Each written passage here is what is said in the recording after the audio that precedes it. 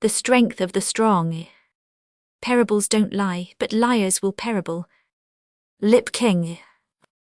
Old Longbeard paused in his narrative, licked his greasy fingers, and wiped them on his naked sides where his one piece of ragged bearskin failed to cover him. Crouched around him on their hams were 3 young men, his grandsons, Deer Runner, Yellowhead, and Afraid of the Dark. In appearance they were much the same. Skins of wild animals partly covered them. They were lean and meager of build, narrow-hipped and crooked-legged, and at the same time deep-chested, with heavy arms and enormous hands. There was much hair on their chests and shoulders, and on the outsides of their arms and legs. Their heads were matted with uncut hair, long locks of which often strayed before their eyes, beady and black and glittering like the eyes of birds. They were narrow between the eyes and broad between the cheeks, while their lower jaws were projecting and massive. It was a night of clear starlight, and below them, stretching away remotely, lay range on range of forest-covered hills. In the distance the heavens were red from the glow of a volcano. At their backs yawned the black mouth of a cave, out of which from time to time blew drafty gusts of wind. Immediately in front of them blazed a fire. At one side, partly devoured, lay the carcass of a bear with about it, at a respectable distance, several large dogs, shaggy and wolf-like. Beside each man lay his bow and arrows and a huge club. In the cave mouth a number of rude spears leaned against the rock. So that was how we moved from the cave to the tree.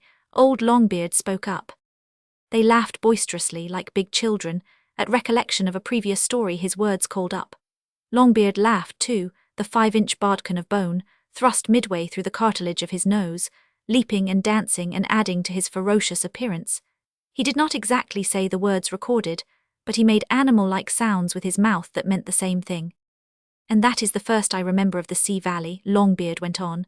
We were a very foolish crowd. We did not know the secret of strength, for behold, each family lived by itself and took care of itself. There were 30 families, but we got no strength from one another. We were in fear of each other all the time. No one ever paid visits. In the top of our tree we built a grass house, and on the platform outside was a pile of rocks, which were for the heads of any that might chance to try to visit us. Also, we had our spears and arrows. We never walked under the trees of the other families either. My brother did once under old Boog's tree, and he got his head broken, and that was the end of him. Old Boog was very strong. It was said he could pull a grown man's head right off. I never heard of him doing it because no man would give him a chance. Father wouldn't. One day when father was down on the beach, Boog took after mother. She couldn't run fast for the day before she had got her leg clawed by a bear when she was up on the mountain gathering berries. So Boog caught her and carried her up into his tree. Father never got her back. He was afraid. Old Boog made faces at him. But father did not mind. Strongarm was another strong man. He was one of the best fishermen.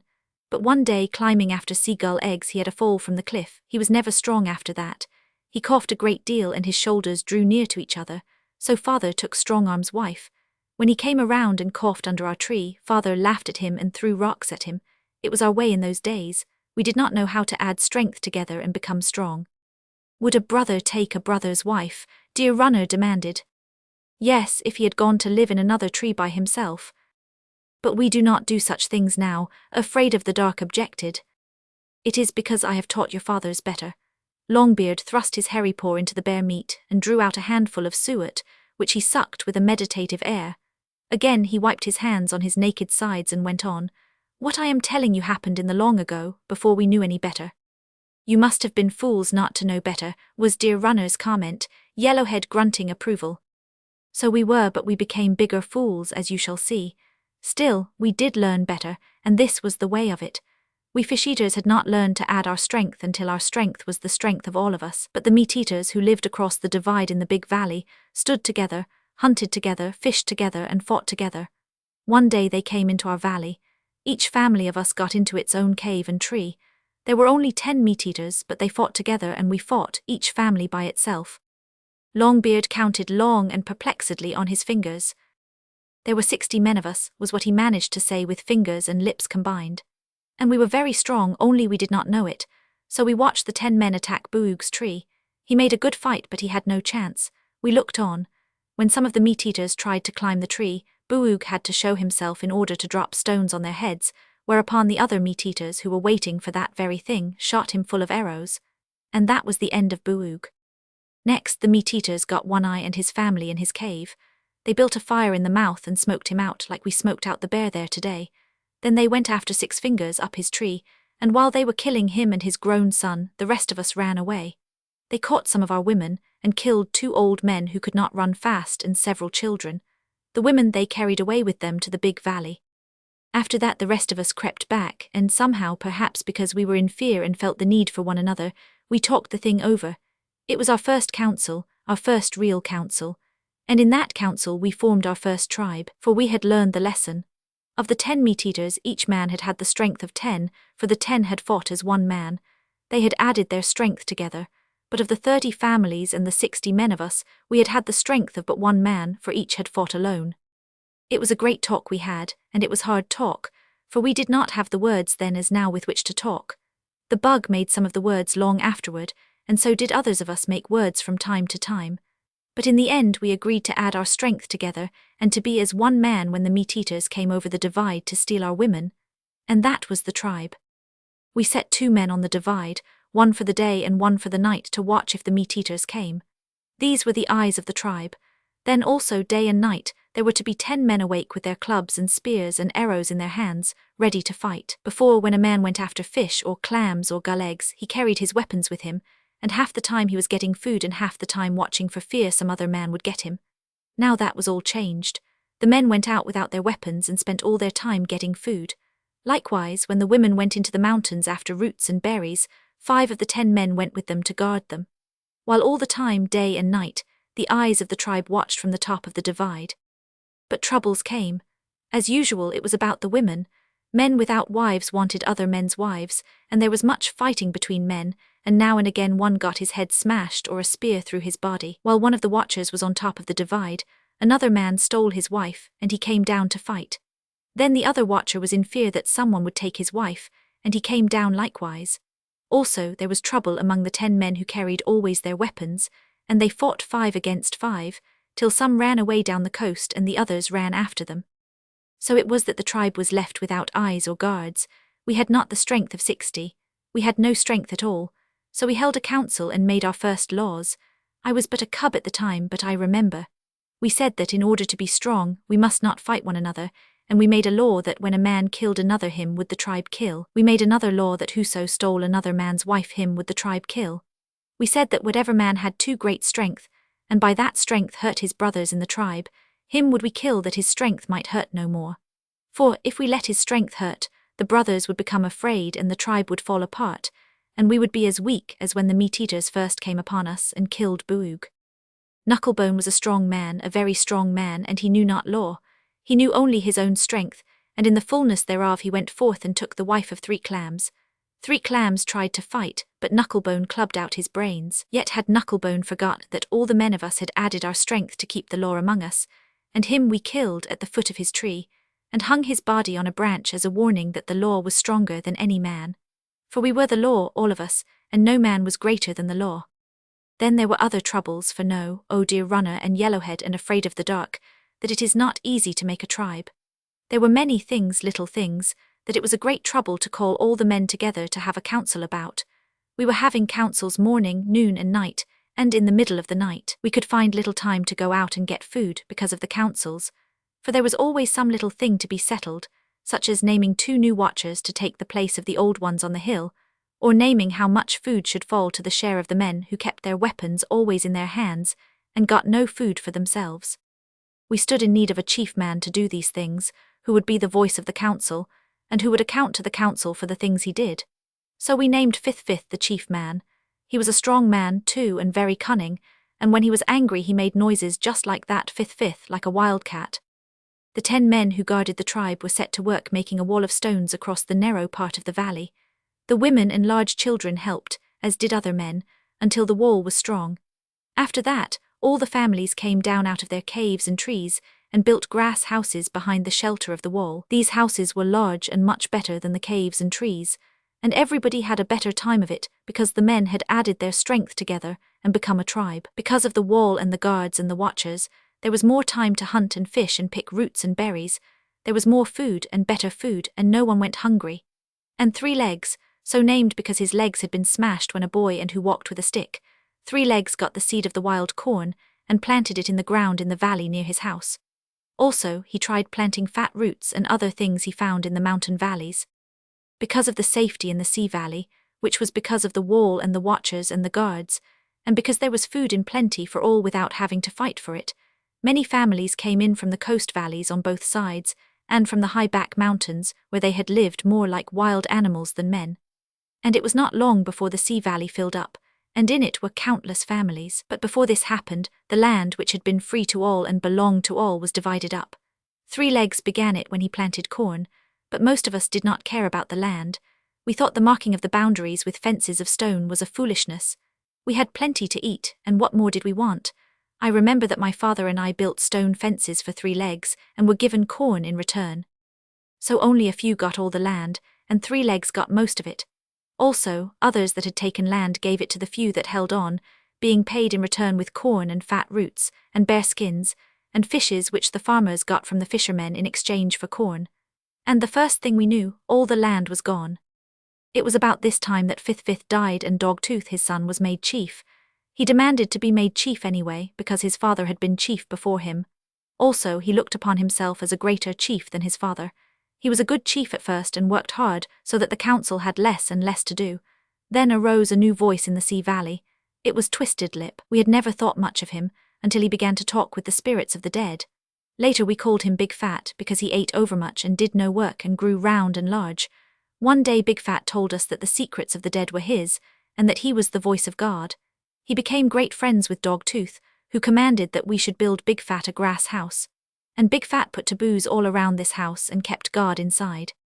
More and more Dogtooth became greater than the council, and when the council grumbled and said it would name a new chief, Big Fat spoke with the voice of God and said no. Also, 3 Legs and the others who held the land stood behind Dogtooth. Moreover, the strongest man in the council was Sea Lion, and him the landowners gave land to secretly, along with many bearskins and baskets of corn. So Sea Lion said that Big Fat's voice was truly the voice of God and must be obeyed. And soon afterward Sea Lion was named the voice of Dogtooth and did most of his talking for him. Then there was Little Belly, a little man, so thin in the middle that he looked as if he had never had enough to eat. Inside the mouth of the river, after the sandbar had combed the strength of the breakers, he built a big fish trap. No man had ever seen or dreamed a fish trap before. He worked weeks on it with his son and his wife, while the rest of us laughed at their labors. But when it was done, the first day he caught more fish in it than could the whole tribe in a week, whereat there was great rejoicing. There was only one other place in the river for a fish trap. But when my father and I and a dozen other men started to make a very large trap, the guards came from the big grass house we had built for Dogtooth. And the guards poked us with their spears and told us begone, because Little Belly was going to build a trap there himself on the word of Sea Lion, who was the voice of Dogtooth. There was much grumbling, and my father called a council, but when he rose to speak, him the Sea Lion thrust through the throat with a spear and he died. And Dogtooth and Little Belly and 3 Legs and all that held land said it was good, and Big Fat said it was the will of God, and after that all men were afraid to stand up in the council, and there was no more council. Another man, Pigjaw, began to keep goats. He had heard about it as among the meat-eaters, and it was not long before he had many flocks. Other men who had no land and no fish traps and who else would have gone hungry were glad to work for Pigjaw, caring for his goats, guarding them from wild dogs and tigers, and driving them to the feeding pastures in the mountains. In return, Pigjaw gave them goat meat to eat and goat skins to wear, and sometimes they traded the goat meat for fish and corn and fat roots. It was this time that money came to be.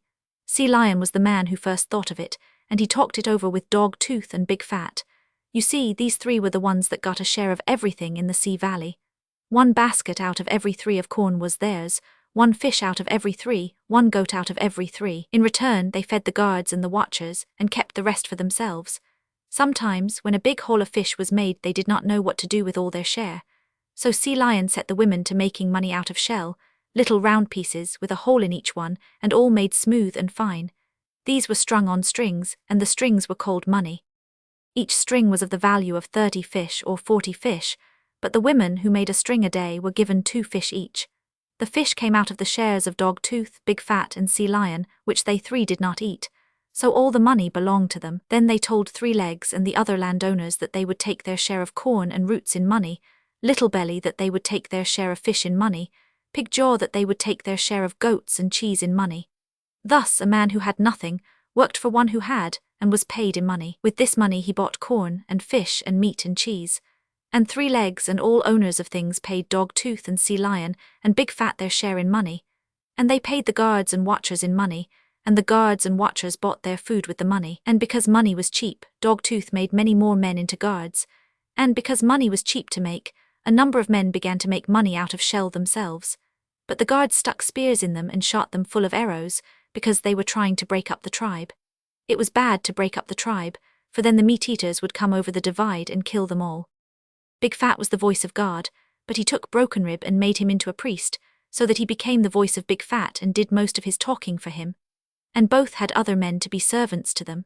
So also did Little Belly and Three Legs and Pigjaw have other men to lie in the sun about their grass houses, and carry messages for them, and give commands.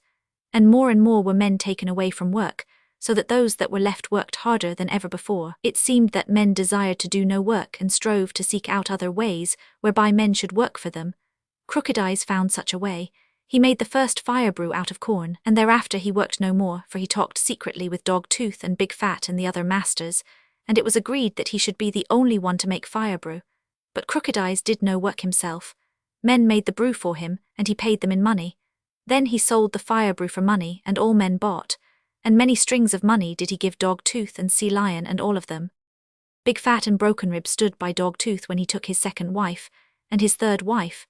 They said Dogtooth was different from other men, and second only to God that Big Fat kept in his taboo house, and Dogtooth said so too, and wanted to know who were they to grumble about how many wives he took. Dogtooth had a big canoe made, and many more men he took from work, who did nothing and lay in the sun, save only when Dogtooth went in the canoe when they paddled for him. And he made Tigerface headman over all the guards, so that Tigerface became his right arm, and when he did not like a man, Tigerface killed that man for him. And Tigerface also made another man to be his right arm, and to give commands and to kill for him. But this was the strange thing. As the days went by, we who were left worked harder and harder, and yet did we get less and less to eat. But what of the goats and the corn and the fat roots and the fish trap? Spoke up Afraid of the Dark. What of all this? Was there not more food to be gained by man's work? It is so, Longbeard agreed. 3 men on the fish trap got more fish than the whole tribe before there was a fish trap. But have I not said we were fools? The more food we were able to get, the less food did we have to eat. But was it not plain that the many men who did not work ate it all up? Yellowhead demanded. Longbeard nodded his head sadly. Dogtooth's dogs were stuffed with meat, and the men who lay in the sun and did no work were rolling in fat, and at the same time there were little children crying themselves to sleep with hunger biting them with every wail. Dear Runner was spurred by the recital of famine to tear out a chunk of bare meat and broil it on a stick over the coals. This he devoured with smacking lips, while Longbeard went on. When we grumbled, Big Fat arose, and with the voice of God said that God had chosen the wise men to own the land and the goats and the fish trap, and the fire brew, and that without these wise men we would all be animals, as in the days when we lived in trees. And there arose one who became a singer of songs for the king. Him they called the Bug, because he was small and ungainly of face and limb, and excelled not in work or deed. He loved the fattest marrow bones, the choicest fish, the milk warm from the goats, the first corn that was ripe, and the snug place by the fire. And thus, becoming singer of songs to the king, he found a way to do nothing and be fat. And when the people grumbled more and more, and some threw stones at the king's grass house, the Bug sang a song of how good it was to be a fish-eater. In his song he told that the fish-eaters were the chosen of God, and the finest men God had made. He sang of the meat-eaters as pigs and crows, and sang how fine and good it was for the fish-eaters to fight and die doing God's work, which was the killing of meat-eaters.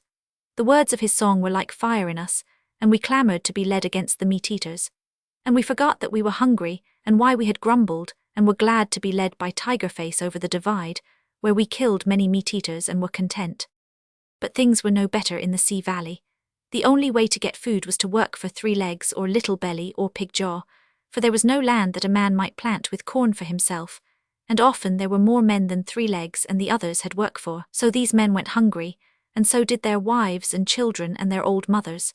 Tigerface said they could become guards if they wanted to, and many of them did, and thereafter they did no work except to poke spears in the men who did work, and who grumbled at feeding so many idlers.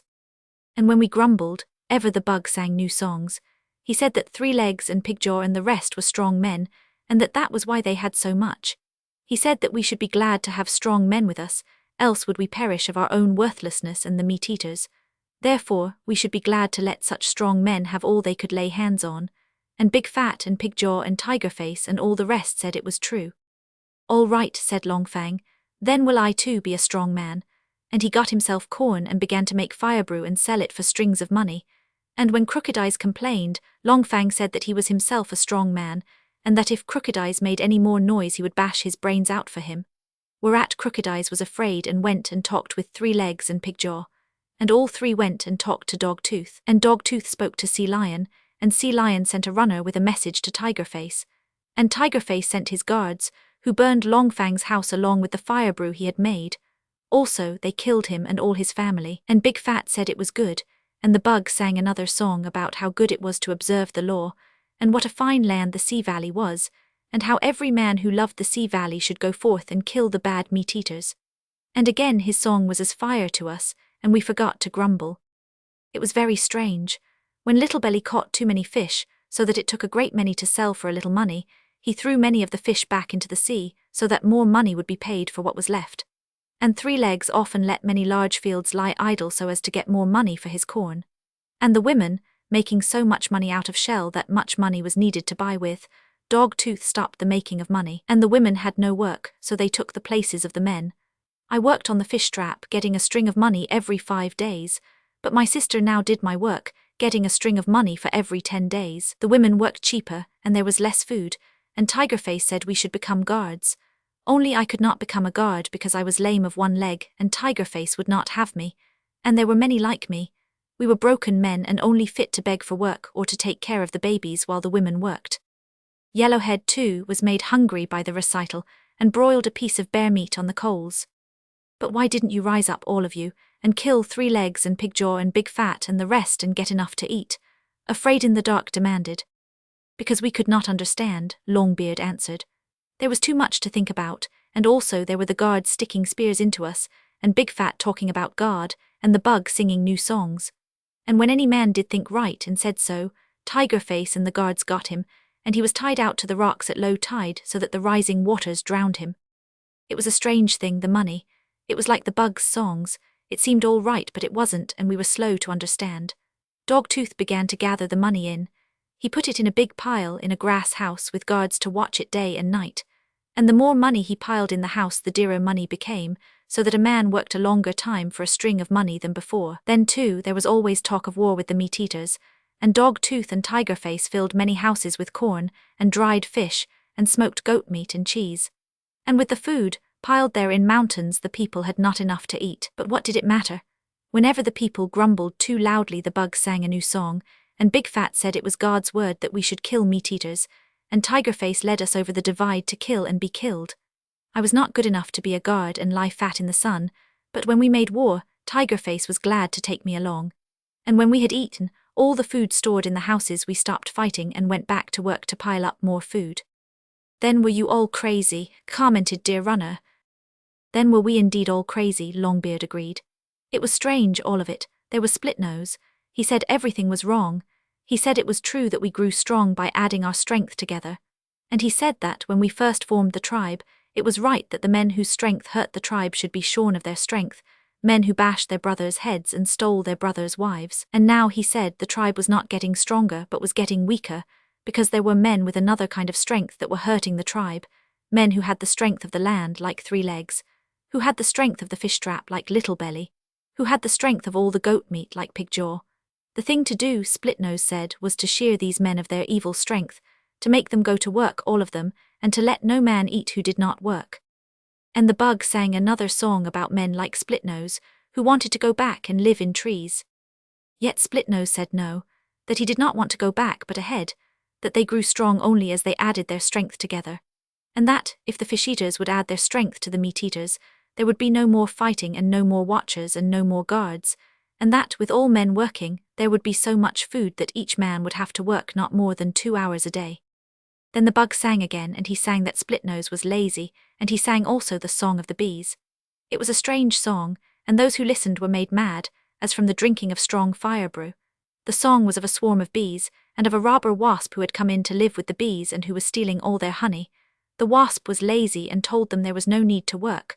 Also, he told them to make friends with the bears, who were not honey stealers but only very good friends. And the bug sang in crooked words, so that those who listened knew that the swarm was the Sea Valley tribe, that the bears were the meat-eaters, and that the lazy wasp was Splitnose. And when the bug sang that the bees listened to the wasp till the swarm was near to perishing, the people growled and snarled, and when the bug sang that at last the good bees arose and stung the wasp to death, the people picked up stones from the ground and stoned Splitnose to death, till there was naught to be seen of him but the heap of stones they had flung on top of him.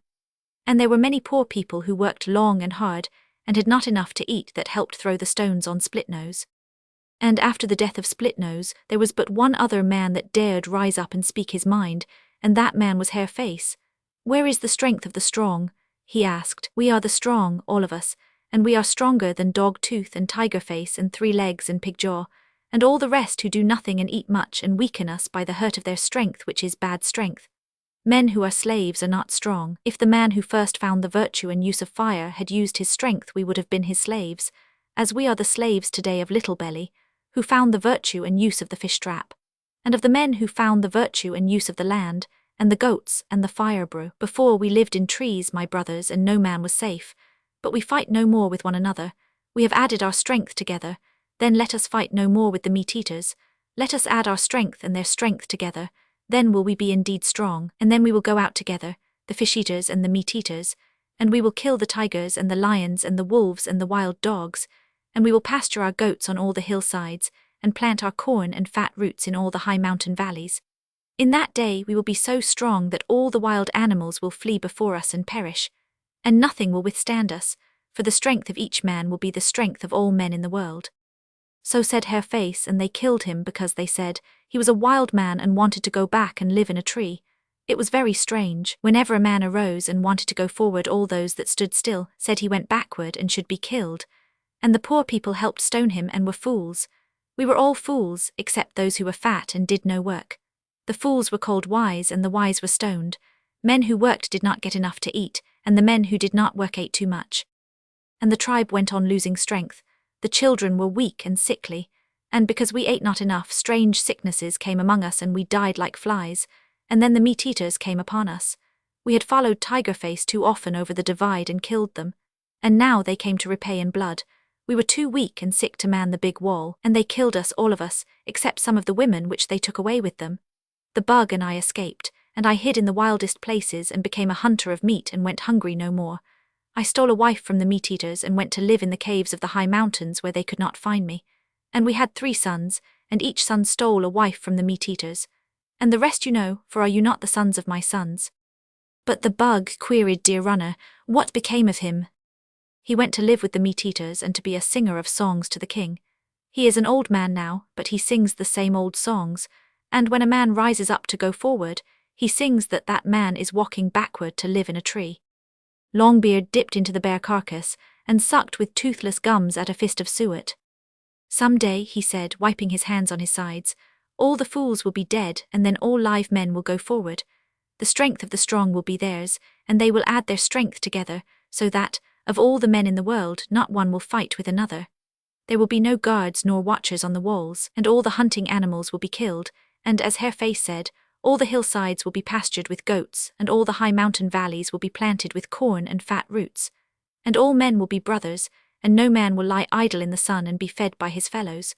And all that will come to pass in the time when the fools are dead, and when there will be no more singers to stand still and sing the song of the bees. Bees are not men." P34 south of the slot. Old San Francisco, which is the San Francisco of only the other day, the day before the earthquake, was divided midway by the slot.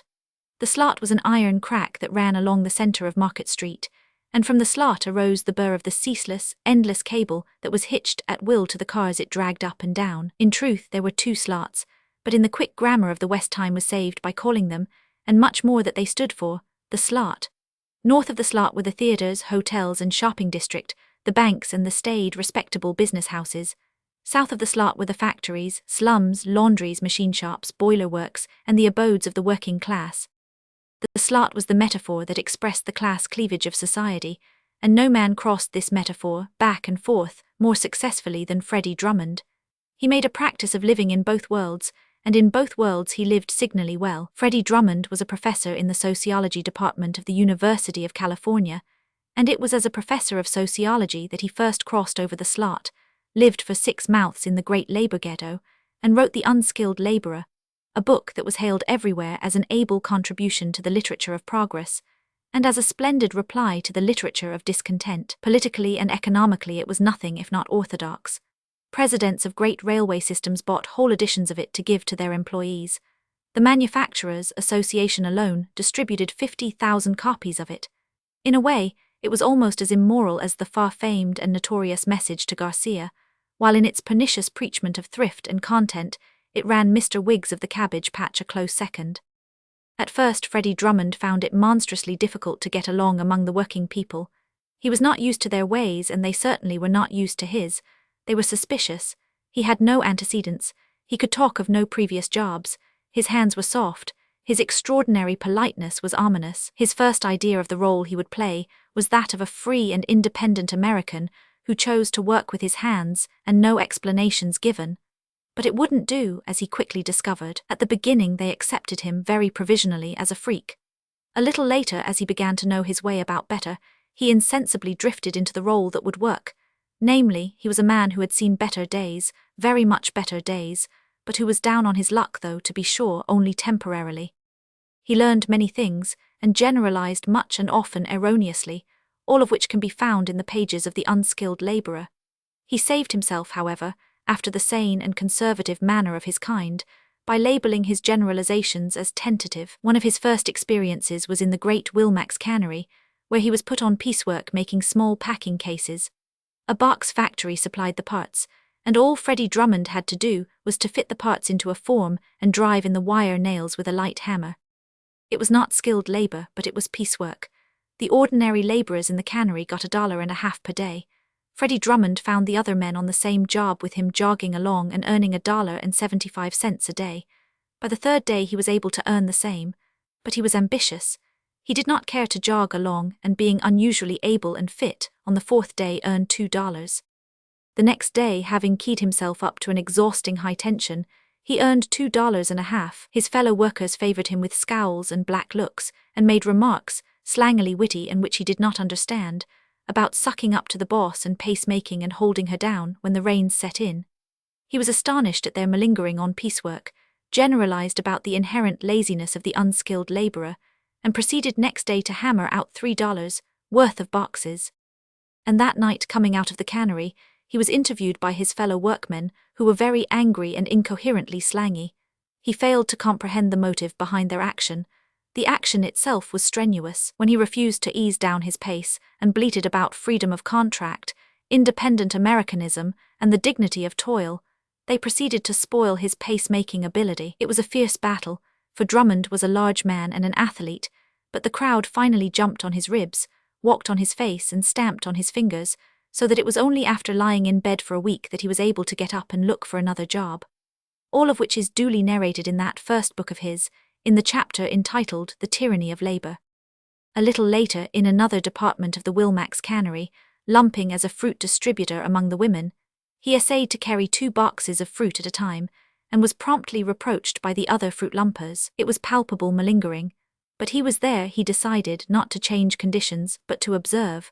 So he lumped 1 box thereafter, and so well did he study the art of shirking that he wrote a special chapter on it, with the last several paragraphs devoted to tentative generalizations. In those 6 months he worked at many jobs and developed into a very good imitation of a genuine worker. He was a natural linguist, and he kept notebooks, making a scientific study of the workers' slang or argot, until he could talk quite intelligibly. This language also enabled him more intimately to follow their mental processes, and thereby to gather much data for a projected chapter in some future book, which he planned to entitle Synthesis of Working-Class Psychology. Before he arose to the surface from that first plunge into the underworld, he discovered that he was a good actor and demonstrated the plasticity of his nature. He was himself astonished at his own fluidity. Once having mastered the language and conquered numerous fastidious qualms, he found that he could flow into any nook of working-class life and fit it so snugly as to feel comfortably at home. As he said in the preface to his second book, The Toiler, he endeavored really to know the working people, and the only possible way to achieve this was to work beside them, eat their food, sleep in their beds, be amused with their amusements, think their thoughts and feel their feeling. He was not a deep thinker. He had no faith in new theories. All his norms and criteria were conventional. His thesis on the French Revolution was noteworthy in college annals, not merely for its painstaking and voluminous accuracy, but for the fact that it was the driest, deadest, most formal, and most orthodox screed ever written on the subject. He was a very reserved man, and his natural inhibition was large in quantity and steel-like in quality. He had but few friends. He was too undemonstrative, too frigid. He had no vices, nor had anyone ever discovered any temptations. Tobacco he detested, beer he abhorred, and he was never known to drink anything stronger than an occasional light wine at dinner. When a freshman, he had been baptized icebox by his warmer-blooded fellows. As a member of the faculty, he was known as cold storage. He had but one grief, and that was Freddie. He had earned it when he played full-back in the varsity 11, and his formal soul had never succeeded in living it down. Freddie, he would ever be except officially, and through nightmare vistas he looked into a future when his world would speak of him as Old Freddie. For he was very young to be a doctor of sociology, only 27, and he looked younger, in appearance and atmosphere. He was a strapping big college man, smooth-faced and easy-mannered, clean and simple and wholesome, with a known record of being a splendid athlete and an implied vast possession of cold culture of the inhibited sort. He never talked shop out of class and committee rooms, except later on, when his books showered him with distasteful public notice, and he yielded to the extent of reading occasional papers before certain literary and economic societies. He did everything right, too right, and in dress and comportment was inevitably correct. Not that he was a dandy, far from it. He was a college man in dress and carriage as like as a pea to the type that of late years is being so generously turned out of our institutions of higher learning. His handshake was satisfyingly strong and stiff. His blue eyes were coldly blue and convincingly sincere. His voice, firm and masculine, clean and crisp of enunciation, was pleasant to the ear. The one drawback to Freddie Drummond was his inhibition. He never unbent. In his football days, the higher the tension of the game, the cooler he grew. He was noted as a boxer, but he was regarded as an automaton, with the inhuman precision of a machine judging distance and timing blows, guarding, blocking and stalling. He was rarely punished himself, while he rarely punished an opponent. He was too clever and too controlled to permit himself to put a pound more weight into a punch than he intended. With him it was a matter of exercise. It kept him fit. As time went by, Freddie Drummond found himself more frequently crossing the slot and losing himself in south of Market.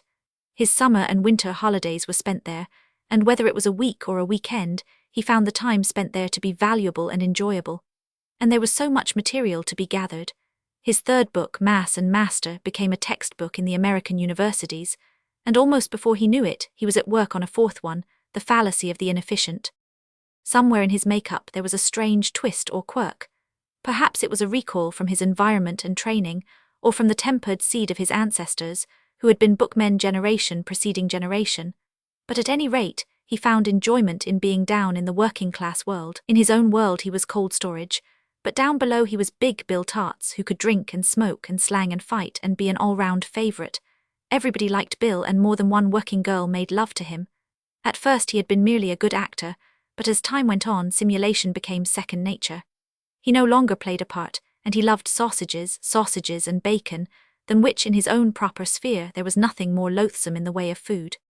From doing the thing for the need's sake, he came to doing the thing for the thing's sake. He found himself regretting as the time drew near for him to go back to his lecture room and his inhibition, and he often found himself waiting with anticipation for the dreamy time to pass when he could cross the slot and cut loose and play the devil. He was not wicked, but as Big Bill Tarts, he did a myriad things that Freddie Drummond would never have been permitted to do. Moreover, Freddie Drummond never would have wanted to do them. That was the strangest part of his discovery. Freddie Drummond and Bill Tarts were two totally different creatures. The desires and tastes and impulses of each ran counter to the other's. Bill Tarts could shirk at a job with clear conscience, while Freddie Drummond condemned shirking as vicious, criminal and un-American, and devoted whole chapters to condemnation of the vice. Freddie Drummond did not care for dancing, but Bill Tarts never missed the nights at the various dancing clubs, such as the Magnolia, the Western Star and the Elite, while he won a massive silver cup, standing 30 inches high, for being the best-sustained character at the Butchers and Meat Workers annual grand masked ball.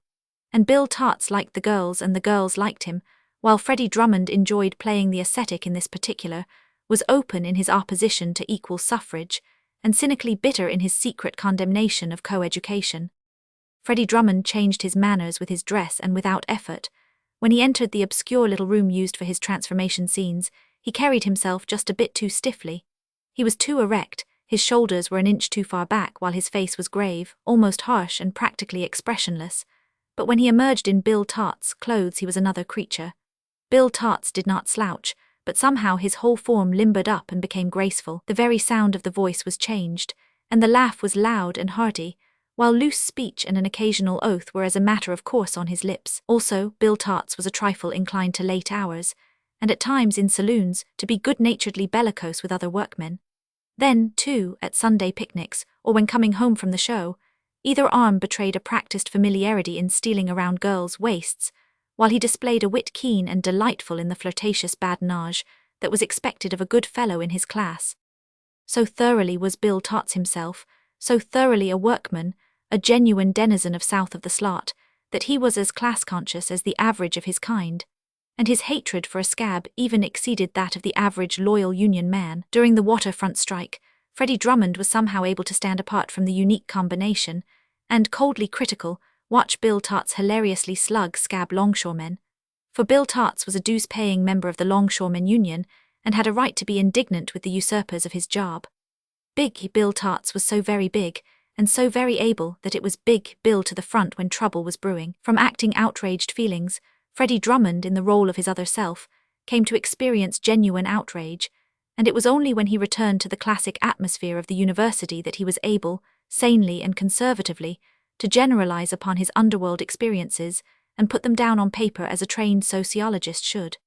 That Bill Tarts lacked the perspective to raise him above class consciousness, Freddie Drummond clearly saw. But Bill Tarts could not see it. When he saw a scab taking his job away, he saw red at the same time, and little else did he see. It was Freddie Drummond, irreproachably clothed and comported, seated at his study desk or facing his class in Sociology 17, who saw Bill Tarts, and all around Bill Tarts, and all around the whole scab and union labor problem, and its relation to the economic welfare of the United States in the struggle for the world market. Bill Tarts really wasn't able to see beyond the next meal, and the prize fight the following night at the Gaiety Athletic Club. It was while gathering material for Women and Work that Freddie received his first warning of the danger he was in. He was too successful at living in both worlds. This strange dualism he had developed was after all very unstable, and as he sat in his study and meditated, he saw that it could not endure. It was really a transition stage, and if he persisted he saw that he would inevitably have to drop one world or the other. He could not continue in both. And as he looked at the row of volumes that graced the upper shelf of his revolving bookcase, his volumes, beginning with his thesis and ending with Women and Work, he decided that that was the world he would hold to and stick by. Bill Tarts had served his purpose, but he had become a too dangerous accomplice. Bill Tarts would have to cease. Freddie Drummond's fright was due to Mary Condon, president of the International Glove Workers, Union number 974. He had seen her first from the spectators' gallery at the annual convention of the Northwest Federation of Labor, and he had seen her through Bill Tart's eyes, and that individual had been most favorably impressed by her. She was not Freddie Drummond's sort at all. What if she were a royal-bodied woman, graceful and sinewy as a panther, with amazing black eyes that could fill with fire or laughter love, as the mood might dictate? He detested women with a too exuberant vitality and a lack of inhibition. Freddie Drummond accepted the doctrine of evolution because it was quite universally accepted by college men, and he flatly believed that man had climbed up the ladder of life out of the weltering muck and mess of lower and monstrous organic things. But he was a trifle ashamed of this genealogy, and preferred not to think of it. Wherefore, probably, he practiced his iron inhibition and preached it to others, and preferred women of his own type, who could shake free of this bestial and regrettable ancestral line, and by discipline and control emphasize the wideness of the gulf that separated them from what their dim forebears had been. Bill Tarts had none of these considerations. He had liked Mary Condon from the moment his eyes first rested on her in the convention hall, and he had made it a point, then and there, to find out who she was. The next time he met her, and quite by accident, was when he was driving an express wagon for Pat Morrissey. It was in a lodging house in Mission Street, where he had been called to take a trunk into storage. The landlady's daughter had called him and led him to the little bedroom, the occupant of which, a glove-maker, had just been removed to hospital. But Bill did not know this. He stooped, upended the trunk, which was a large one, got it on his shoulder, and struggled to his feet with his back toward the open door. At that moment he heard a woman's voice. "Belong to the Union?" was the question asked. "Or what's it to you?" he retorted. "Run along now and git out my way, I want to turn round." The next he knew, big as he was whirled half around and sent reeling backward, the trunk overbalancing him, till he fetched up with a crash against the wall. He started to swear, but at the same instant found himself looking into Mary Condon's flashing, angry eyes. "Of course I belong to the Union," he said. "I was only kiddin' you." "Where's your card?" she demanded in business-like tones. "In my pocket, but I can't get it out now. This trunk's too damn heavy. Come on down to the wagon and I'll show it to you." "Put that trunk down," was the command. "What for? I got a card, I'm tellin' you." "Put it down, that's all. No scab's going to handle that trunk. You ought to be ashamed of yourself, you big coward, scabbing on honest men. Why don't you join the Union and be a man?" Mary Condon's color had left her face, and it was apparent that she was in a rage. "To think of a big man like you turning traitor to his class. I suppose you're aching to join the militia for a chance to shoot down Union drivers the next strike. You may belong to the militia already, for that matter. You're the sort." "Hold on now, that's too much." Bill dropped the trunk to the floor with a bang, straightened up and thrust his hand into his inside coat pocket. "I told you I was only kiddin'. There, look at that." It was a Union card, properly enough. "All right, take it along," Mary Condon said, "and the next time don't kid." Her face relaxed as she noticed the ease with which he got the big trunk to his shoulder, and her eyes glowed as they glanced over the graceful massiveness of the man. But Bill did not see that. He was too busy with the trunk. The next time he saw Mary Condon was during the laundry strike. The laundry workers, but recently organized, were green at the business, and had petitioned Mary Condon to engineer the strike. Freddie Drummond had had an inkling of what was coming, and had sent Bill Tots to join the Union and investigate. Bill's job was in the washroom, and the men had been called out first that morning in order to stiffen the courage of the girls. And Bill chanced to be near the door to the mangle room when Mary Condon started to enter. The superintendent, who was both large and stout, barred her way. He wasn't going to have his girls called out, and he'd teach her a lesson to mind her own business. And as Mary tried to squeeze past him, he thrust her back with a fat hand on her shoulder. She glanced around and saw Bill. "Here you, Mr. Tots," she called. "Lend a hand, I want to get in." Bill experienced a startle of warm surprise. She had remembered his name from his Union card. The next moment the superintendent had been plucked from the doorway raving about rights under the law, and the girls were deserting their machines. During the rest of that short and successful strike, Bill constituted himself Mary Condon's henchman and messenger, and when it was over returned to the university to be Freddie Drummond, and to wonder what Bill Tots could see in such a woman. Freddie Drummond was entirely safe, but Bill had fallen in love. There was no getting away from the fact of it, and it was this fact that had given Freddie Drummond his warning. Well, he had done his work, and his adventures could cease. There was no need for him to cross the slot again. All but the last 3 chapters of his latest, Labor Tactics and Strategy, was finished, and he had sufficient material on hand adequately to supply those chapters.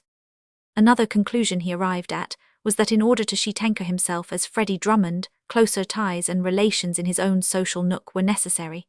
It was time that he was married anyway, and he was fully aware that if Freddie Drummond didn't get married, Bill Tots assuredly would, and the complications were too awful to contemplate. And so, enters Catherine Van Vorst. She was a college woman herself, and her father, the one wealthy member of the faculty, was the head of the philosophy department as well. It would be a wise marriage from every standpoint, Freddie Drummond concluded when the engagement was consummated and announced. In appearance cold and reserved, aristocratic and wholesomely conservative, Catherine Van Vorst, though warm in her way, possessed an inhibition equal to Drummond's. All seemed well with him, but Freddie Drummond could not quite shake off the call of the underworld, the lure of the free and open, of the unhampered, irresponsible life south of the slot. As the time of his marriage approached, he felt that he had indeed sowed wild oats, and he felt, moreover, what a good thing it would be if he could have but one wild fling more, play the good fellow and the wastrel one last time, ere he settled down to grey lecture rooms and sober matrimony. And further to tempt him, the very last chapter of Labor Tactics and Strategy remained unwritten for lack of a trifle more of essential data which he had neglected to gather. So Freddie Drummond went down for the last time as Bill Tarts, got his data, and unfortunately encountered Mary Condon. Once more installed in his study, it was not a pleasant thing to look back upon. It made his warning doubly imperative. Bill Tarts had behaved abominably. Not only had he met Mary Condon at the Central Labour Council, but he had stopped at a chop house with her on the way home and treated her to oysters.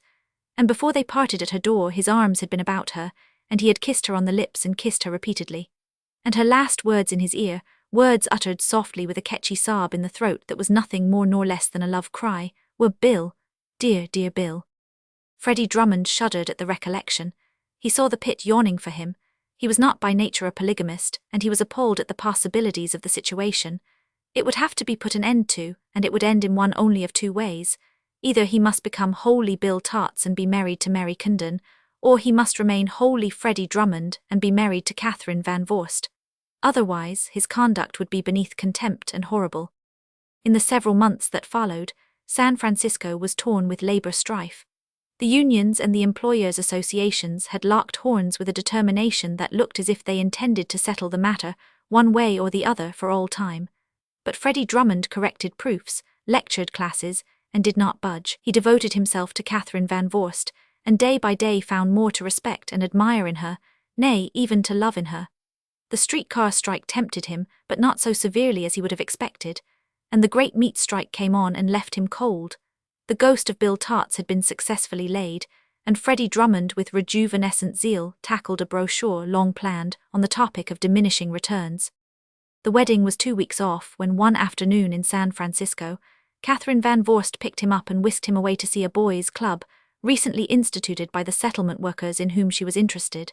It was her brother's machine, but they were alone with the exception of the chauffeur.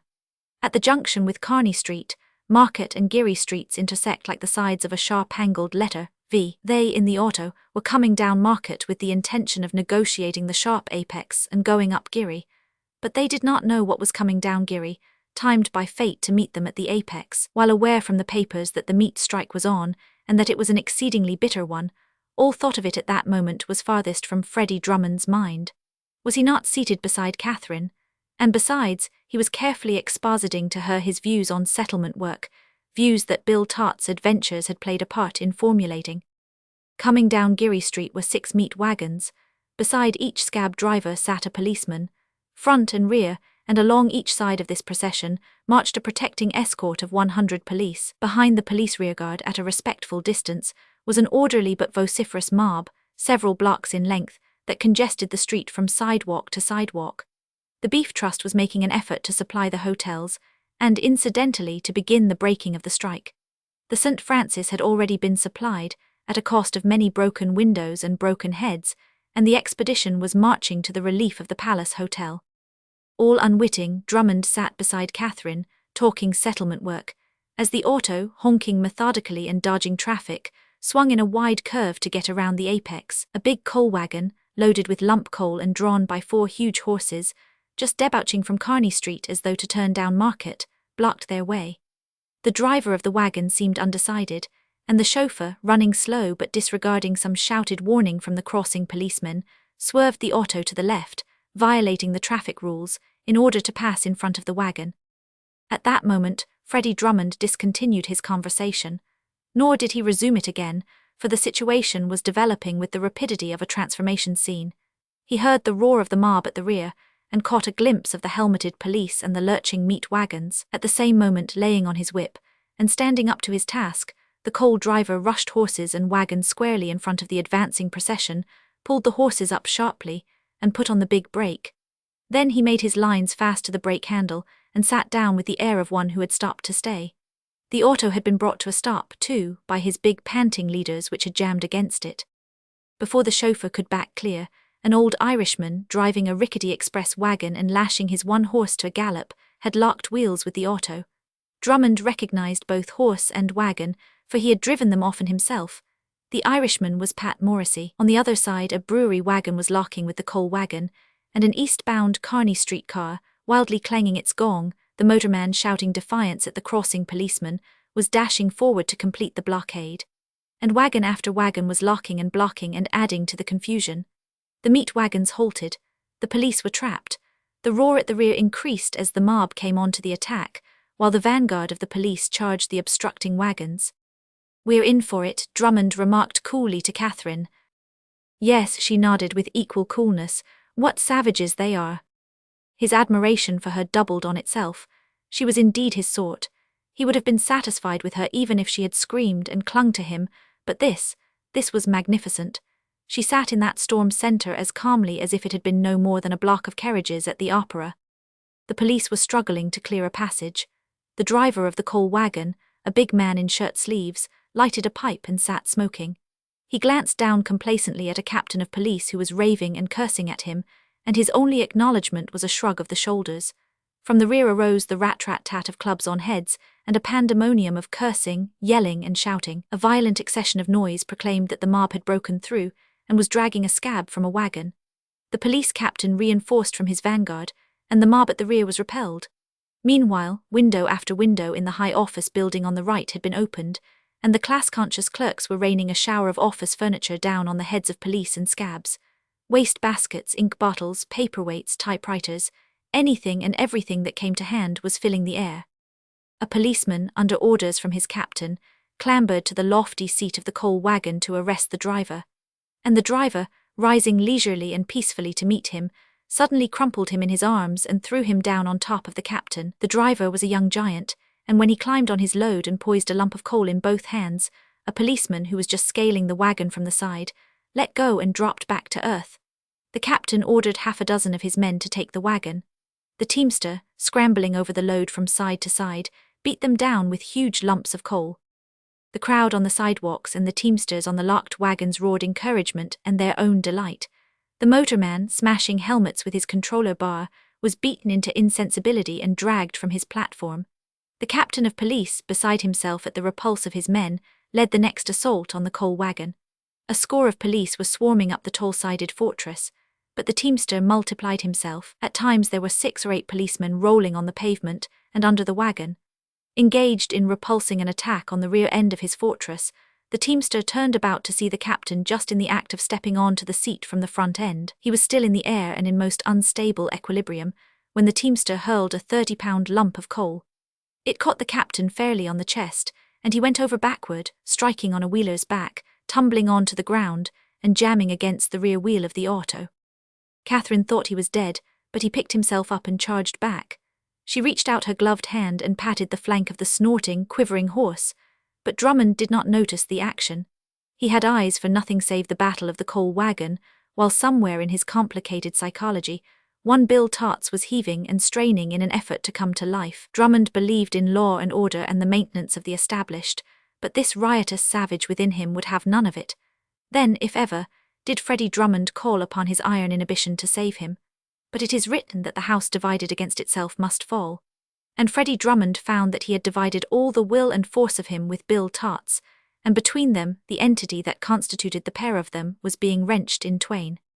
Freddie Drummond sat in the auto, quite composed, alongside Catherine Van Voorst. But looking out of Freddie Drummond's eyes was Bill Tarts, and somewhere behind those eyes, battling for the control of their mutual body, were Freddie Drummond, the sane and conservative sociologist, and Bill Tarts, the class-conscious and bellicose union working man. It was Bill Tarts, looking out of those eyes, who saw the inevitable end of the battle on the coal wagon. He saw a policeman gain the top of the load, a second and a third. They lurched clumsily on the loose footing, but their long riot clubs were out and swinging. One blow caught the teamster on the head. A second he dodged, receiving it on the shoulder. For him the game was plainly up. He dashed in suddenly, clutched 2 policemen in his arms, and hurled himself a prisoner to the pavement, his hold never relaxing on his 2 captors. Catherine Van Voorst was sick and faint at sight of the blood and brutal fighting, but her qualms were vanquished by the sensational and most unexpected happening that followed. The man beside her emitted an unearthly and uncultured yell and rose to his feet. She saw him spring over the front seat, leap to the broad rump of the wheeler, and from there gain the wagon. His onslaught was like a whirlwind. Before the bewildered officer on the load could guess the errand of this conventionally clad but excited-seeming gentleman, he was the recipient of a punch that arched him back through the air to the pavement. A kick in the face led an ascending policeman to follow his example. A rush of 3 more gained the top and locked with Bill Tarts in a gigantic clinch, during which his scalp was opened up by a club, and coat, vest, and half his starched shirt were torn from him. But the 3 policemen were flung far and wide, and Bill Tarts, raining down lumps of coal, held the fort. The captain led gallantly to the attack, but was bowled over by a chunk of coal that burst on his head in black baptism. The need of the police was to break the blockade in front before the mob could break in at the rear, and Bill Tart's need was to hold the wagon till the mob did break through. So the battle of the coal went on. The crowd had recognized its champion. Big Bill, as usual, had come to the front, and Catherine Van Vorst was bewildered by the cries of "Bill! Oh, you Bill!" that arose on every hand. Pat Morrissey on his wagon seat was jumping and screaming in an ecstasy, "Eat 'em, Bill! Eat 'em alive!" From the sidewalk she heard a woman's voice cry out, "Look out, Bill, front end!" Bill took the warning and with well-directed coal cleared the front end of the wagon of assailants. Catherine Van Vorst turned her head and saw on the curb of the sidewalk a woman with vivid coloring and flashing black eyes who was staring with all her soul at the man who had been Freddie Drummond a few minutes before. The windows of the office building became vociferous with applause. A fresh shower of office chairs and filing cabinets descended. The mob had broken through on one side the line of wagons and was advancing, each segregated policeman the center of a fighting group. The scabs were torn from their seats, the traces of the horses cut, and the frightened animals put in flight. Many policemen crawled under the coal wagon for safety, while the loose horses, with here and there a policeman on their backs or struggling at their heads to hold them, surged across the sidewalk opposite the jam and broke into Market Street. Catherine Van Vorst heard the woman's voice calling in warning. She was back on the curb again and crying out, "Beat it, Bill, now's your time, beat it." The police for the moment had been swept away. Bill Tarts leaped to the pavement and made his way to the woman on the sidewalk. Catherine Van Vorst saw her throw her arms around him and kiss him on the lips, and Catherine Van Vorst watched him curiously as he went on down the sidewalk, one arm around the woman, both talking and laughing, and he with a volubility and abandon she could never have dreamed possible. The police were back again and clearing the jam while waiting for reinforcements and new drivers and horses. The mob had done its work and was scattering, and Catherine Van Vorst, still watching, could see the man she had known as Freddie Drummond. He towered a head above the crowd. His arm was still about the woman. And she in the motor car, watching, saw the pair cross Market Street, cross the Slot, and disappear down 3rd Street into the labor ghetto. In the years that followed, no more lectures were given in the University of California by one Freddie Drummond, and no more books on economics, and the labor question appeared over the name of Frederick A. Drummond. On the other hand, there arose a new labor leader, William Tarts by name. He it was who married Mary Condon, president of the International Glove Workers, Union number 974, and he it was who called the notorious cooks and waiters strike, which, before its successful termination, brought out with it scores of other unions, among which of the more remotely allied were the chicken pickers and the undertakers. P60, the unparalleled invasion. It was in the year 1976 that the trouble between the world and China reached its culmination. It was because of this that the celebration of the second centennial of American liberty was deferred. Many other plans of the nations of the earth were twisted and tangled and postponed for the same reason. The world awoke rather abruptly to its danger, but for over 70 years unperceived, affairs had been shaping toward this very end. The year 1904 logically marks the beginning of the development that, 70 years later, was to bring consternation to the whole world. The Japanese-Russian War took place in 1904, and the historians of the time gravely noted it down that that event marked the entrance of Japan into the comity of nations. What it really did mark was the awakening of China. This awakening, long expected, had finally been given up. The Western nations had tried to arouse China, and they had failed. Out of their native optimism and race egotism, they had therefore concluded that the task was impossible, that China would never awaken. What they had failed to take into account was this, that between them and China was no common psychological speech. Their thought processes were radically dissimilar. There was no intimate vocabulary. The Western mind penetrated the Chinese mind, but a short distance when it found itself in a fathomless maze. The Chinese mind penetrated the Western mind an equally short distance when it fetched up against a blank, incomprehensible wall. It was all a matter of language. There was no way to communicate Western ideas to the Chinese mind. China remained asleep. The material achievement and progress of the West was a closed book to her, nor could the West open the book. Back and deep down on the tie ribs of consciousness, in the mind, say, of the English-speaking race, was a capacity to thrill to short Saxon words. Back and deep down on the tie ribs of consciousness of the Chinese mind was a capacity to thrill to its own hieroglyphics. But the Chinese mind could not thrill to short Saxon words, nor could the English-speaking mind thrill to hieroglyphics. The fabrics of their minds were woven from totally different stuffs. They were mental aliens, and so it was that Western material achievement and progress made no dent on the rounded sleep of China. Came Japan and her victory over Russia in 1904. Now the Japanese race was the freak and paradox among Eastern peoples. In some strange way Japan was receptive to all the West had to offer. Japan swiftly assimilated the Western ideas and digested them, and so capably applied them that she suddenly burst forth, full panoplied, a world power. There is no explaining this peculiar openness of Japan to the alien culture of the West, as well might be explained any biological sport in the animal kingdom. Having decisively thrashed the great Russian Empire, Japan promptly set about dreaming a colossal dream of empire for herself.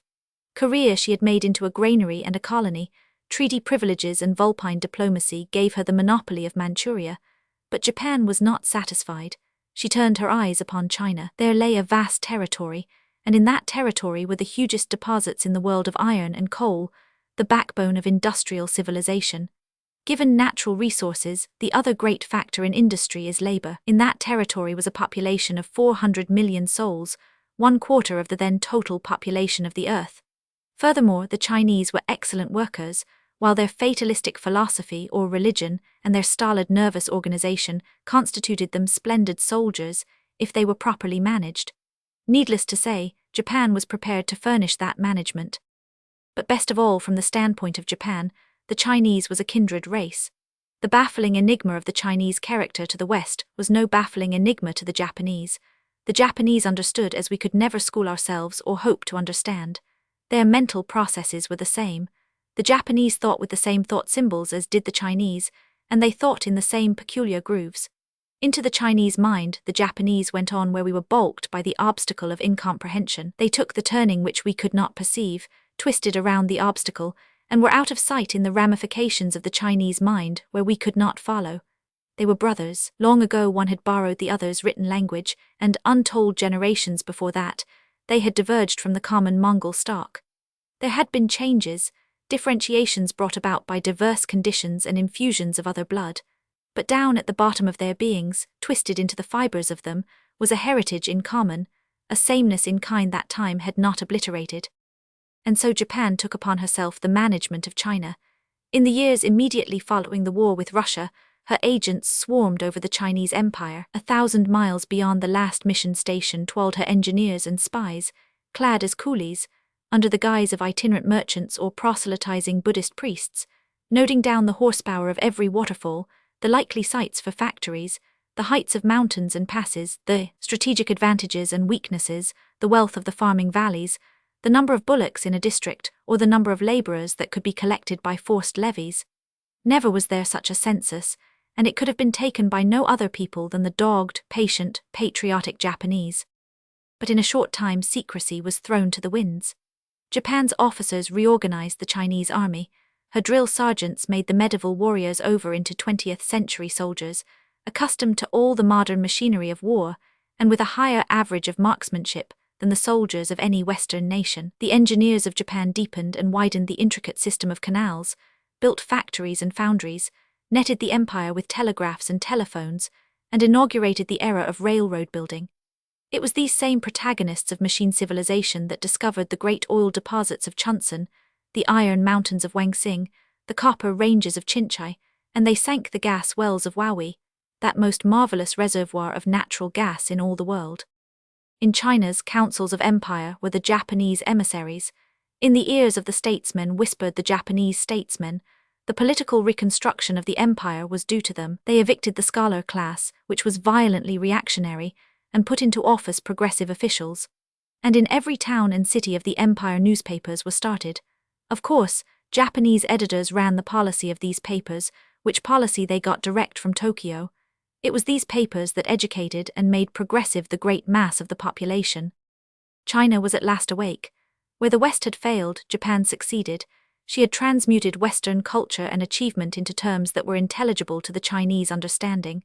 Japan herself, when she so suddenly awakened, had astounded the world. But at the time she was only 40 million strong. China's awakening, with her 400 millions and the scientific advance of the world, was frightfully astounding. She was the colossus of the nations, and swiftly her voice was heard in no uncertain tones in the affairs and councils of the nations. Japan egged her on, and the proud Western peoples listened with respectful ears. China's swift and remarkable rise was due, perhaps more than to anything else, to the superlative quality of her labor. The Chinese was the perfect type of industry. He had always been that. For sheer ability to work, no worker in the world could compare with him. Work was the breath of his nostrils. It was to him what wandering and fighting in far lands and spiritual adventure had been to other peoples. Liberty, to him, epitomized itself in access to the means of toil. To till the soil and labor interminably was all he asked of life and the powers that be.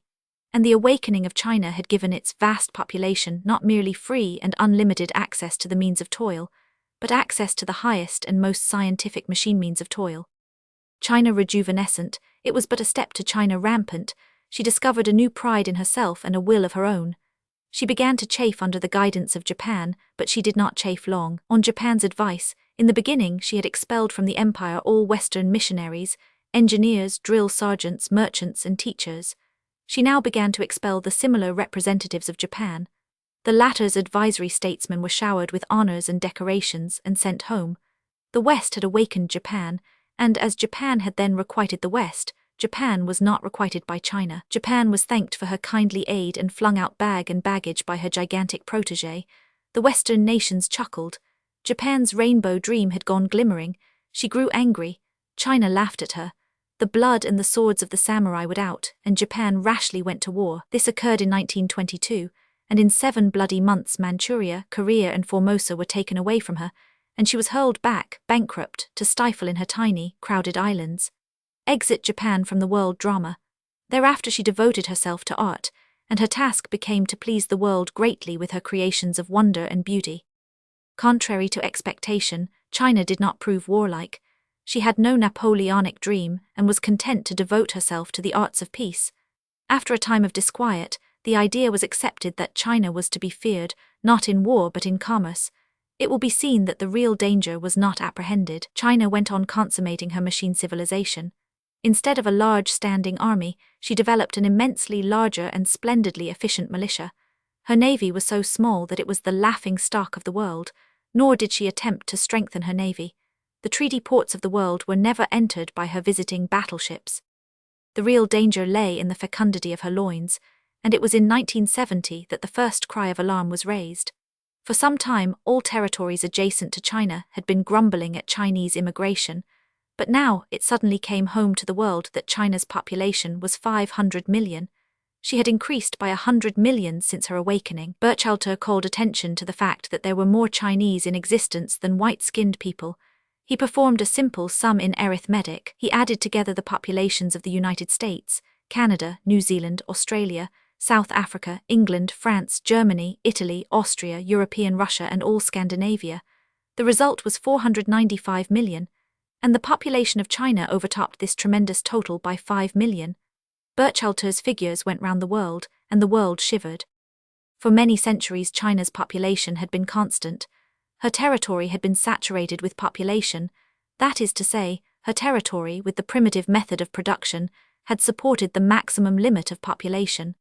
But when she awoke and inaugurated the machine civilization, her productive power had been enormously increased. Thus, on the same territory, she was able to support a far larger population. At once the birth rate began to rise and the death rate to fall. Before, when population pressed against the means of subsistence, the excess population had been swept away by famine. But now, thanks to the machine civilization, China's means of subsistence had been enormously extended, and there were no famines. Her population followed on the heels of the increase in the means of subsistence. During this time of transition and development of power, China had entertained no dreams of conquest. The Chinese was not an imperial race. It was industrious, thrifty, and peace-loving. War was looked upon as an unpleasant but necessary task that at times must be performed, and so, while the Western races had squabbled and fought, and world-adventured against one another, China had calmly gone on working at her machines and growing. Now she was spilling over the boundaries of her empire. That was all, just spilling over into the adjacent territories with all the certainty and terrifying slow momentum of a glacier. Following upon the alarm raised by Burchalter's figures, in 1970 France made a long-threatened stand. French Indochina had been overrun, filled up by Chinese immigrants. France called a halt. The Chinese wave flowed on. France assembled a force of 100,000 on the boundary between her unfortunate colony and China China sent down an army of militia soldiers, 1 million strong. Behind came the wives and sons and daughters and relatives, with their personal household luggage, in a second army. The French force was brushed aside like a fly. The Chinese militia soldiers, along with their families, over 5 million all told, coolly took possession of French Indochina and settled down to stay for a few thousand years. Outraged France was in arms. She hurled fleet after fleet against the coast of China and nearly bankrupted herself by the effort. China had no navy. She withdrew like a turtle into her shell. For a year the French fleets blockaded the coast and bombarded exposed towns and villages. China did not mind. She did not depend upon the rest of the world for anything.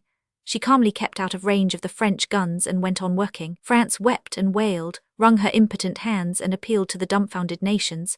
Then she landed a punitive expedition to march to Peking. It was 250,000 strong, and it was the flower of France.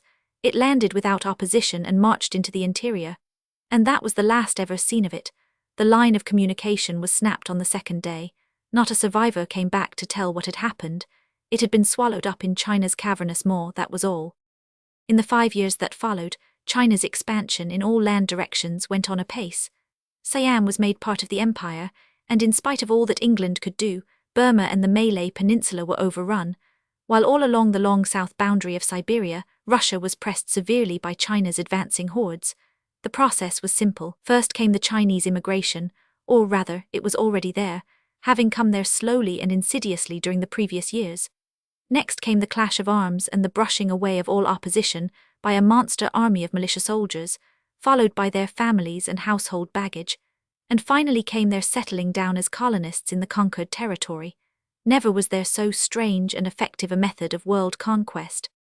Nepal and Bhutan were overrun, and the whole northern boundary of India pressed against by this fearful tide of life. To the west, Bokhara, and even to the south and west, Afghanistan was swallowed up. Persia, Turkestan, and all Central Asia felt the pressure of the flood. It was at this time that Burchalter revised his figures. He had been mistaken. China's population must be 700 millions, 800 millions, nobody knew how many millions, but at any rate it would soon be 1 billion. There were 2 Chinese for every white-skinned human in the world, Burchalter announced, and the world trembled. China's increase must have begun immediately in 1904.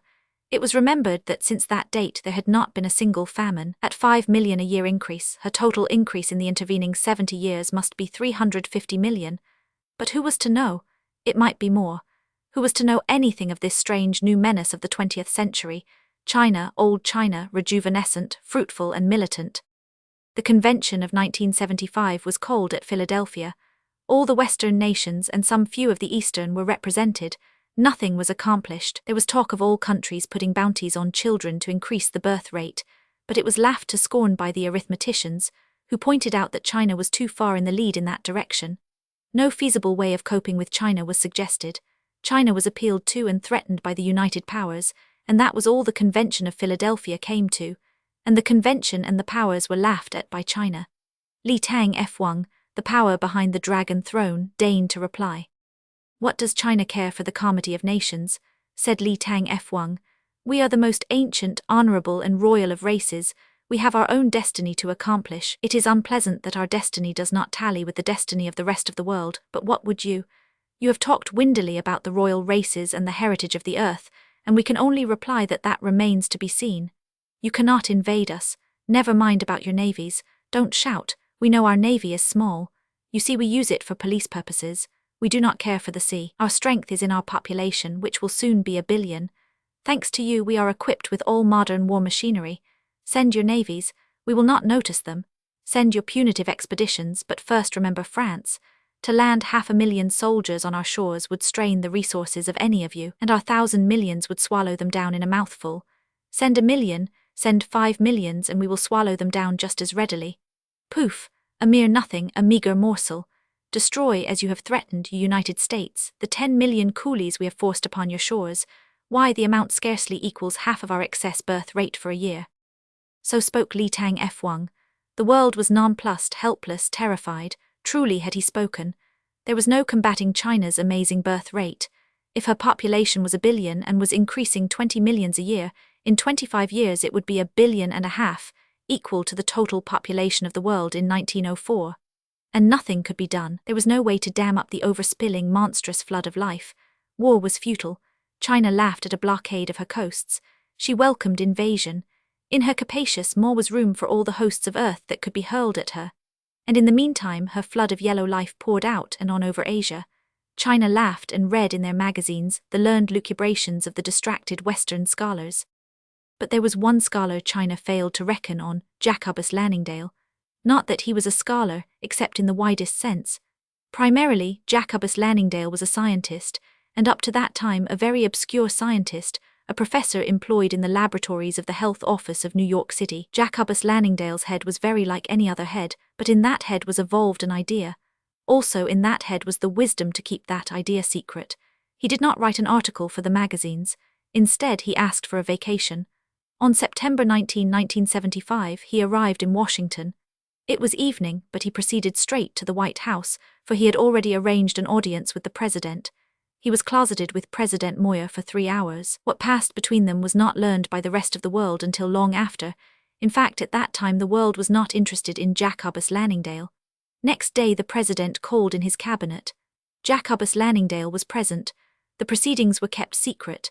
But that very afternoon Rufus Cowdery, Secretary of State, left Washington and early the following morning sailed for England. The secret that he carried began to spread, but it spread only among the heads of governments. Possibly 6 men in a nation were entrusted with the idea that had formed in Jacobus Lanningdale's head. Following the spread of the secret, sprang up great activity in all the dockyards, arsenals and navy yards. The people of France and Austria became suspicious, but so sincere were their governments, calls for confidence that they acquiesced in the unknown project that was afoot. This was the time of the Great Truce. All countries pledged themselves solemnly not to go to war with any other country. The first definite action was the gradual mobilization of the armies of Russia, Germany, Austria, Italy, Greece and Turkey. Then began the eastward movement. All railroads into Asia were glutted with troop trains. China was the objective, that was all that was known.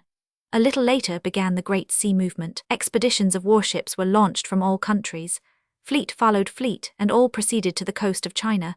The nations cleaned out their navy yards. They sent their revenue cutters and dispatch boats and lighthouse tenders, and they sent their last antiquated cruisers and battleships. Not content with this, they impressed the merchant marine.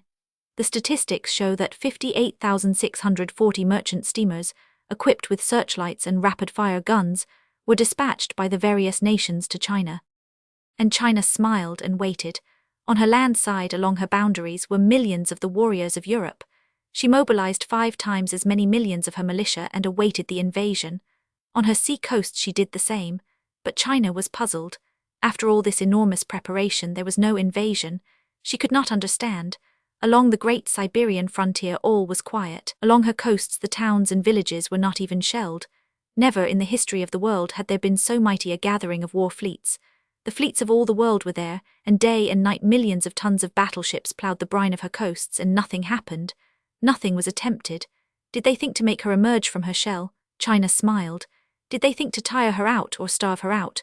China smiled again. But on May 1, 1976, had the reader been in the imperial city of Peking, with its then population of 11 millions, he would have witnessed a curious sight. He would have seen the streets filled with the chattering yellow populace, every queued head tilted back, every slant eye turned skyward, and high up in the blue he would have beheld a tiny dot of black, which, because of its orderly evolutions, he would have identified as an airship. From this airship, as it curved its flight back and forth over the city, fell missiles, strange, harmless missiles, tubes of fragile glass that shattered into thousands of fragments on the streets and housetops. But there was nothing deadly about these tubes of glass. Nothing happened. There were no explosions. It is true, 3 Chinese were killed by the tubes dropping on their heads from so enormous a height. But what were 3 Chinese against an excess birth rate of 20 millions? One tube struck perpendicularly in a fish pond in a garden and was not broken. It was dragged ashore by the master of the house. He did not dare to open it, but, accompanied by his friends and surrounded by an ever-increasing crowd, he carried the mysterious tube to the magistrate of the district. The latter was a brave man. With all eyes upon him, he shattered the tube with a blow from his brass-bowled pipe. Nothing happened. Of those who were very near, one or two thought they saw some mosquitoes fly out. That was all. The crowd set up a great laugh and dispersed. As Peking was bombarded by glass tubes, so was all China. The tiny airships dispatched from the warships contained but 2 men each, and over all cities, towns, and villages they wheeled and curved, one man directing the ship, the other man throwing over the glass tubes. Had the reader again been in Peking, 6 weeks later, he would have looked in vain for the 11 million inhabitants. Some few of them he would have found, a few 100,000 perhaps, their carcasses festering in the houses and in the deserted streets, and piled high on the abandoned death wagons, but for the rest he would have had to seek along the highways and byways of the empire. And not all would he have found fleeing from plague-stricken Peking, for behind them, by hundreds of thousands of unburied corpses by the wayside, he could have marked their flight. And as it was with Peking, so it was with all the cities, towns, and villages of the empire. The plague smote them all, nor was it 1 plague nor 2 plagues, it was a score of plagues. Every virulent form of infectious death stalked through the land. Too late the Chinese government apprehended the meaning of the colossal preparations, the marshalling of the world hosts, the flights of the tin airships, and the rain of the tubes of glass. The proclamations of the government were vain. They could not stop the 11 million plague-stricken wretches, fleeing from the one city of Peking to spread disease through all the land. The physicians and health officers died at their posts, and death, the all-conqueror, rode over the decrees of the emperor and Li Tang F1. It rode over them as well, for Li Tang F1 died in the 2nd week, and the emperor, hidden away in the summer palace, died in the 4th week. Had there been 1 plague, China might have coped with it, but from a score of plagues no creature was immune. The man who escaped smallpox went down before scarlet fever. The man who was immune to yellow fever was carried away by cholera, and if he were immune to that, too, the Black Death, which was the bubonic plague, swept him away. For it was these bacteria and germs and microbes and bacilli, cultured in the laboratories of the West, that had come down upon China in the rain of glass. All organization vanished, the government crumbled away. Decrees and proclamations were useless when the men who made them and signed them one moment were dead the next. Nor could the maddened millions, spurred on to flight by death, pause to heed anything. They fled from the cities to infect the country, and wherever they fled they carried the plagues with them. The hot summer was on, Jacobus Lanningdale had selected the time shrewdly, and the plague festered everywhere. Much is conjectured of what occurred, and much has been learned from the stories of the few survivors. The wretched creatures stormed across the empire in many-millioned flight. The vast armies China had collected on her frontiers melted away. The farms were ravaged for food, and no more crops were planted, while the crops already in were left unattended and never came to harvest. The most remarkable thing, perhaps, was the flights. Many millions engaged in them, charging to the bounds of the empire to be met, and turned back by the gigantic armies of the West. The slaughter of the mad hosts on the boundaries was stupendous. Time and again, the guarding line was drawn back 20 or 30 miles to escape the contagion of the multitudinous dead. Once the plague broke through, and seized upon the German and Austrian soldiers who were guarding the borders of Turkestan. Preparations had been made for such a happening, and though 60,000 soldiers of Europe were carried off, the International Corps of Physicians isolated the contagion and dammed it back. It was during this struggle that it was suggested that a new plague germ had originated, that in some way or other a sort of hybridization between plague germs had taken place, producing a new and frightfully virulent germ. First suspected by Varmurg, who became infected with it and died, it was later isolated and studied by Stevens, Hasenfeld, Norman and Landers. Such was the unparalleled invasion of China. For that billion of people there was no hope. Pent in their vast and festering charnel house, all organization and cohesion lost, they could do naught but die. They could not escape. As they were flung back from their land frontiers, so were they flung back from the sea. 75,000 vessels patrolled the coasts.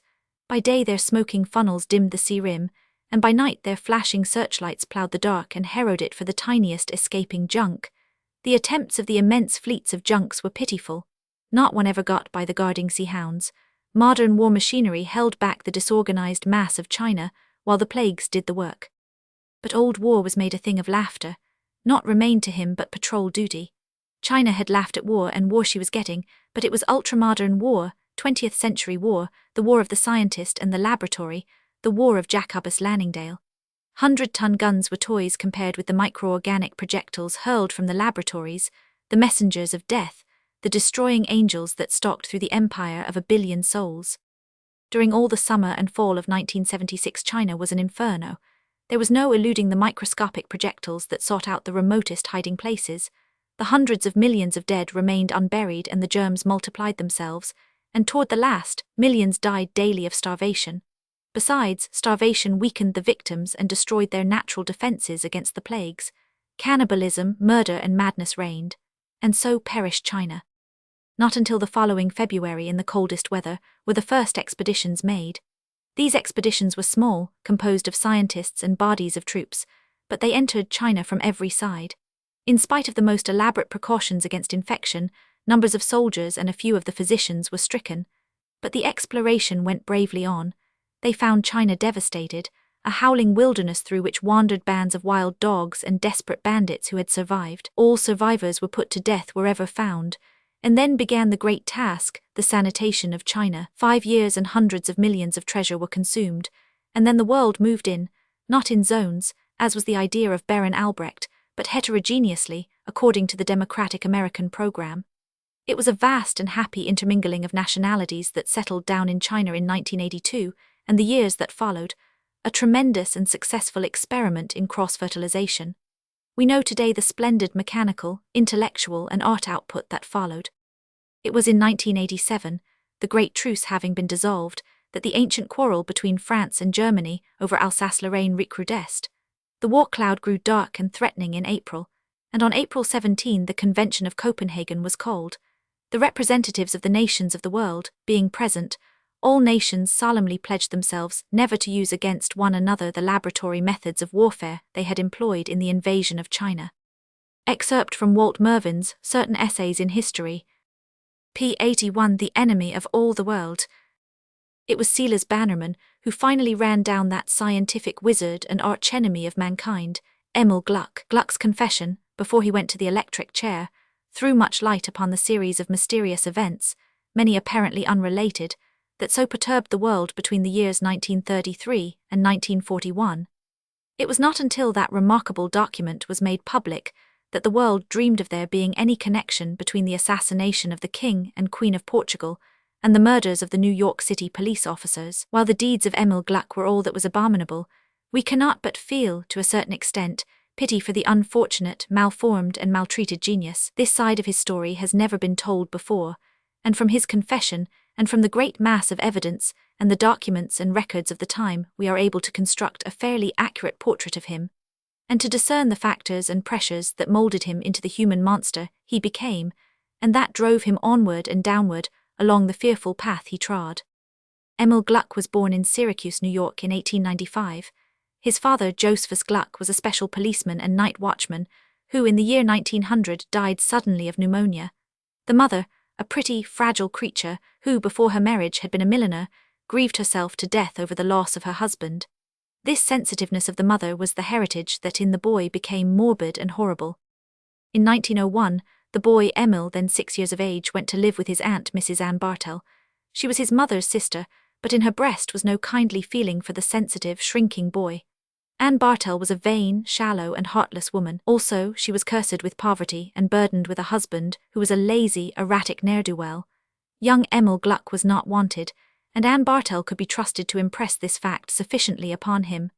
As an illustration of the treatment he received in that early, formative period, the following instance is given. When he had been living in the Bartell home a little more than a year, he broke his leg. He sustained the injury through playing on the forbidden roof, as all boys have done and will continue to do to the end of time. The leg was broken in 2 places between the knee and thigh. Emil, helped by his frightened playmates, managed to drag himself to the front sidewalk where he fainted. The children of the neighborhood were afraid of the hard-featured shrew who presided over the Bartell house, but summoning their resolution, they rang the bell and told Ann Bartell of the accident. She did not even look at the little lad who lay stricken on the sidewalk, but slammed the door and went back to her washtub. The time passed. A drizzle came on, and Emil Gluck, out of his faint, lay sobbing in the rain. The leg should have been set immediately. As it was, the inflammation rose rapidly and made a nasty case of it. At the end of 2 hours, the indignant women of the neighborhood protested to Ann Bartell. This time she came out and looked at the lad. Also she kicked him in the side as he lay helpless at her feet, and she hysterically disowned him. He was not her child, she said, and recommended that the ambulance be called to take him to the city receiving hospital. Then she went back into the house. It was a woman, Elizabeth Shepstone, who came along, learned the situation, and had the boy placed on a shutter. It was she who called the doctor, and who, brushing aside Anne Bartel, had the boy carried into the house. When the doctor arrived, Anne Bartel promptly warned him that she would not pay him for his services.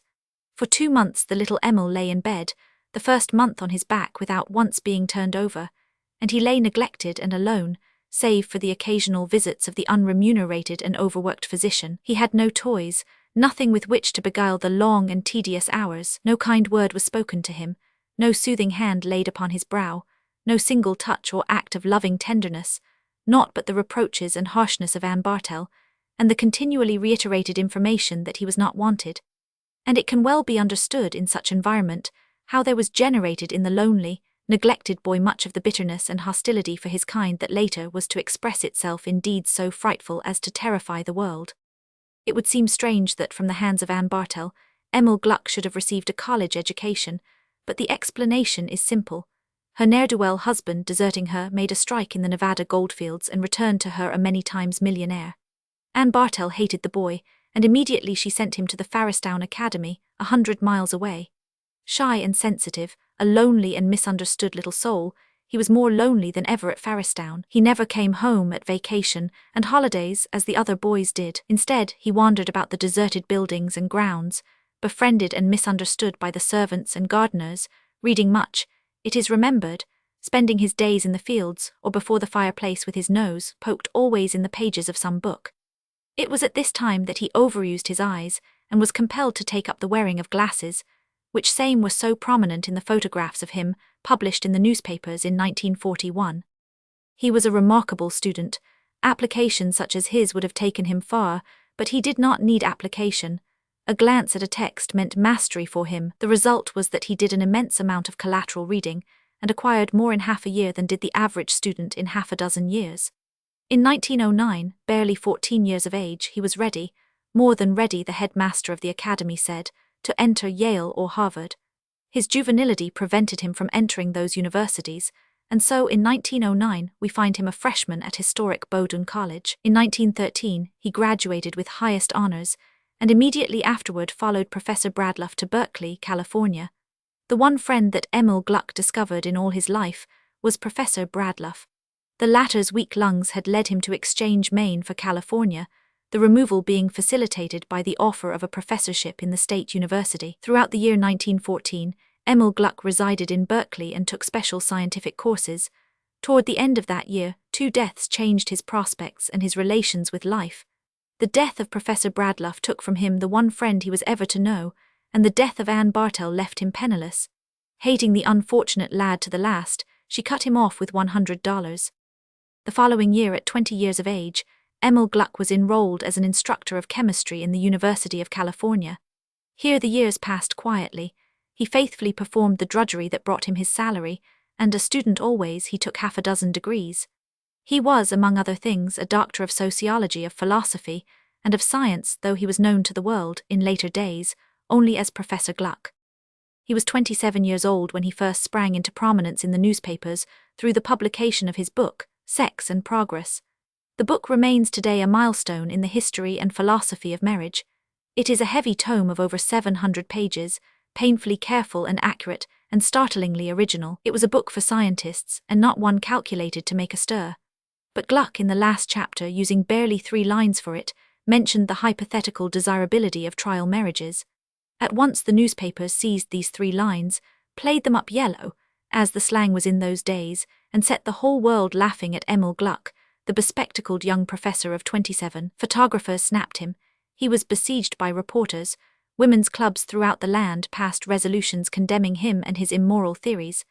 And on the floor of the California Assembly, while discussing the state appropriation to the university, a motion demanding the expulsion of Gluck was made under threat of withholding the appropriation of. Of course, none of his persecutors had read the book. The twisted newspaper version of only 3 lines of it was enough for them. Here began Emil Gluck's hatred for newspaper men.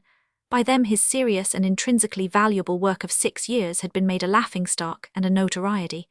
To his dying day, and to their everlasting regret, he never forgave them. It was the newspapers that were responsible for the next disaster that befell him. For the 5 years following the publication of his book he had remained silent, and silence for a lonely man is not good. One can conjecture sympathetically the awful solitude of Emil Gluck in that populous university, for he was without friends and without sympathy.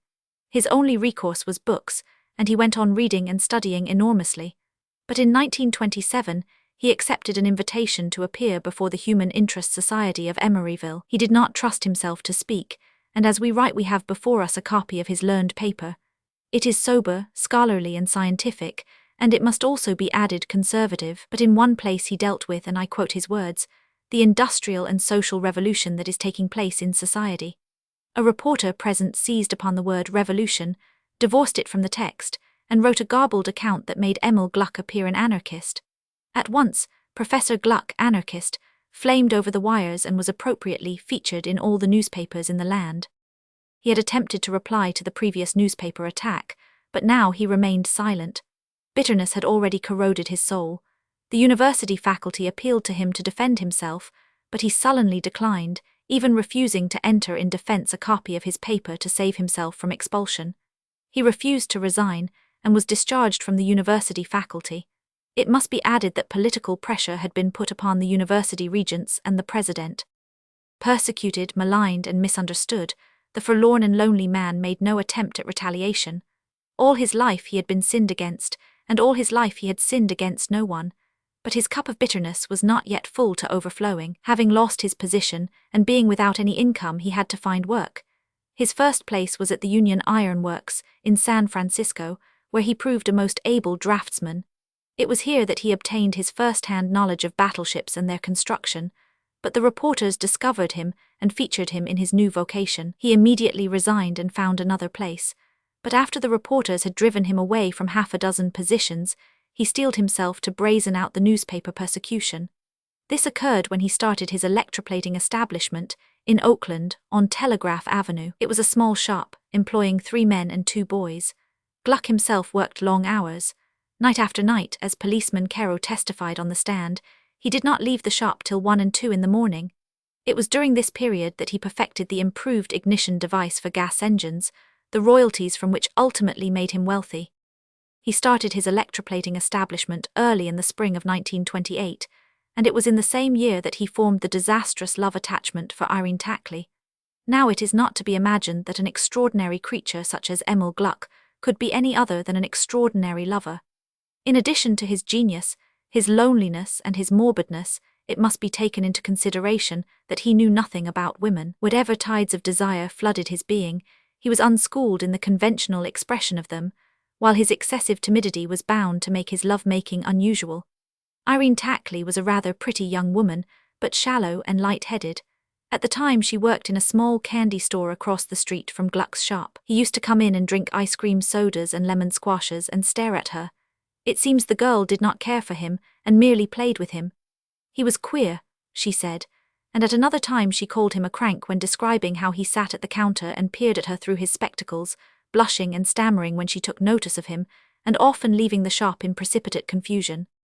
Gluck made her the most amazing presents: a silver tea service, a diamond ring, a set of furs, opera glasses, a ponderous history of the world in many volumes, and a motorcycle all silver-plated in his own shop. Enters now the girl's lover, putting his foot down, showing great anger, compelling her to return Gluck's strange assortment of presents. This man, William Sherborne, was a gross and stolid creature, a heavy-jawed man of the working class who had become a successful building contractor in a small way. Gluck did not understand. He tried to get an explanation, attempting to speak with the girl when she went home from work in the evening. She complained to Sherborne, and one night he gave Gluck a beating. It was a very severe beating, for it is on the records of the Red Cross Emergency Hospital that Gluck was treated there that night, and was unable to leave the hospital for a week. Still Gluck did not understand. He continued to seek an explanation from the girl. In fear of Sherborne, he applied to the chief of police for permission to carry a revolver, which permission was refused, the newspapers as usual playing it up sensationally. Then came the murder of Irene Tackley, 6 days before her contemplated marriage with Sherborne. It was on a Saturday night. She had worked late in the candy store, departing after 11 o'clock with her week's wages in her purse. She rode on a San Pablo Avenue surface car to 34th Street, where she alighted and started to walk the 3 blocks to her home. That was the last seen of her alive. Next morning she was found, strangled in a vacant lot.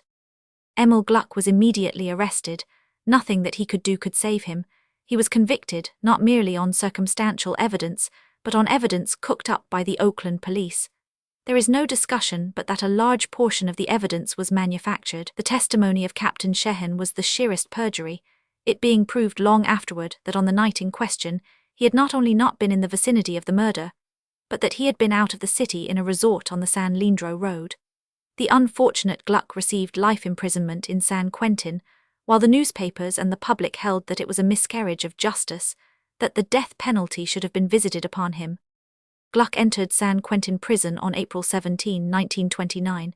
He was then 34 years of age, and for 3 years and a half, much of the time in solitary confinement, he was left to meditate upon the injustice of man. It was during that period that his bitterness corroded home, and he became a hater of all his kind. 3 other things he did during the same period.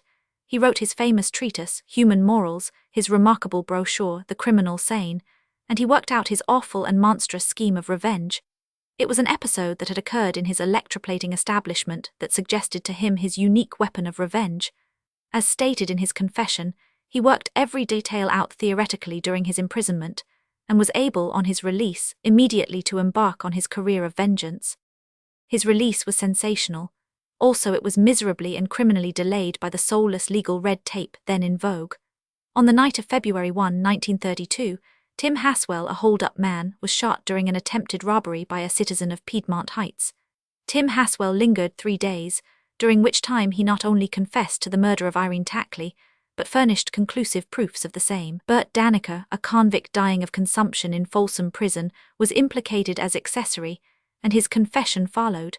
It is inconceivable to us of today, the bungling, dilatory processes of justice a generation ago. Emil Gluck was proved in February to be an innocent man, yet he was not released until the following October.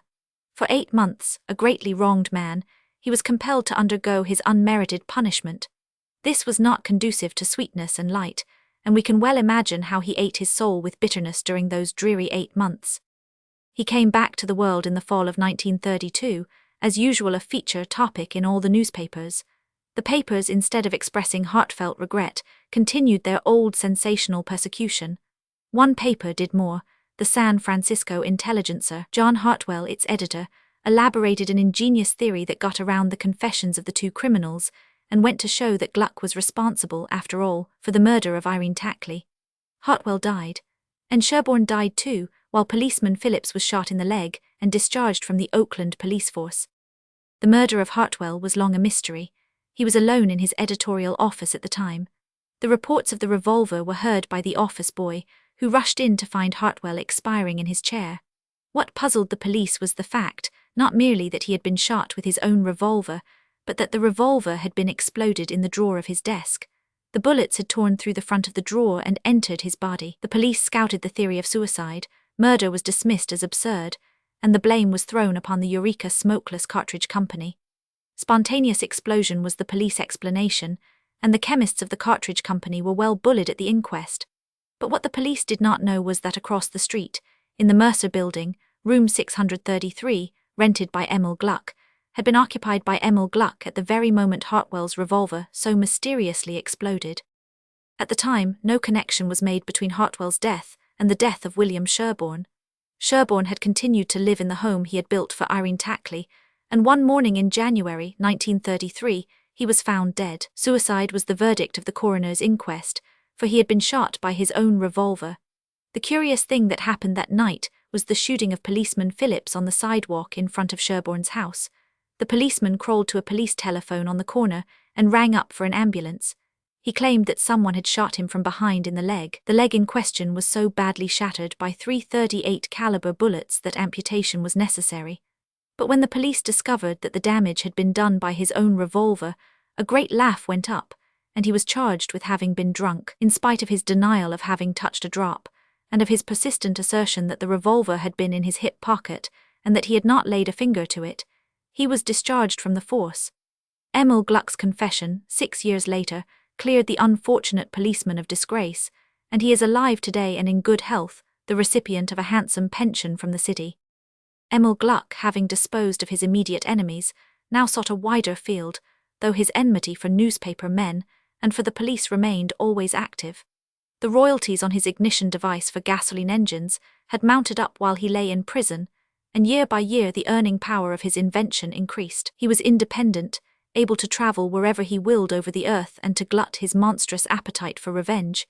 He had become a monomaniac and an anarchist, not a philosophically anarchist merely, but a violent anarchist. Perhaps the word is misused, and he is better described as a nihilist or an annihilist.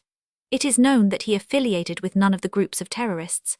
He operated wholly alone, but he created 1,000-fold more terror and achieved 1,000-fold more destruction than all the terrorist groups added together. He signalized his departure from California by blowing up Fort Mason. In his confession he spoke of it as a little experiment. He was merely trying his hand. For 8 years he wandered over the earth, a mysterious terror, destroying property to the tune of hundreds of millions of dollars, and destroying countless lives. One good result of his awful deeds was the destruction he wrought among the terrorists themselves. Every time he did anything, the terrorists in the vicinity were gathered in by the police dragnet, and many of them were executed. 17 were executed at Rome alone, following the assassination of the Italian king. Perhaps the most world-amazing achievement of his was the assassination of the King and Queen of Portugal. It was their wedding day. All possible precautions had been taken against the terrorists, and the way from the cathedral through Lisbon's streets was double-banked with troops, while a squad of 200 mounted troopers surrounded the carriage. Suddenly the amazing thing happened. The automatic rifles of the troopers began to go off, as well as the rifles in the immediate vicinity of the double-banked infantry. In the excitement, the muzzles of the exploding rifles were turned in all directions. The slaughter was terrible. Horses, troops, spectators, and the king and queen were riddled with bullets. To complicate the affair, in different parts of the crowd behind the foot soldiers, 2 terrorists had bombs explode on their persons. These bombs they had intended to throw if they got the opportunity. But who was to know this? The frightful havoc wrought by the bursting bombs but added to the confusion. It was considered part of the general attack. One puzzling thing that could not be explained away was the conduct of the troopers with their exploding rifles. It seemed impossible that they should be in the plot, yet there were the hundreds their flying bullets had slain, including the king and queen. On the other hand, more baffling than ever was the fact that 70% of the troopers themselves had been killed or wounded. Some explained this on the ground that the loyal foot soldiers, witnessing the attack on the royal carriage, had opened fire on the traitors.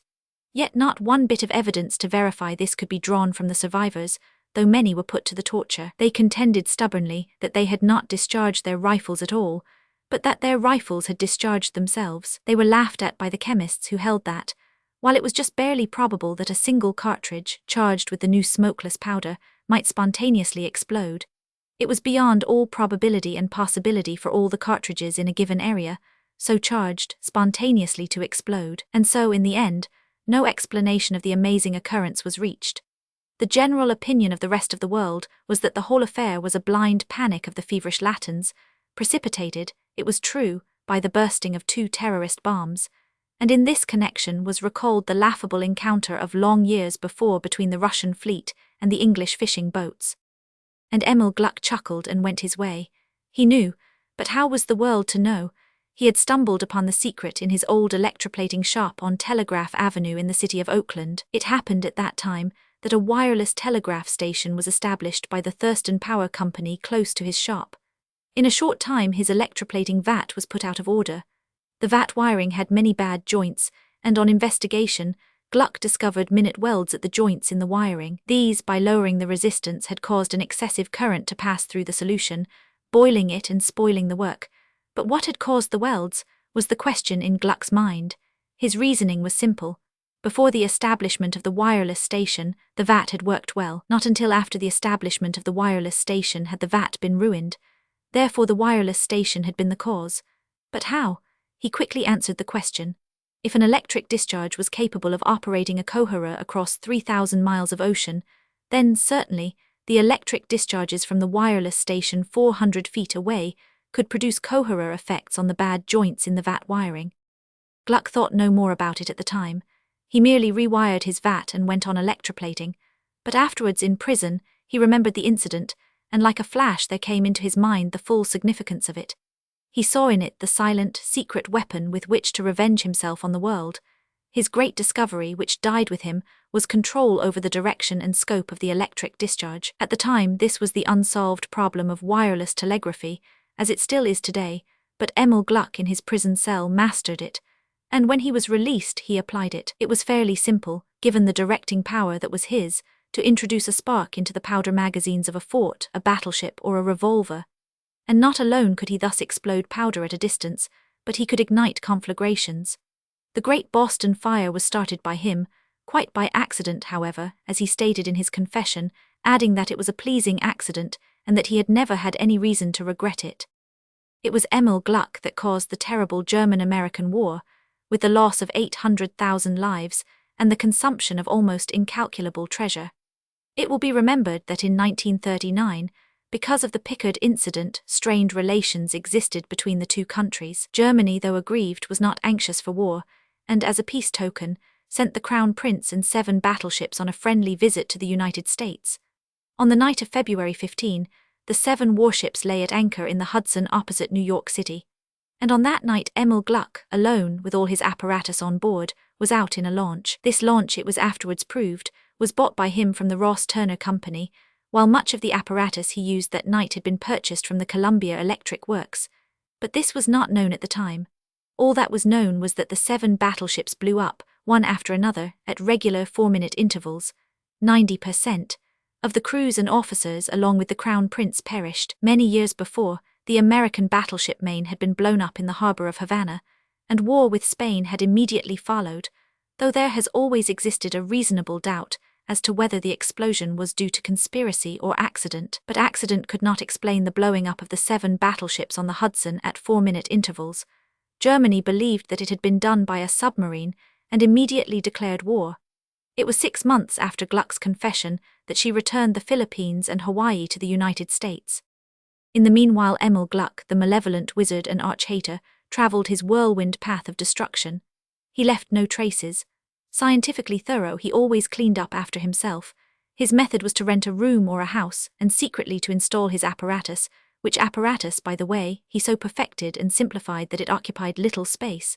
After he had accomplished his purpose, he carefully removed the apparatus. He bade fair to live out a long life of horrible crime. The epidemic of shooting of New York City policemen was a remarkable affair. It became one of the horror mysteries of the time. In 2 short weeks over 100 policemen were shot in the legs by their own revolvers. Inspector Jones did not solve the mystery, but it was his idea that finally outwitted Gluck. On his recommendation, the policemen ceased carrying revolvers and no more accidental shootings occurred. It was in the early spring of 1940 that Gluck destroyed the Mare Island Navy Yard.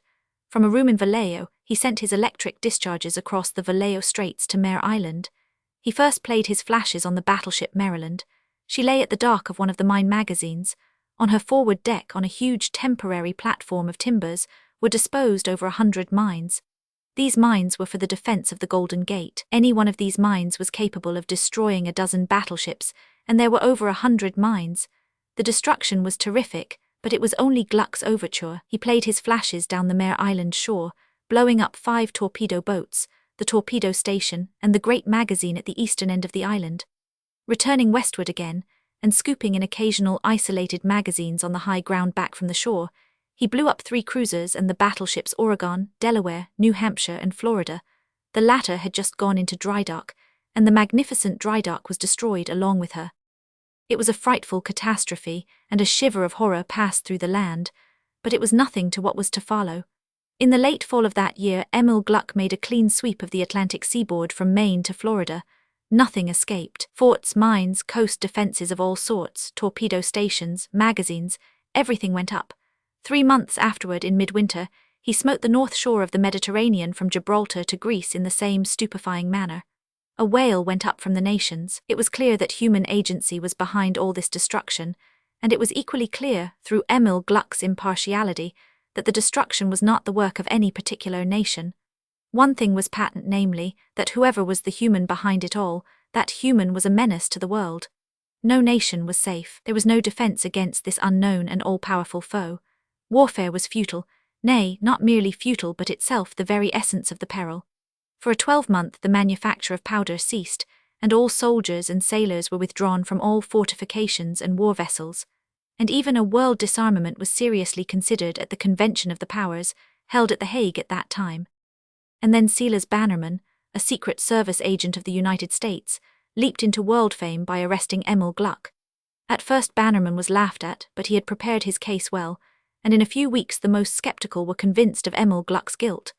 The one thing, however, that Silas Bannerman never succeeded in explaining, even to his own satisfaction, was how first he came to connect Gluck with the atrocious crimes. It is true, Bannerman was in Vallejo, on secret government business, at the time of the destruction of Mare Island, and it is true that on the streets of Vallejo Emil Gluck was pointed out to him as a queer crank, but no impression was made at the time. It was not until afterward, when on a vacation in the Rocky Mountains, and when reading the first published reports of the destruction along the Atlantic coast, that suddenly Bannerman thought of Emil Gluck, and on the instant there flashed into his mind the connection between Gluck and the destruction.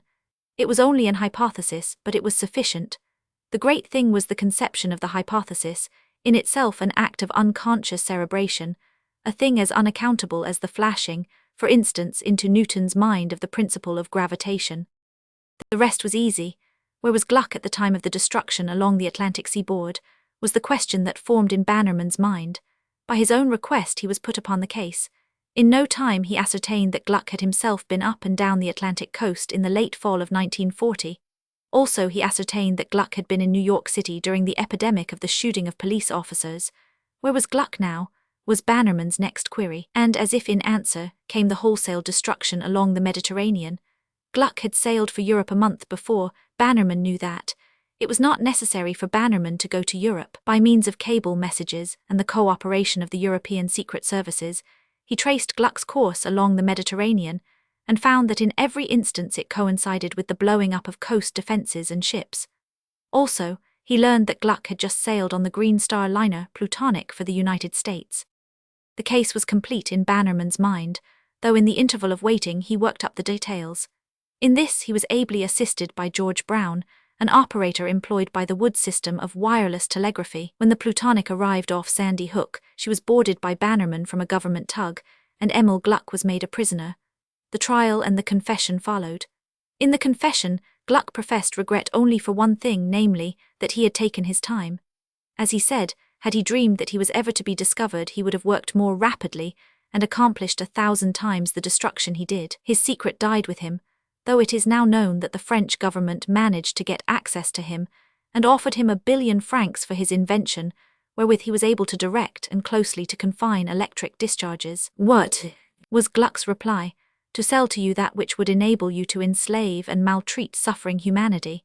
And though the war departments of the nations have continued to experiment in their secret laboratories, they have so far failed to light upon the slightest trace of the secret. Emil Gluck was executed on December 4, 1941, and so died at the age of 46, one of the world's most unfortunate geniuses, a man of tremendous intellect, but whose mighty powers, instead of making toward good, were so twisted and warped that he became the most amazing of criminals. Culled from Mr. A. G. Burnside's Eccentricities of Crime, by kind permission of the publishers Messrs.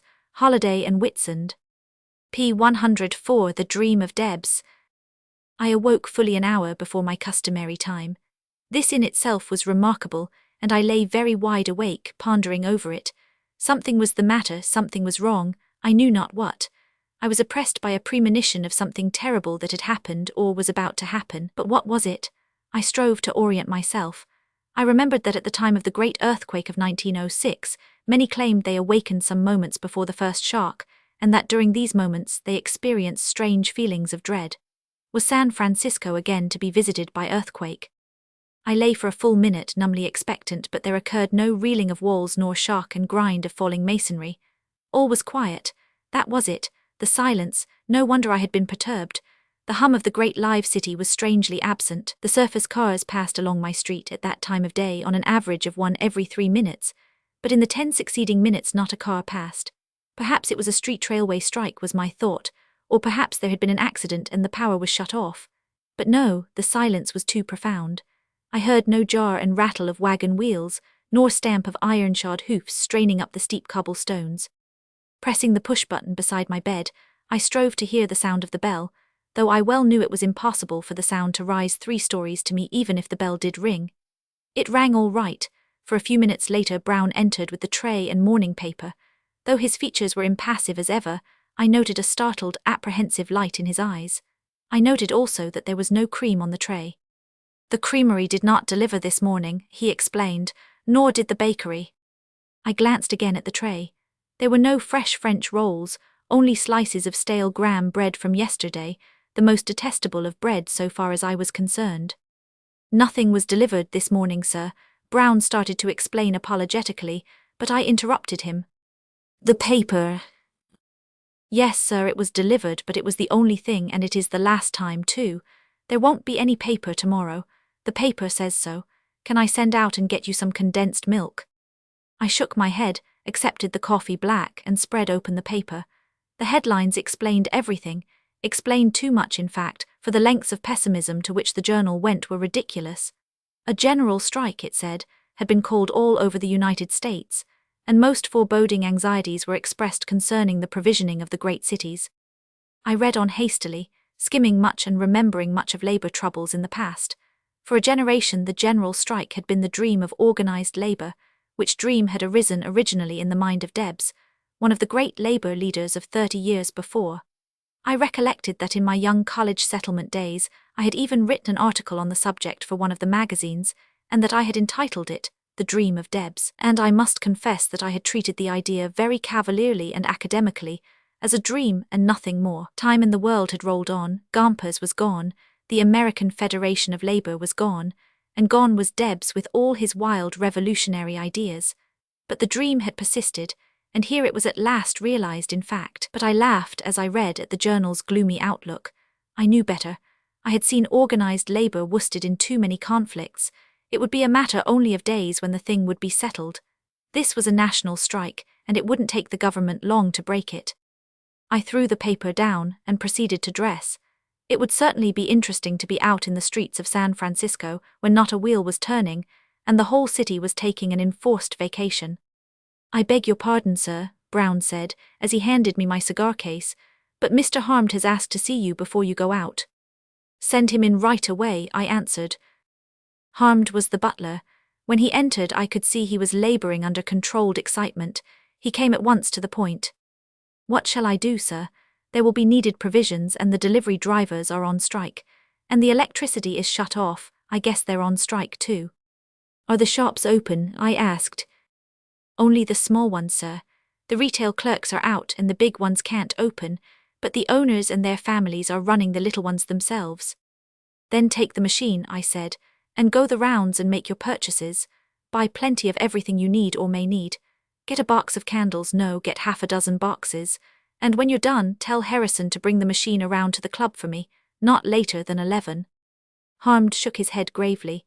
"Mr. Harrison has struck along with the chauffeurs' union, and I don't know how to run the machine myself." "Oh ho, he has he?" said I. "Well, when next Mr. Harrison happens around you tell him that he can look elsewhere for a position." "Yes, sir." "You don't happen to belong to a butlers' union, do you, Harmed?" "No, sir," was the answer, and even if I did I'd not desert my employer in a crisis like this. No, sir, I would. "All right, thank you," I said. "Now you get ready to accompany me. I'll run the machine myself and we'll lay in a stock of provisions to stand a siege." It was a beautiful 1st of May, even as May days go. The sky was cloudless, there was no wind, and the air was warm, almost balmy. Many autos were out, but the owners were driving them themselves. The streets were crowded but quiet. The working class, dressed in its Sunday best, was out taking the air and observing the effects of the strike. It was all so unusual, and withal so peaceful that I found myself enjoying it. My nerves were tingling with mild excitement. It was a sort of placid adventure. I passed Miss Chickering. She was at the helm of her little runabout. She swung around and came after me, catching me at the corner. "Oh, Mr. Corf," she hailed, "do you know where I can buy candles? I've been to a dozen shops and they're all sold out. It's dreadfully awful, isn't it?" But her sparkling eyes gave the lie to her words. Like the rest of us, she was enjoying it hugely. Quite an adventure it was, getting those candles. It was not until we went across the city and down into the working-class quarter south of Market Street that we found small corner groceries that had not yet sold out. Miss Chickering thought 1 box was sufficient, but I persuaded her into taking 4. My car was large, and I laid in a dozen boxes. There was no telling what delays might arise in the settlement of the strike. Also, I filled the car with sacks of flour, baking powder, tinned goods, and all the ordinary necessaries of life suggested by Harmed, who fussed around and clucked over the purchases like an anxious old hen. The remarkable thing, that first day of the strike, was that no one really apprehended anything serious.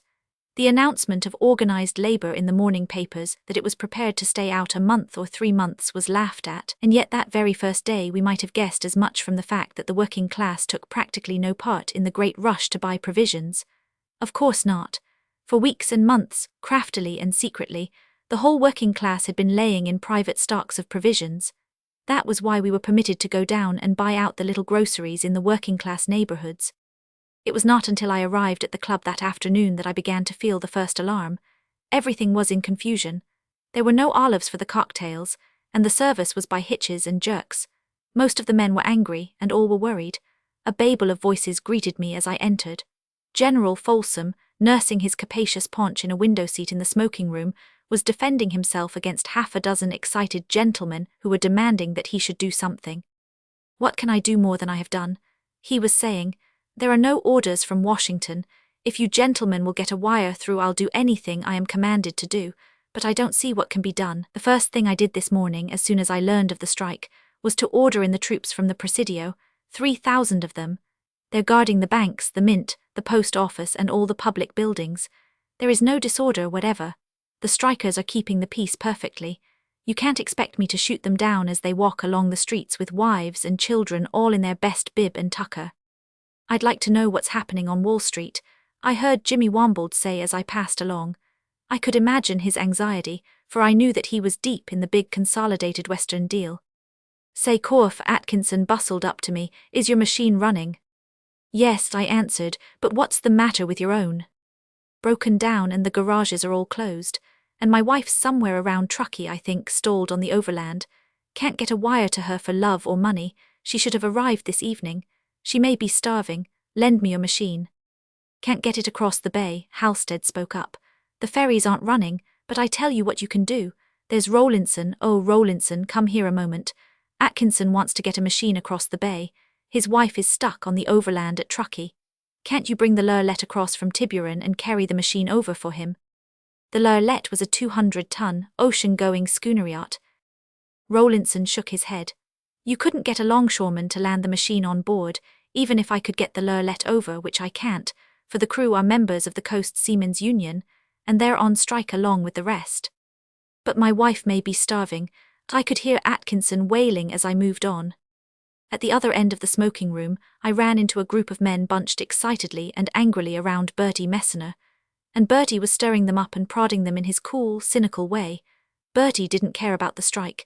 He didn't care much about anything. He was blasé, at least in all the clean things of life. The nasty things had no attraction for him.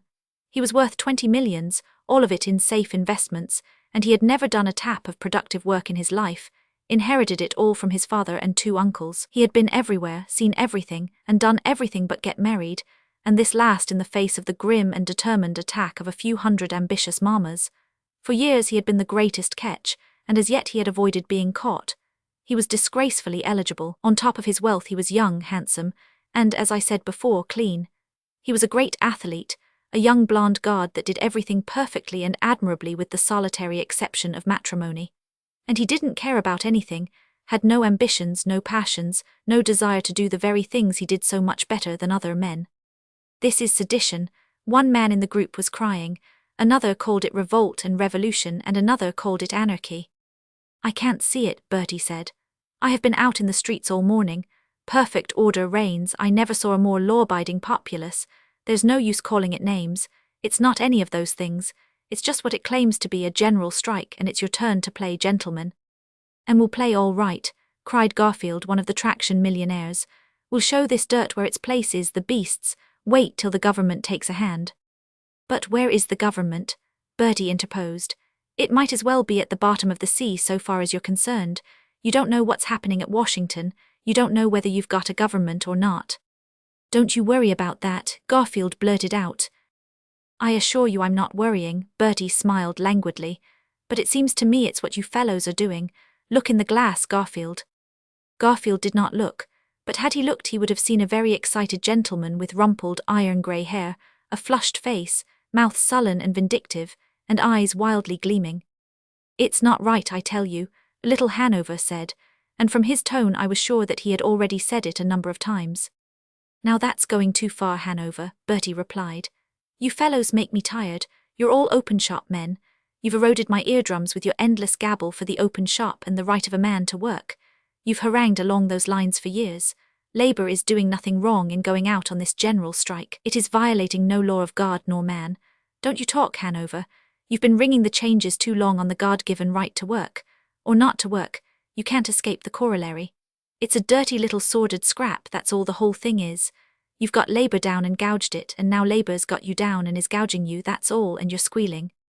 Every man in the group broke out in indignant denials that Labour had ever been gouged. "No, sir," Garfield was shouting. "We've done the best for Labour. Instead of gouging it, we've given it a chance to live. We've made work for it. Where would Labour be if it hadn't been for us?" "A whole lot better off," Bertie sneered. "You've got Labour down and gouged it every time you got a chance, and you went out of your way to make chances." "No, no," were the cries. "There was the Teamsters' strike, right here in San Francisco," Bertie went on imperturbably. "The Employers' Association precipitated that strike, you know that, and you know I know it too, for I've sat in these very rooms and heard the inside talk and news of the fight. First you precipitated the strike, then you bought the mayor and the chief of police and broke the strike. A pretty spectacle, you philanthropists getting the Teamsters down and gouging them." "Hold on, I'm not through with you. It's only last year that the Labour ticket of Colorado elected a governor. He was never seated. You know why?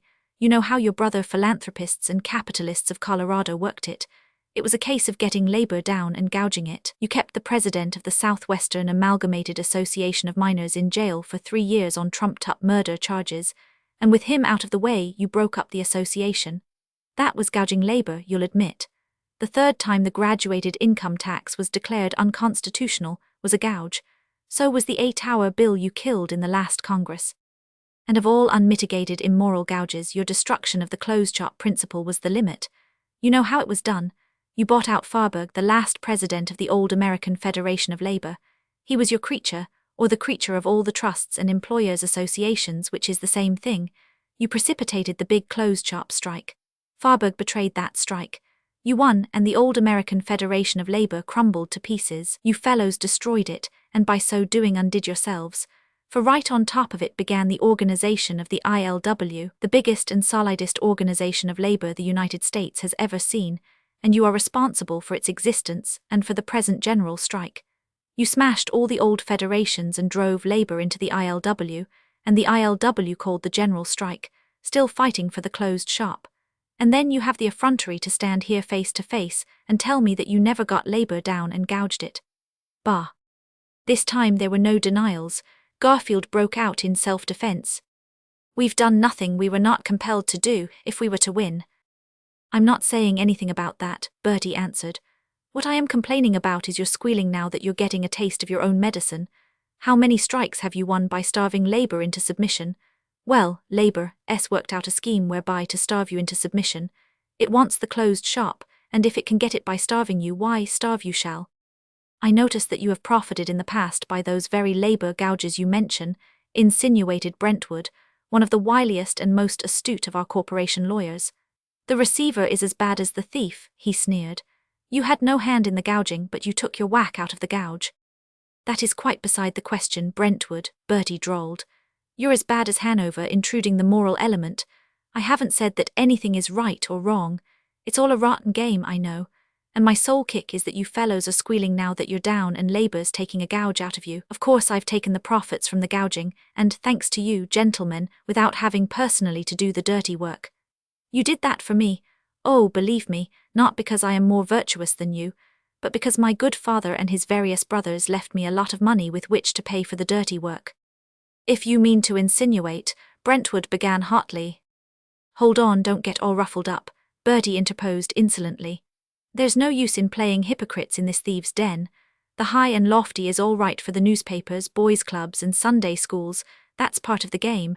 But for heaven's sake, don't let's play it on one another. You know that I know just what jobbery was done in the building trades strike last fall, who put up the money, who did the work, and who profited by it." Brentwood flushed darkly.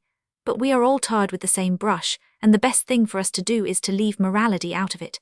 Again I repeat, play the game, play it to the last finish, but for goodness sake don't squeal when you get hurt."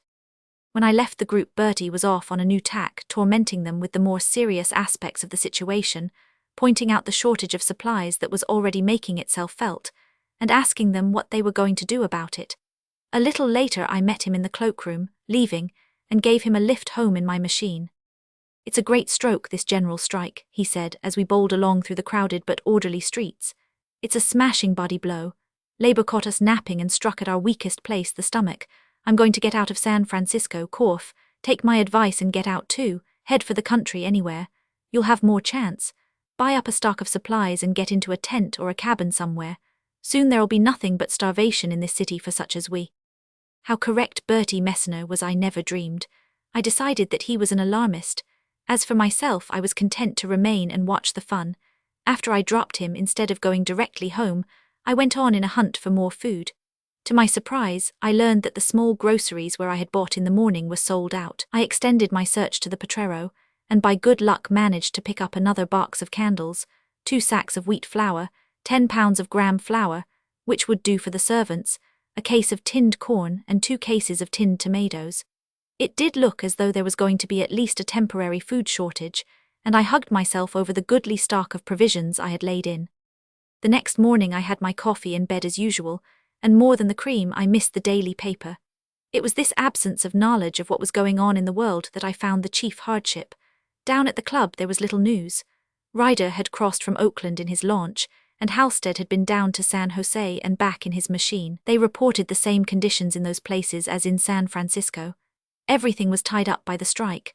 All grocery stocks had been bought out by the upper classes, and perfect order reigned.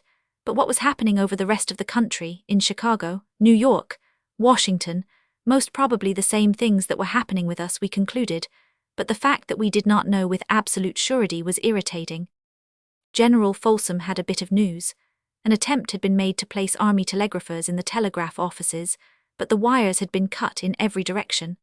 This was, so far, the one unlawful act committed by Labor, and that it was a concerted act he was fully convinced. He had communicated by wireless with the army post at Benicia. The telegraph lines were even then being patrolled by soldiers all the way to Sacramento. Once, for one short instant, they had got the Sacramento call, then the wires somewhere were cut again. General Folsom reasoned that similar attempts to open communication were being made by the authorities all the way across the continent, but he was non-committal as to whether or not he thought the attempt would succeed. What worried him was the wire cutting. He could not but believe that it was an important part of the deep-laid Labor conspiracy.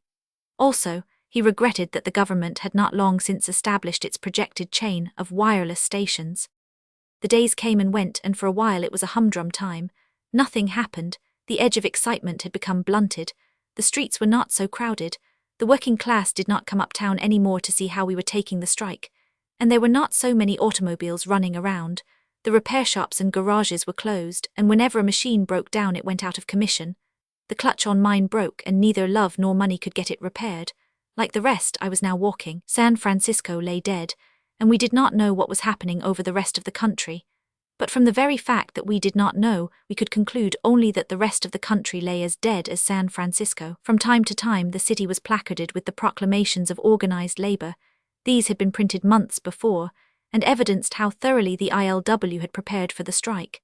Every detail had been worked out long in advance. No violence had occurred as yet, with the exception of the shooting of a few wire cutters by the soldiers, but the people of the slums were starving and growing ominously restless. The businessmen, the millionaires, and the professional class held meetings and passed resolutions, but there was no way of making the proclamations public. They could not even get them printed. One result of these meetings, however, was that General Folsom was persuaded into taking military possession of the wholesale houses, and of all the flour, grain, and food warehouses. It was high time, for suffering was becoming acute in the homes of the rich, and bread lines were necessary. I knew that my servants were beginning to draw long faces, and it was amazing, the hole they made in my stock of provisions. In fact, as I afterward surmised, Each servant was stealing from me and secreting a private stock of provisions for himself. But with the formation of the bread lines came new troubles. There was only so much of a food reserve in San Francisco, and at the best it could not last long. Organized labor, we knew, had its private supplies. Nevertheless, the whole working class joined the bread lines. As a result, the provisions General Folsom had taken possession of diminished with perilous rapidity. How were the soldiers to distinguish between a shabby middle-class man, a member of the ILW, or a slum dweller? The first and the last had to be fed, but the soldiers did not know all the ILW men in the city, much less the wives and sons and daughters of the ILW men. The employers helping, a few of the known union men were flung out of the bread lines, but that amounted to nothing. To make matters worse, the government tugs that had been hauling food from the army depots on Mare Island to Angel Island found no more food to haul. The soldiers now received their rations from the confiscated provisions, and they received them first. The beginning of the end was in sight. Violence was beginning to show its face. Law and order were passing away, I must confess, among the slum people and the upper classes. Organized labor still maintained perfect order. It could well afford to, it had plenty to eat. I remember the afternoon at the club when I caught Halstead and Brentwood whispering in a corner. They took me in on the venture. Brentwood's machine was still in running order, and they were going out cow stealing. Halstead had a long butcher knife and a cleaver. We went out to the outskirts of the city. Here and there were cows grazing, but always they were guarded by their owners. We pursued our quest, following along the fringe of the city to the east, and on the hills near Hunter's Point we came upon a cow guarded by a little girl. There was also a young calf with the cow. We wasted no time on preliminaries. The little girl ran away screaming while we slaughtered the cow. I omit the details, for they are not nice. We were unaccustomed to such work, and we bungled it. But in the midst of it, working with the haste of fear, we heard cries, and we saw a number of men running toward us. We abandoned the spoils and took to our heels. To our surprise, we were not pursued. Looking back, we saw the men hurriedly cutting up the cow. They had been on the same lay as ourselves. We argued that there was plenty for all and ran back. The scene that followed beggars description. We fought and squabbled over the division like savages. Brentwood, I remember, was a perfect brute, snarling and snapping and threatening that murder would be done if we did not get our proper share. And we were getting our share when there occurred a new eruption on the scene. This time it was the dreaded peace officers of the ILW. The little girl had brought them. They were armed with whips and clubs, and there were a score of them. The little girl danced up and down in anger, the tears streaming down her cheeks, crying, "Give it to 'em, give it to 'em, that guy with the specs, he did it, mash his face for him, mash his face." That guy with the specs was I, and I got my face mashed too, though I had the presence of mind to take off my glasses at the first. But we did receive a trouncing as we scattered in all directions. Brentwood, Halstead, and I fled away for the machine. Brentwood's nose was bleeding, while Halstead's cheek was cut across with the scarlet slash of a black snake whip. And lo, when the pursuit ceased and we had gained the machine, there hiding behind it was the frightened calf. Brentwood warned us to be cautious, and crept up on it like a wolf or tiger. Knife and cleaver had been left behind, but Brentwood still had his hands, and over on the ground he rolled with the poor little calf as he throttled it. We threw the carcass into the machine, covered it over with a robe and started for home. But our misfortunes had only begun. We blew out a tire. There was no way of fixing it, and twilight was coming on. We abandoned the machine, Brentwood pulling and staggering along in advance, the calf, covered by the robe, slung across his shoulders. We took turn about carrying that calf, and it nearly killed us. Also, we lost our way, and then, after hours of wandering and toil, we encountered a gang of hoodlums. They were not ILW men, and I guess they were as hungry as we. At any rate, they got the calf and we got the thrashing. Brentwood raged like a madman the rest of the way home, and he looked like one with his torn clothes, swollen nose, and blackened eyes. There wasn't any more cow stealing after that. General Folsom sent his troopers out and confiscated all the cows, and his troopers, aided by the militia, ate most of the meat. General Folsom was not to be blamed. It was his duty to maintain law and order, and he maintained it by means of the soldiers, wherefore he was compelled to feed them first of all. It was about this time that the Great Panic occurred. The wealthy classes precipitated the flight, and then the slum people caught the contagion and stampeded wildly out of the city. General Folsom was pleased. It was estimated that at least 200,000 had deserted San Francisco, and by that much was his food problem solved. Well do I remember that day. In the morning I had eaten a crust of bread. Half of the afternoon I had stood in the bread line, and after dark I returned home, tired and miserable, carrying a quart of rice and a slice of bacon. Brown met me at the door. His face was worn and terrified. All the servants had fled, he informed me. He alone remained. I was touched by his faithfulness, and when I learned that he had eaten nothing all day, I divided my food with him. We cooked half the rice and half the bacon, sharing it equally and reserving the other half for morning. I went to bed with my hunger and tossed restlessly all night. In the morning I found Brown had deserted me, and, greater misfortune still, he had stolen what remained of the rice and bacon. It was a gloomy handful of men that came together at the club that morning. There was no service at all. The last servant was gone. I noticed too that the silver was gone, and I learned where it had gone. The servants had not taken it for the reason, I presume, that the club members got to it first. Their method of disposing of it was simple. Down south of Market Street in the dwellings of the ILW, the housewives had given square meals in exchange for it. I went back to my house. Yes, my silver was gone, all but a massive pitcher. This I wrapped up and carried down south of Market Street. I felt better after the meal, and returned to the club to learn if there was anything new in the situation. Hanover, Collins, and Dakin were just leaving. There was no one inside, they told me, and they invited me to come along with them. They were leaving the city, they said, on Dakin's horses, and there was a spare one for me. Dakin had 4 magnificent carriage horses that he wanted to save, and General Folsom had given him the tip that next morning all the horses that remained in the city were to be confiscated for food. There were not many horses left, for tens of thousands of them had been turned loose into the country when the hay and grain gave out during the first days. Birdall, I remember, who had great draying interests, had turned loose 300 dray horses at an average value of $500. This had amounted to $150,000. He had hoped at first to recover most of the horses after the strike was over, but in the end he never recovered one of them. They were all eaten by the people that fled from San Francisco. For that matter, the killing of the army mules and horses for food had already begun. Fortunately for Dakin, he had had a plentiful supply of hay and grain stored in his stable. We managed to raise 4 saddles, and we found the animals in good condition and spirited, with all unused to being ridden. I remembered the San Francisco of the great earthquake as we rode through the streets, but this San Francisco was vastly more pitiable. No cataclysm of nature had caused this, but rather the tyranny of the labor unions. We rode down past Union Square and through the theater, hotel, and shopping districts. The streets were deserted. Here and there stood automobiles, abandoned where they had broken down or when the gasoline had given out. There was no sign of life, save for the occasional policemen and the soldiers guarding the banks and public buildings. Once we came upon an ILW man pasting up the latest proclamation. We stopped to read. "We have maintained an orderly strike," it ran, "and we shall maintain order to the end. The end will come when our demands are satisfied, and our demands will be satisfied when we have starved our employers into submission, as we ourselves in the past have often been starved into submission." Messner's very words, Collins said. "And I, for one, am ready to submit, only they won't give me a chance to submit. I haven't had a full meal in an age. I wonder what horsemeat tastes like." We stopped to read another proclamation. "When we think our employers are ready to submit, we shall open up the telegraphs and place the Employers' Associations of the United States in communication.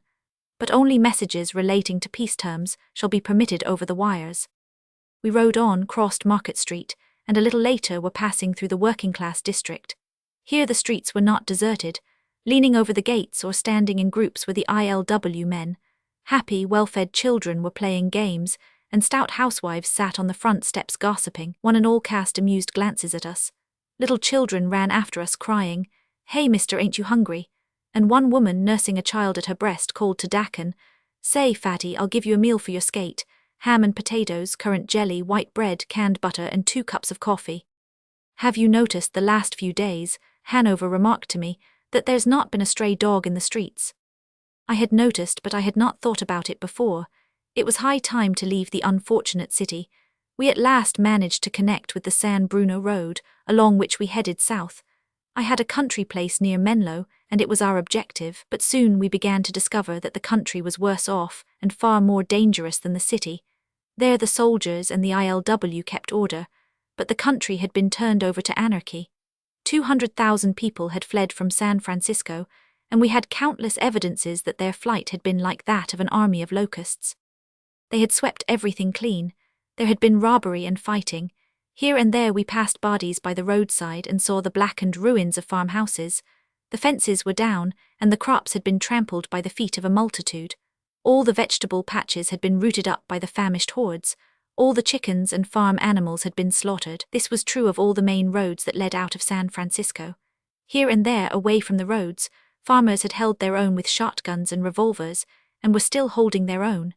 They warned us away and refused to parley with us, and all the destruction and violence had been done by the slum dwellers and the upper classes. The ILW men, with plentiful food supplies, remained quietly in their homes in the cities. Early in the ride we received concrete proof of how desperate was the situation. To the right of us we heard cries and rifle shots. Bullets whistled dangerously near. There was a crashing in the underbrush. Then a magnificent black truck horse broke across the road in front of us and was gone. We had barely time to notice that he was bleeding and lame. He was followed by 3 soldiers. The chase went on among the trees on the left. We could hear the soldiers calling to one another. A 4th soldier limped out upon the road from the right, sat down on a boulder, and mopped the sweat from his face. "Militia," Dakin whispered. "Deserters." The man grinned up at us and asked for a match. In reply to Dakin's "What's the word?" he informed us that the militiamen were deserting. "No grub," he explained. "They're feedin' it all to the regulars." We also learned from him that the military prisoners had been released from Alcatraz Island because they could no longer be fed. I shall never forget the next sight we encountered. We came upon it abruptly around a turn of the road. Overhead arched the trees. The sunshine was filtering down through the branches. Butterflies were fluttering by, and from the fields came the song of larks. And there it stood, a powerful touring car. About it and in it lay a number of corpses. It told its own tale. Its occupants, fleeing from the city, had been attacked and dragged down by a gang of slum dwellers, hoodlums. The thing had occurred within 24 hours. Freshly opened meat and fruit tins explained the reason for the attack. Dakin examined the bodies. "I thought so," he reported. "I've ridden in that car. It was Periton, the whole family. We've got to watch out for ourselves from now on." "But we have no food with which to invite attack," I objected. Dakin pointed to the horse I rode, and I understood. Early in the day Dakin's horse had cast a shoe. The delicate hoof had split, and by noon the animal was limping. Dakin refused to ride it farther and refused to desert it, so on his solicitation we went on. He would lead the horse and join us at my place. That was the last we saw of him, nor did we ever learn his end. By 1 o'clock we arrived at the town of Menlo, or rather at the site of Menlo, for it was in ruins. Corpses lay everywhere. The business part of the town, as well as part of the residences, had been gutted by fire. Here and there a resident still held out, but there was no getting near them. When we approached too closely we were fired upon. We met a woman who was poking about in the smoking ruins of her cottage. The first attack, she told us, had been on the stores, and as she talked we could picture that raging, roaring, hungry mob flinging itself on the handful of townspeople. Millionaires and paupers had fought side by side for the food, and then fought with one another after they got it. The town of Palo Alto and Stanford University had been sacked in similar fashion, we learned. Ahead of us lay a desolate, wasted land, and we thought we were wise in turning off to my place. It lay 3 miles to the west, snuggling among the first rolling swells of the foothills. But as we rode along we saw that the devastation was not confined to the main roads. The van of the flight had kept to the roads, sacking the small towns as it went, while those that followed had scattered out and swept the whole countryside like a great broom. My place was built of concrete, masonry and tiles, and so had escaped being burned, but it was gutted clean. We found the gardener's body in the windmill, littered around with empty shotgun shells. He had put up a good fight, but no trace could we find of the 2 Italian labourers nor of the housekeeper and her husband. Not a live thing remained. The calves, the colts, all the fancy poultry and thoroughbred stock, everything was gone. The kitchen and the fireplaces where the mob had cooked were a mess, while many campfires outside bore witness to the large number that had fed and spent the night. What they had not eaten they had carried away. There was not a bite for us. We spent the rest of the night vainly waiting for Dakin, and in the morning with our revolvers fought off 6 marauders. Then we killed one of Dakin's horses, hiding for the future what meat we did not immediately eat. In the afternoon Collins went out for a walk but failed to return. This was the last straw to Hanover. He was for flight there and then, and I had great difficulty in persuading him to wait for daylight. As for myself, I was convinced that the end of the general strike was near, and I was resolved to return to San Francisco. So in the morning we parted company, Hanover heading south, 50 pounds of horsemeat strapped to his saddle, while I, similarly loaded, headed north. Little Hanover pulled through all right, and to the end of his life he will persist, I know, in boring everybody with the narrative of his subsequent adventures. I got as far as Belmont on the main road back, when I was robbed of my horsemeat by 3 militiamen. There was no change in the situation, they said, except that it was going from bad to worse. The ILW had plenty of provisions hidden away and could last out for months. I managed to get as far as Baden when my horse was taken away from me by a dozen men. 2 of them were San Francisco policemen, and the remainder were regular soldiers. This was ominous. The situation was certainly extreme when the regulars were beginning to desert. When I continued my way on foot, they already had the fire started, and the last of Dakin's horses lay slaughtered on the ground. As luck would have it, I sprained my ankle, and succeeded in getting no farther than South San Francisco. I lay there that night in an outhouse, shivering with the cold and at the same time burning with fever. 2 days I lay there, too sick to move, and on the 3rd, reeling and giddy, supporting myself on an extemporized crutch, I tottered on toward San Francisco. I was weak as well, for it was the 3rd day since food had passed my lips. It was a day of nightmare and torment. As in a dream, I passed hundreds of regular soldiers drifting along in the opposite direction, and many policemen with their families, organized in large groups for mutual protection. As I entered the city, I remembered the workman's house at which I had traded the silver pitcher, and in that direction my hunger drove me. Twilight was falling when I came to the place. I passed around by the alleyway and crawled up the black steps on which I collapsed. I managed to reach out with the crutch and knock on the door. Then I must have fainted, for I came to in the kitchen, my face wet with water and whiskey being poured down my throat. I choked and spluttered and tried to talk. I began saying something about not having any more silver pitchers, but that I would make it up to them afterward if they would only give me something to eat. But the housewife interrupted me. "Why, you poor man," she said, "haven't you heard? The strike was called off this afternoon. Of course we'll give you something to eat." She bustled around, opening a tin of breakfast bacon and preparing to fry it. "Let me have some now, please," I begged, and I ate the raw bacon on a slice of bread, while her husband explained that the demands of the ILW had been granted. The wires had been opened up in the early afternoon, and everywhere the employers' associations had given in. There hadn't been any employers left in San Francisco, but General Folsom had spoken for them. The trains and steamers would start running in the morning, and so would everything else just as soon as system could be established. And that was the end of the general strike. I never want to see another one. It was worse than a war. A general strike is a cruel and immoral thing, and the brain of man should be capable of running industry in a more rational way. Harrison is still my chauffeur. It was part of the conditions of the ILW that all of its members should be reinstated in their old positions.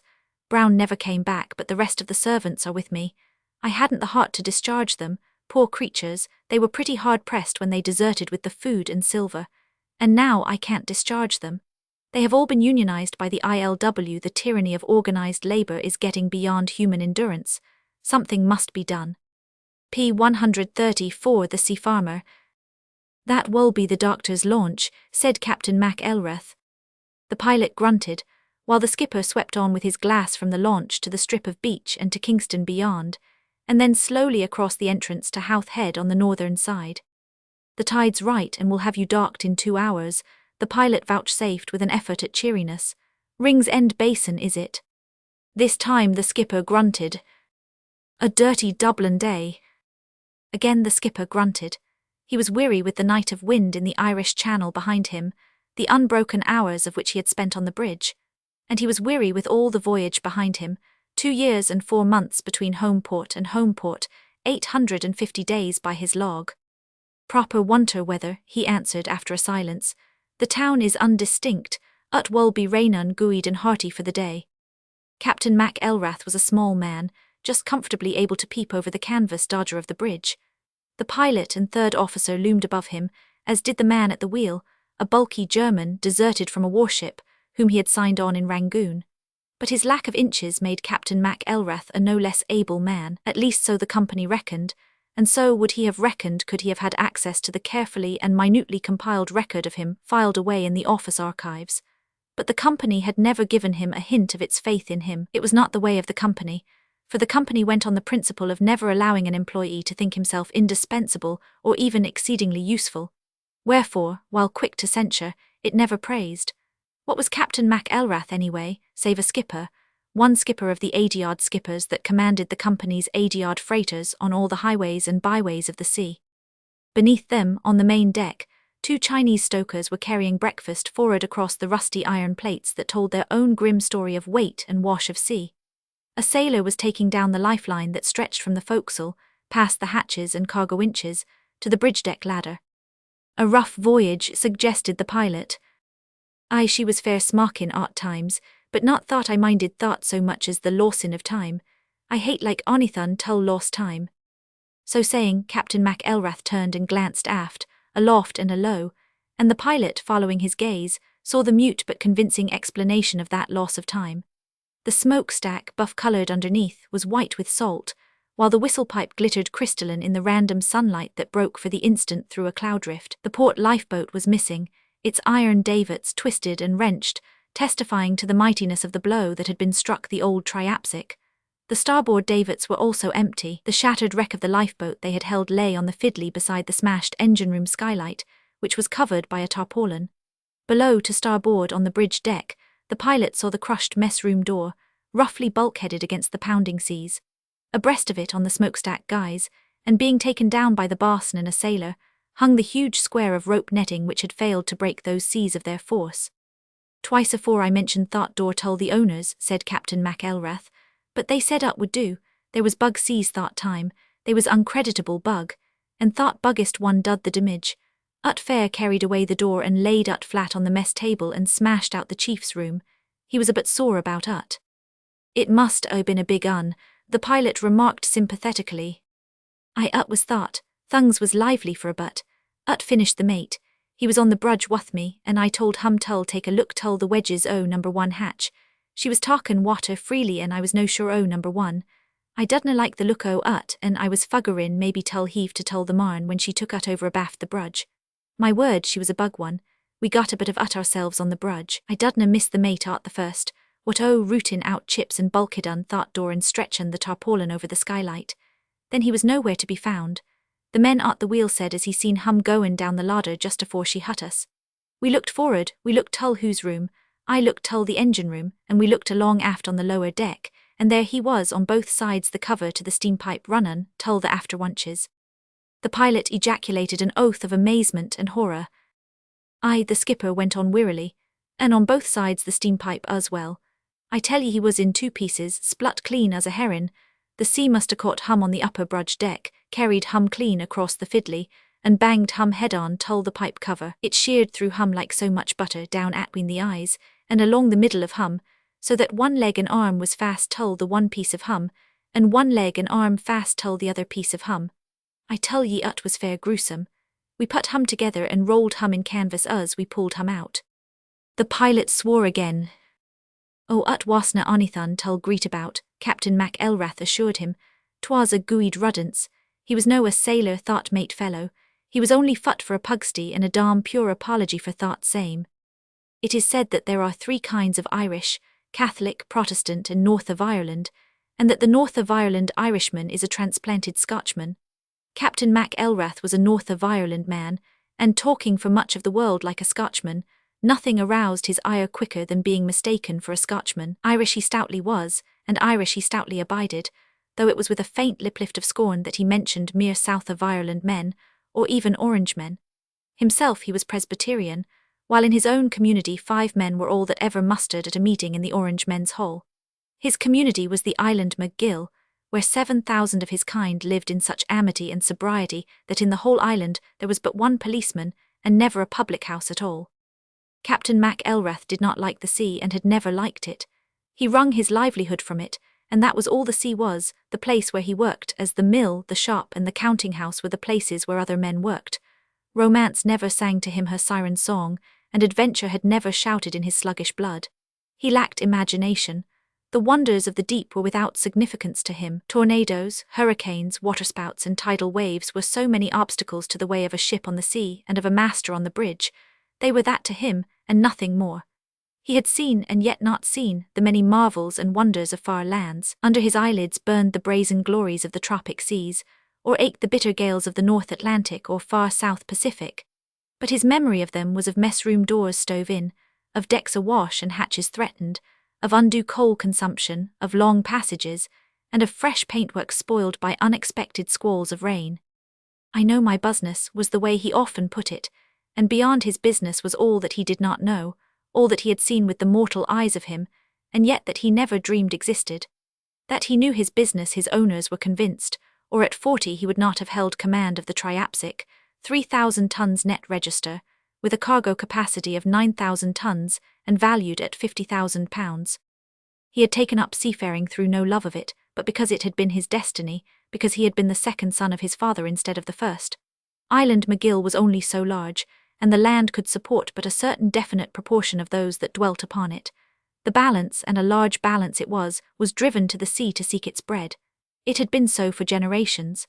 The eldest sons took the farms from their fathers, to the other sons remained the sea and its salt ploughing. So it was that Donald Mac Elrath, farmer's son and farm boy himself, had shifted from the soil he loved to the sea he hated, and which it was his destiny to farm, and farmed it he had for 20 years, shrewd, cool-headed, sober, industrious and thrifty, rising from ship's boy and forecastle hand to mate and master of sailing ships, and thence into steam, second officer, first and master from small command to larger, and at last to the bridge of the old Triapsic. Old, to be sure, but worth her £50,000 and still able to bear up in all seas, and weather her 9,000 tons of freight. From the bridge of the Triapsic, the high place he had gained in the competition of men, he stared at Dublin harbour opening out, at the town obscured by the dark sky of the dreary wind-driven day, and at the tangled tracery of spars and rigging of the harbour shipping. Back from twice around the world he was, and from interminable junketings up and down on far stretches, home coming to the wife he had not seen in 8 and 20 months, and to the child he had never seen, and that was already walking and talking. He saw the watch below of stokers and trimmers bobbing out of the forecastle doors like rabbits from a warren, and making their way aft over the rusty deck to the mustering of the port doctor. They were Chinese, with expressionless, sphinx-like faces, and they walked in peculiar shambling fashion, dragging their feet as if the clumsy brogans were too heavy for their lean shanks. He saw them and he did not see them, as he passed his hand beneath his visored cap and scratched reflectively his mop of sandy hair. For the scene before him was but the background in his brain for the vision of peace that was his, a vision that was his often during long nights on the bridge when the old Triapsic wallowed on the vexed ocean floor, her decks awash, her rigging thrumming in the gale gusts or snow squalls or driving tropic rain, and the vision he saw was of farm and farmhouse and straw-thatched outbuildings, of children playing in the sun, and the good wife at the door, of lowing kine and clucking fowls, and the stamp of horses in the stable, of his father's farm next to him, with beyond the woodless, rolling land and the hedged fields neat and orderly, extending to the crest of the smooth, soft hills. It was his vision and his dream, his romance and adventure, the goal of all his effort, the high reward for the salt ploughing and the long, long furrows he ran up and down the whole world around in his farming of the sea. In simple taste and homely inclination, this much-travelled man was more simple and homely than the veriest yokel. 71 years his father was, and had never slept a night out of his own bed in his own house on Island McGill. That was the life ideal, so Captain Mac Elrath considered, and he was prone to marvel that any man not under compulsion should leave a farm to go to sea. To this much-travelled man, the whole world was as familiar as the village to the cobbler sitting in his shop. To Captain Mac Elrath the world was a village. In his mind's eye he saw its streets 1,000 leagues long, aye and longer. Turnings that doubled earth's stormiest headlands, or were the way to quiet inland ponds. Crossroads, taken one way, that led to flowerlands and summer seas, and that led the other way to bitter, ceaseless gales, and the perilous bergs of the great west wind drift, and the cities, bright with lights, were as shops on these long streets, shops where business was transacted, where bunkers were replenished, cargoes taken or shifted, and orders received from the owners in London town to go elsewhere and beyond, ever along the long sea lanes, seeking new cargoes here, carrying new cargoes there, running freights wherever shillings and pence beckoned and underwriters did not forbid. But it was all a weariness to contemplate, and save that he wrung from it his bread, it was without profit under the sun. The last goodbye to the wife had been at Cardiff, 28 months before, when he sailed for Valparaiso with coals, 9,000 tons and down to his marks. From Valparaiso he had gone to Australia, light, a matter of 6,000 miles on end with a stormy passage and running short of bunker coal. Coals again to Oregon, 7,000 miles, and nigh as many more with general cargo for Japan and China. Thence to Java, loading sugar for Marseille, and back along the Mediterranean to the Black Sea, and on to Baltimore down to her marks with chrome ore, buffeted by hurricanes, short again of bunker coal and calling at Bermuda to replenish. Then a time charter Norfolk, Virginia, loading mysterious contraband coal and sailing for South Africa under orders of the mysterious German supercargo put on board by the charterers, on to Madagascar, steaming 4 knots by the supercargo's orders, and the suspicion forming that the Russian fleet might want the coal. Confusion and delays, long waits at sea, international complications, the whole world excited over the old Triapsic and her cargo of contraband, and then on to Japan and the naval port of Sasebo, back to Australia, another time charter and general merchandise picked up at Sydney, Melbourne and Adelaide, and carried on to Mauritius, Lourenco Marques, Durban, Algoa Bay and Cape Town, to Ceylon for orders, and from Ceylon to Rangoon to load rice for Rio Janeiro, thence to Buenos Aires and loading maize for the United Kingdom or the continent, stopping at St. Vincent, to receive orders to proceed to Dublin.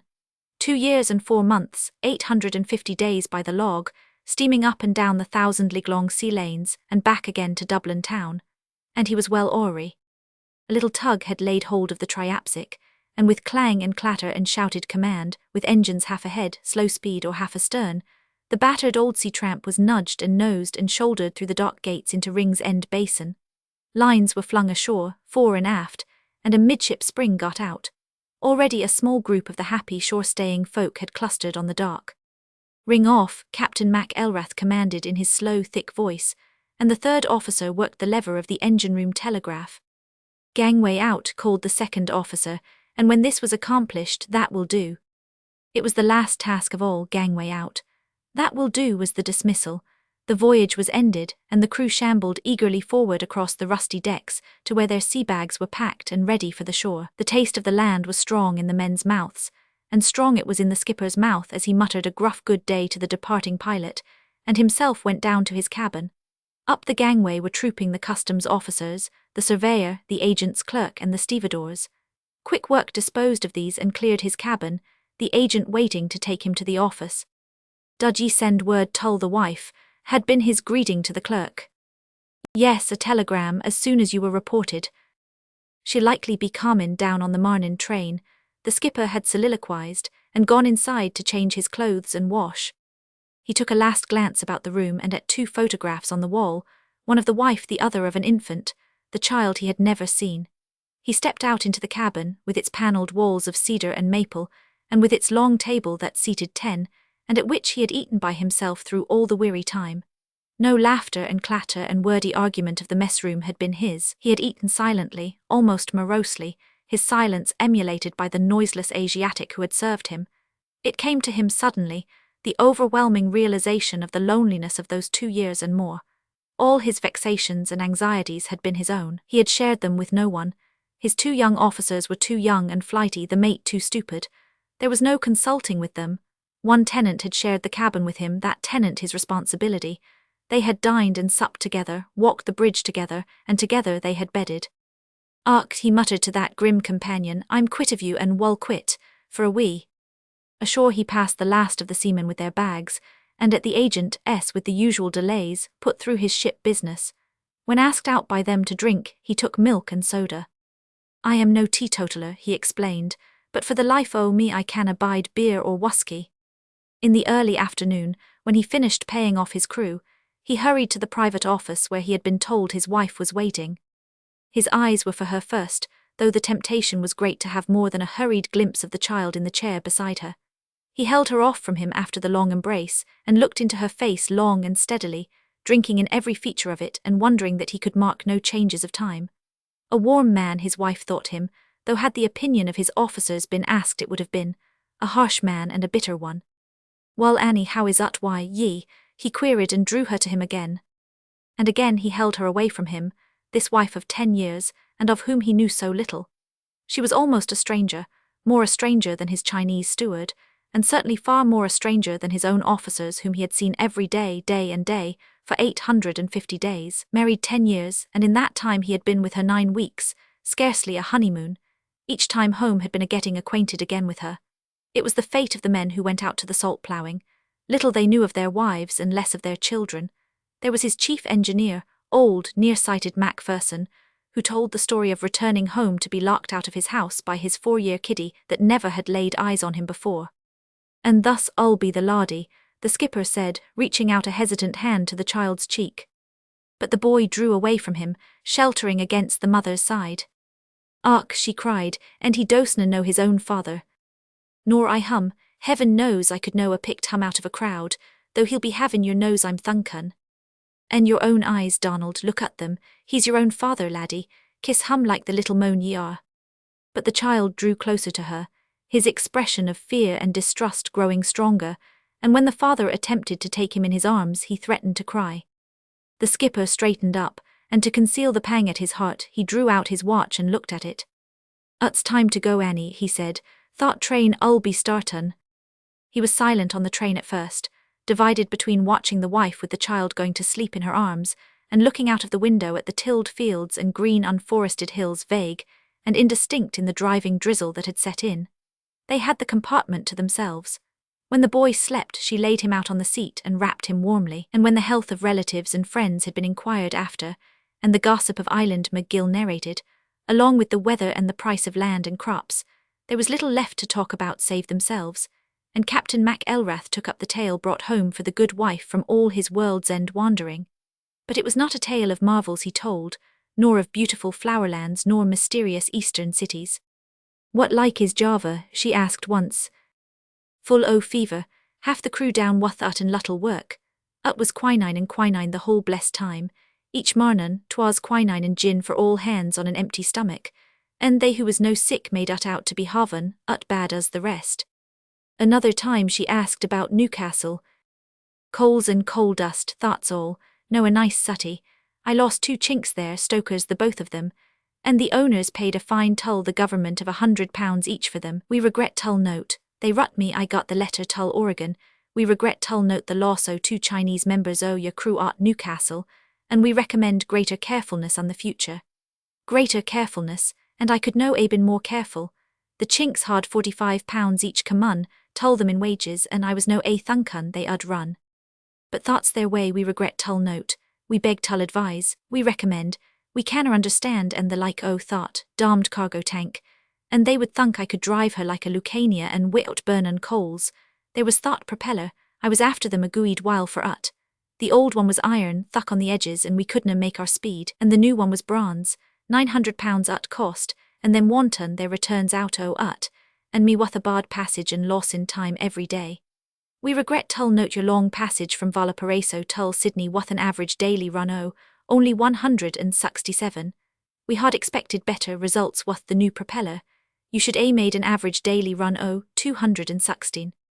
And me on a winter passage blowin' a luvin gale half the time, wuth hurricane force in atween whiles, and hove to 6 days, wuth engine stopped and bunker coal runnin' short, and me wuth a mate thought stupid he could no pass a shup's light at night wi'out callan me tull the brudge I rut and told him so. And then, our nautical advisor suggests you kept too far south, and we are lookin' for better results from thought propeller. Nautical advisor, shore pilot, ut was the regular latitude for a winter passage from Valparaiso tull Sydney. And when I come on tull Auckland short o' coal, after letun, her druft 6 days wuth the fires out tull save the coal, and wuth only 20 tons in my bunkers, I was thunkin' o' the loss in o' time and the expense, and tull save the owners I took her on and out wi'out pilotage. Pilotage was no compulsory. And Yokohama, who should I meet but Captain Robinson o' the Diapsic, we got talkin' about ports and places down Australia way, and first thing he says, "Speak on o' Auckland, of course, Captain, you was never on Auckland." "Yous," I says, "I was on there very recent." "Oh ho," he says, very angry like. "So you was the smart elect thought fetched me thought letter from the owners. We note item of £15 for pilotage at Auckland. A shup o' ours was on tull Auckland recently and incurred no such charge. We beg tull advise you thought we consider thus pilotage an unnecessary expense which should no be incurred on the future." But dud they say a word tull me for the £15 I saved tull them? No a word. They send a letter tull Captain Robinson for no savin them the £15 and tull me, "We note item of 2 guineas doctor's fee at Auckland for crew. Please explain thus onusual expenditure." Ut was 2 o' the chinks. I was thunkin' they had bury, and thought was the Y.O. sendin' for the doctor. I buried the 2 of them at sea not a week after. But ut was, "Please explain thus onusual expenditure," and tull Captain Robinson, "We beg tull advise you thought we consider thus pilotage an unnecessary expense." Dudna I cable them from Newcastle tellin' them the old tank was thought foul she needed dry dock. 7 months out o' dry dock, and the west coast the quickest place for Fulan on the world. But freights was up, and they had a charter o' coals for Portland. The errata one o' the war line left port the same day as us, bound for Portland, and the old triapsic Macon sucks knots, 7 at the best, and was Camark's tack and unbunker coal. I got the letter from the owners. The boss himself had signed and at the bottom he written whose own hand. The errata beat you by 4.5 days. Am disappointed. When I had cabled them from Newcastle. When she dry-docked at Portland, there was whiskers on her a foot long, barnacles the size o' me fust, oysters like young sauce plates. Took them 2 days afterward tull clean the dock o' shells and muck. And there was the matter o' them fire bars at Newcastle. The firm ashore made them heavier than the engineer's specifications, and then forgot tull charge for the difference. At the last moment wath me ashore gettin' me clearance, they come wath the bill. Tull error on fire bars £6. They'd been tull the shop and Macpherson had OKD ut. I said was strange and would no pay. Then you are Dutton the chief engineer, says they. I'm no Dutton, says I, but I canna see my way tull sign. Come wath me tull the shop. The launch will cost ye not and brung ye back, and we will see what Macpherson says. But they would no come. At Portland I got the bill on a letter, I took no notice. At Hong Kong I got a letter from the owners. The bill had been sent tull them. I wrote them from Java explainin'. At Marseille the owners wrote me. Tull extra work on engine room £6. The engineer has OKD ut and you have no OKD ut. Are you Dutton the engineer's honesty? I wrote and told them I was no Dutton his honesty. Thought the bill was for extra weight o' fire bars, and thought ut was okay. Dud they pay ut? They no dud. They must investigate, and some clerk in the office took sick and the bill was lost. And there was more letters. I got letters from the owners and the firm, tull error on fire bars £6. At Baltimore, at Delagoa Bay, at Moji, at Rangoon, at Rio and at Montevideo. Is no settled yet. I tell ye, Annie, the owners are hard tull please. He communed with himself for a moment, and then muttered indignantly, tull error on fire bars £6. Have ye heard of Jamie? His wife asked in the pause. Captain Mac Elrath shook his head. He was washed off the poop with 3 seamen. Whereabouts? Off the Horn, 'twas on the Thornsby. They would be runnin' homeward bound. Aye, she nodded. We only got the word 3 days gone. His wife is greetin' like tull die. A good lad, Jamie, he commented, but a stiff one carryin' on. I mind me when we was mates together on the Albion, and so Jamie's gone. Again a pause fell, to be broken by the wife. And ye will know heard o' the Bankshire. MacDougall lost her in Magellan Straits. 'Twas only yesterday was in the paper. A cruel place them Magellan Straits, he said. Dudna thought damned mate fellow nigh put me ashore twice on the one passage through. He was a idiot, a lunatic. I wouldna have hum on the brudge a munut. Come on tull narrow reach, thuckweather wuth snow squalls me on the chart room. Dudna I gov hum the changed course. Southeast by east, I told hum. Southeast by east, sir, says he. 15 minutes after I comes on tull the brudge. Funny, says that mate fellow. I'm no remember run any islands on the mouth o' narrow reach. I took one look at the islands and yells. Put your wheel hard a starboard. Tull the moan at the wheel. And ye should seen the old triapsic turnin', the sharpest circle she ever turned. I waited for the snow tull clear and there was narrow reach nice as ye please. Tull the east'ard and the islands on the mouth o' false bay tull the south'ard. What course was ye steerin'? I says tull the moan at the wheel. South by east, sir, says he. I looked tull the mate fellow. What could I say? I was thought wroth I could cult hum. 4 points difference. 5 minutes more and the old triapsic would been finished. And was no the same when we cleared the straits tull the east'ard. 4 hours would seen us gooeyed and clear. I was 40 hours then on the brudge. I gov the mate his course and the Baron o' the Askthar light astern. Don't let her bear more tull the north'ard than west by north. I said tull hum, and ye will be all right. En I went below and turned on. But I couldna sleep for worryin'. After 40 hours on the brudge, what was 4 hours more, I thought, and for them 4 hours will ye be lettin' the mate loss her on ye. No, I says to myself, and what thought I got up, had a wash and a cup o' coffee, and went tull the brudge. I took one look at the Baron o' Askthar light. 'Twas norwest by west, and the old triapsic down on the shoals. He was a idiot, thought mate fellow. Ye could look overside and see the discoloration of the water. 'Twas a close call for the old triapsic, I'm tellin' ye. Twice on 30 hours he'd had her ashore at had no been for me. Captain Mac Elrath fell to gazing at the sleeping child with mild wonder in his small blue eyes, and his wife sought to divert him from his woes. "Ye remember Jummy McCall?" she asked. "Ye went tull school with whose two boys? Old Jummy McCall thought has the farm beyond Dr. Haythorn's place." "Oh aye, and what us he dead?"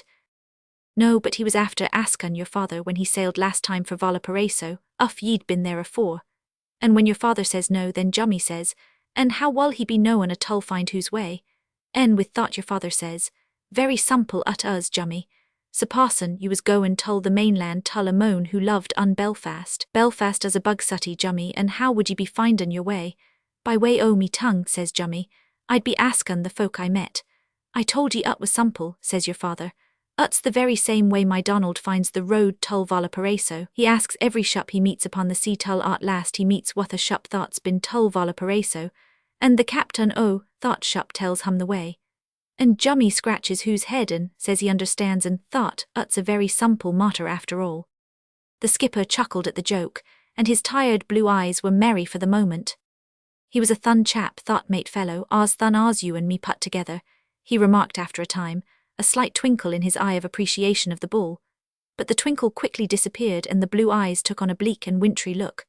What did he do at Valparaiso but land 600 fathom chain cable and take never receipt from the lightermoan? I was gettin' my clearance at the time. When we got tull sea, I found he had no receipt for the cable. "And ye no took a receipt for ut," says I. "No," says he, "wasna ut goin' direct tull the agents." "How long ha ye been goin' tull sea?" says I. "Not tull be knowin' the mate's duty as tull deliver no cargo without receipt for same. And on the west coast art thought. What's tull stop the lightermoan from stealin'? A few lengths o' ut." And ut come out as I said. 600 went over the side, but 495 was all the agents received. The lightermoan swore ut was all he received from the mate, 495 fathom. I got a letter from the owners at Portland.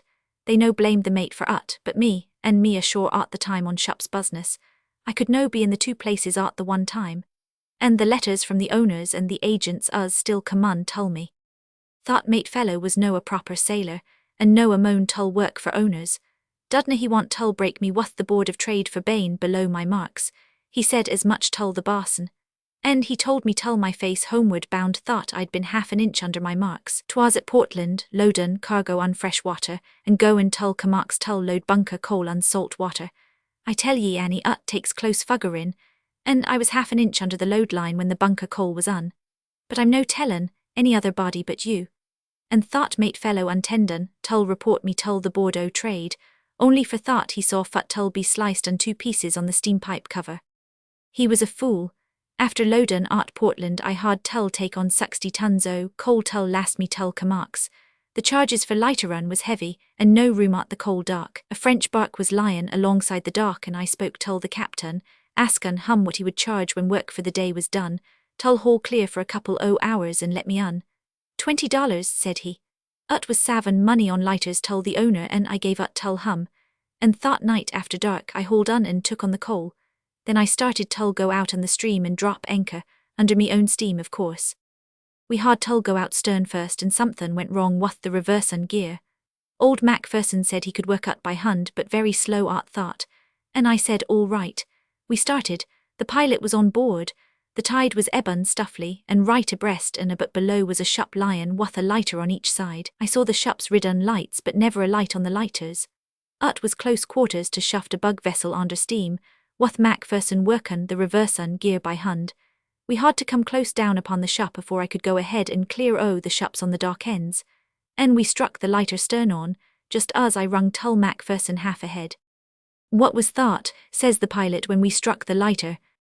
"I dunna know," says I, "and I'm wonderin'." The pilot was no keen, ye see, tull whose job.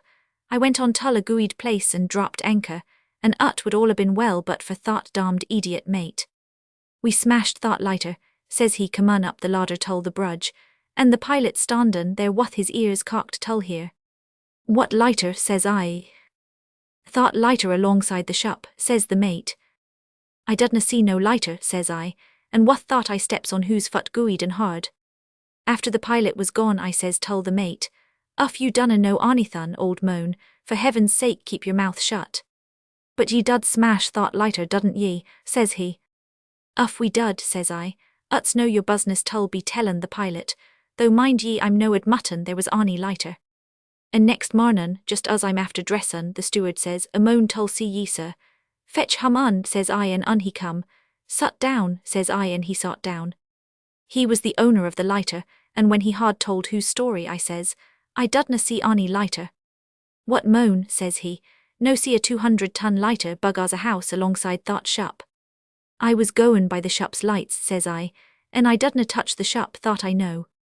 But ye dud touch the lighter, says he, ye smashed her, there's $1,000 damage done and I'll see ye pay for ut. Look here, muster, says I, when I'm shuftin' a shop at night I follow the law, and the law distinctly says I must regulate me actions by the lights o' the shop'n.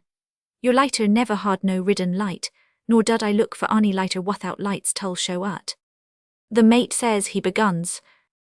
Damn the mate, says I, dud your lighter have a ridden light? No, ut dud not, says he, but ut was a clear night with the moon a showin'.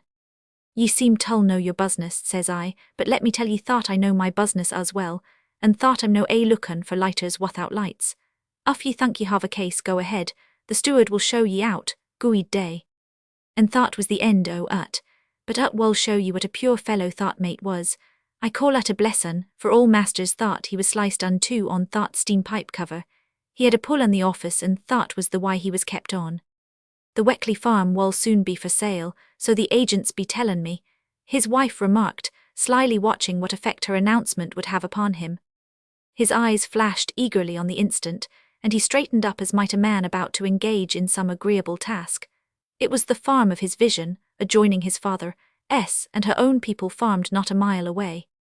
We will be buyin' ut, he said, though we will be no tellin' a soul of ut until ut's boughten the money paid down. I've savin considerable these days, though pickins us know what they used to be, and we have a tidy nest egg laid by. I will see the father and hove the money ready tull who's hund, so if I'm artsy he can buy whenever the land offers. He rubbed the frosted moisture from the inside of the window, and peered out at the pouring rain, through which he could discern nothing. When I was a young man I used tull be afeard that the owners would guv me the sack. Still afeard I am of the sack, but once that farm is mine I will no be afeard any longer.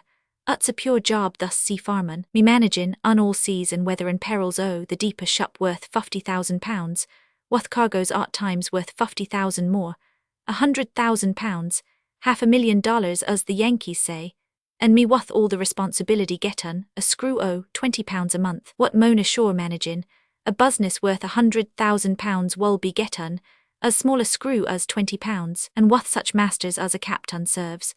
The owners, the underwriters, and the board o' trade all pullin' and wantin' different things. The owners wantin' quick passages and damn the rusk, the underwriters wantin' safe passages and damn the delay, and the board o' trade wantin' cautious passages and caution always meanin' delay. 3 different masters, and all 3 able and willin' to break ye if ye don't serve their different wishes. He felt the train slackening speed and peered again through the misty window. He stood up, buttoned his overcoat, turned up the collar, and awkwardly gathered the child still asleep in his arms. I will see the father, he said, and have the money ready tull who's hund so if I might see when the land offers he will no must the chance tull buy. And then the owners can guv me the sack as soon as they like. Ut will be all night and I will be with you, Annie, and the sea can go tull hell. Happiness was in both their faces at the prospect, and for a moment both saw the same vision of peace. Annie leaned toward him, and as the train stopped they kissed each other across the sleeping child. p. 161 Samuel.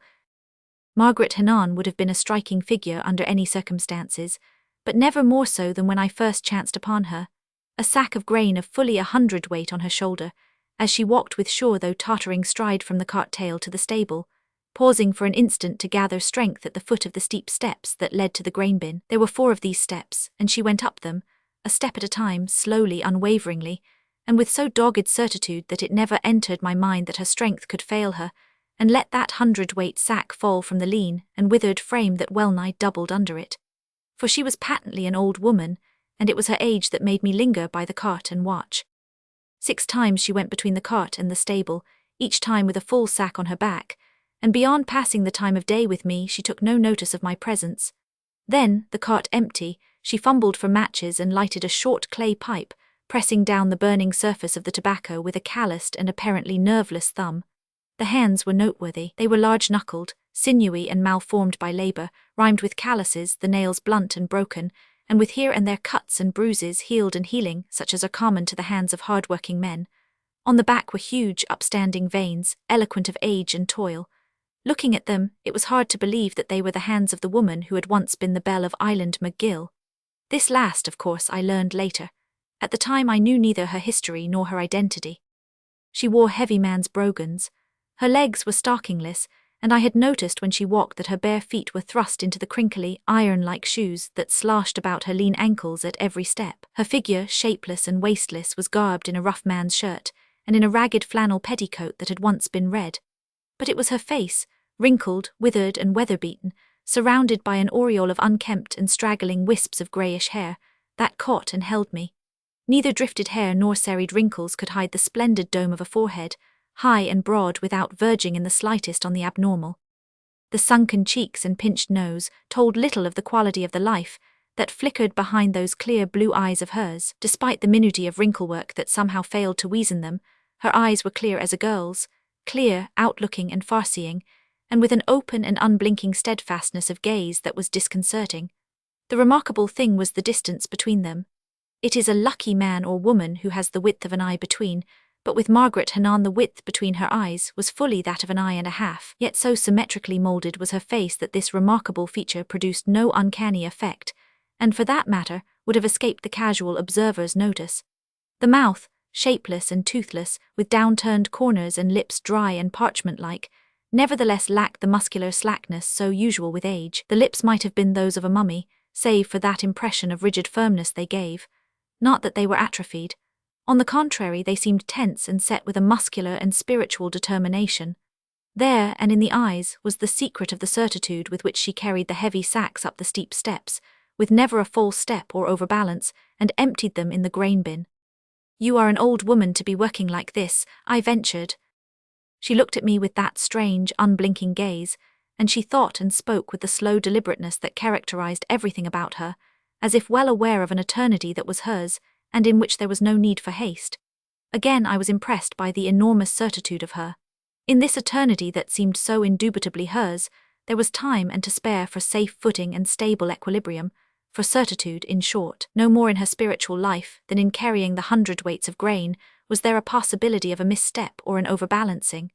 The feeling produced in me was uncanny.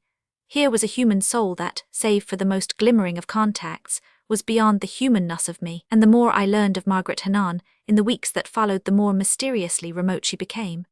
She was as alien as a far journeyer from some other star, and no hint could she nor all the countryside give me of what forms of living, what heats of feeling, or rules of philosophically contemplation, actuated her in all that she had been and was. "I will be 72 come Guid Friday a fortnight," she said in reply to my question. "But you are an old woman to be doing this man's work, and a strong man's work at that," I insisted.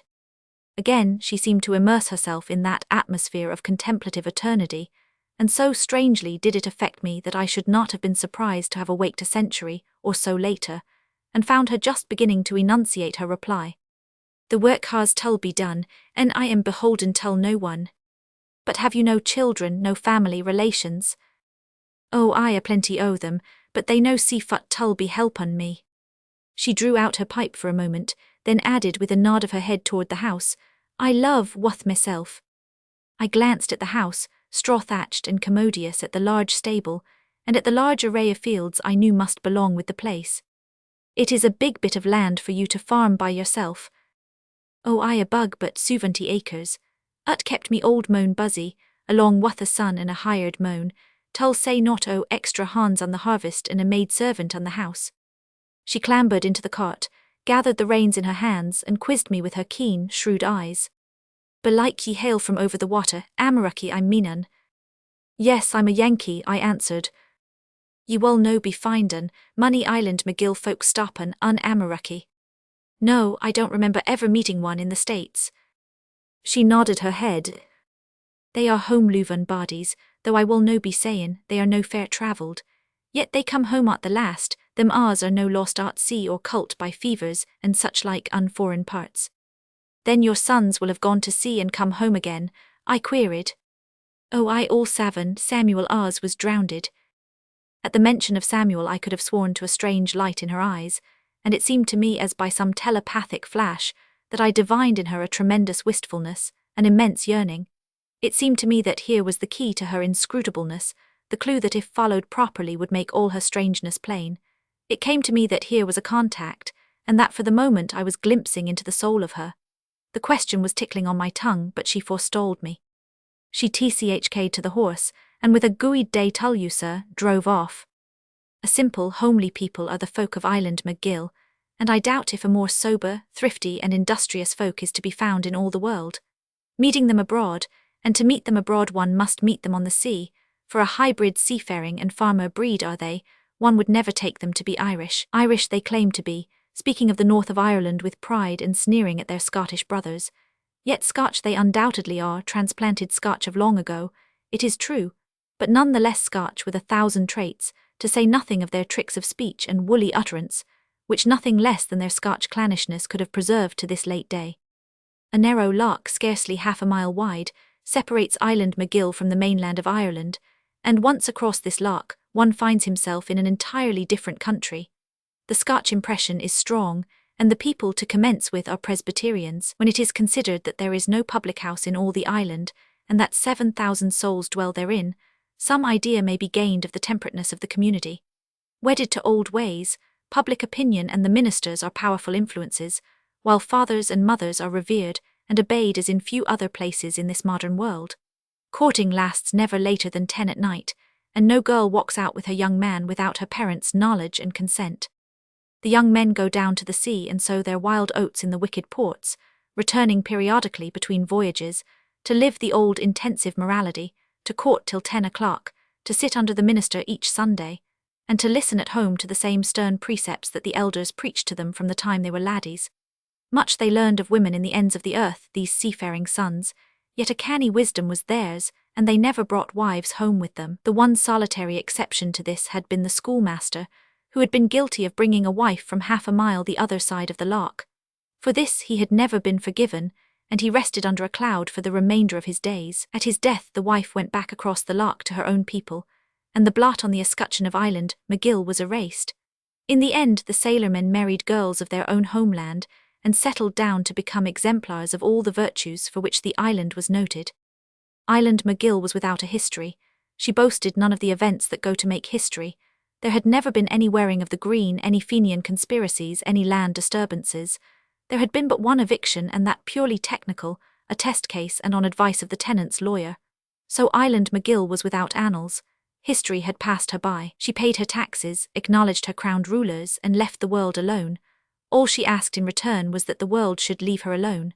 The world was composed of two parts, Island McGill and the rest of it, and whatever was not Island McGill was outlandish and barbarian, and well she knew, for did not her seafaring sons bring home report of that world and its ungodly ways?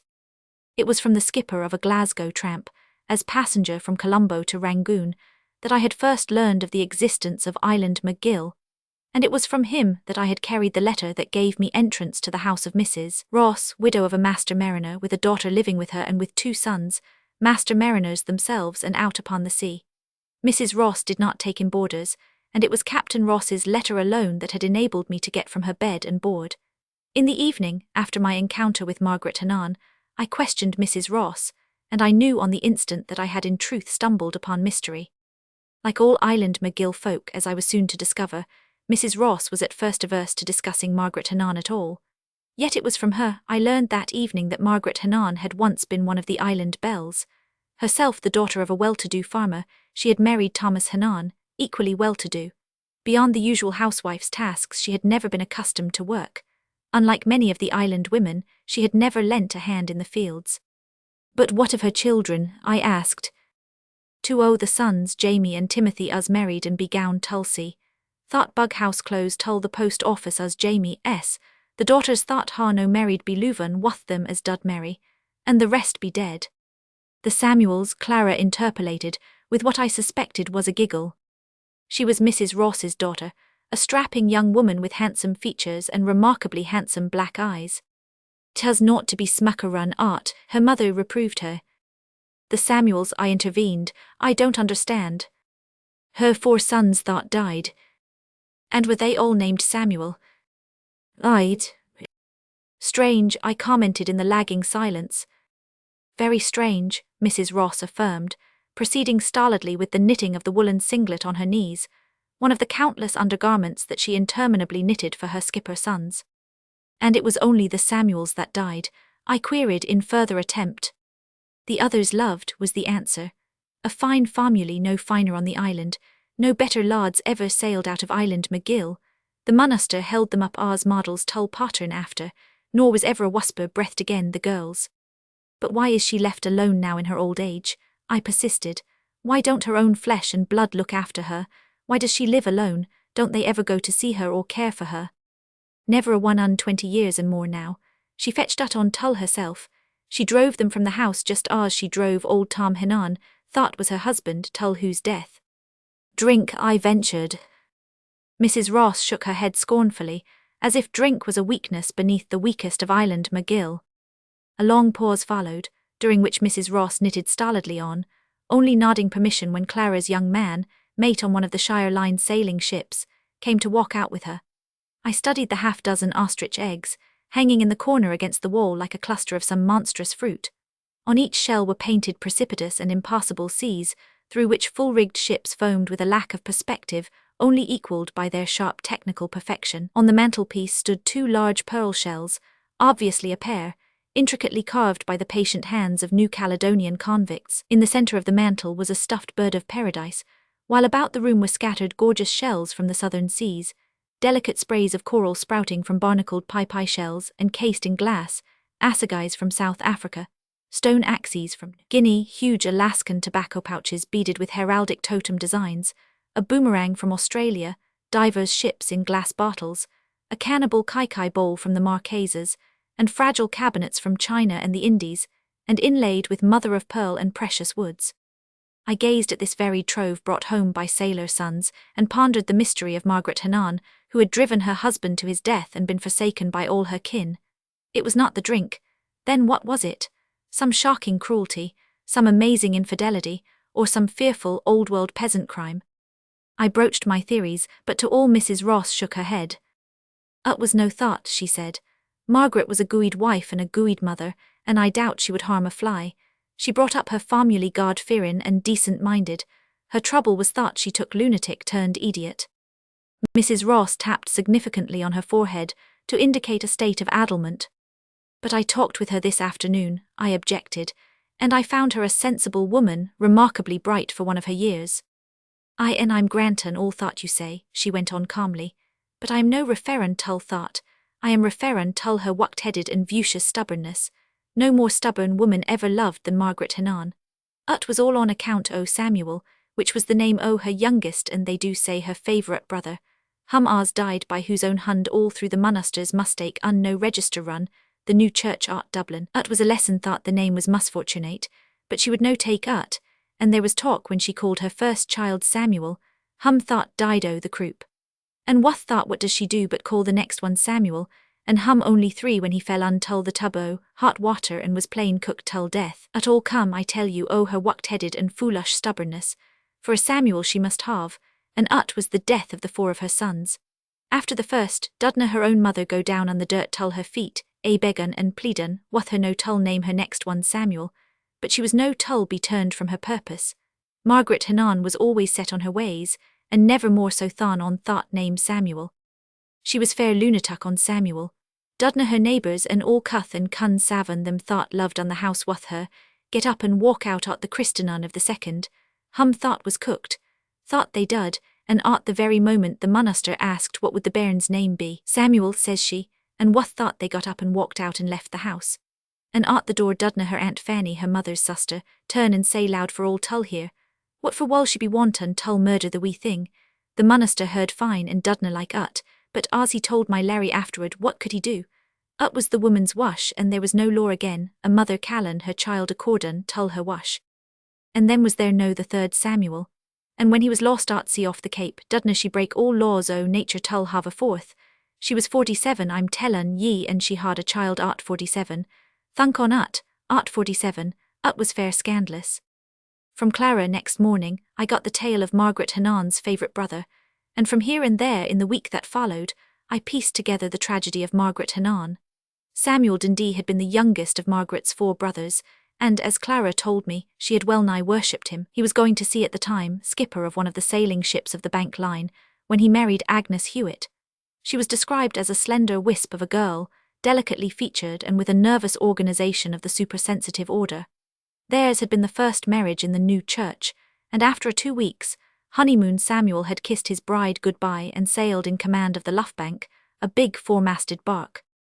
And it was because of the new church that the minister's blunder occurred, nor was it the blunder of the minister alone, as one of the elders later explained, for it was equally the blunder of the whole presbytery of Coughlin, which included 15 churches on Island McGill and the mainland.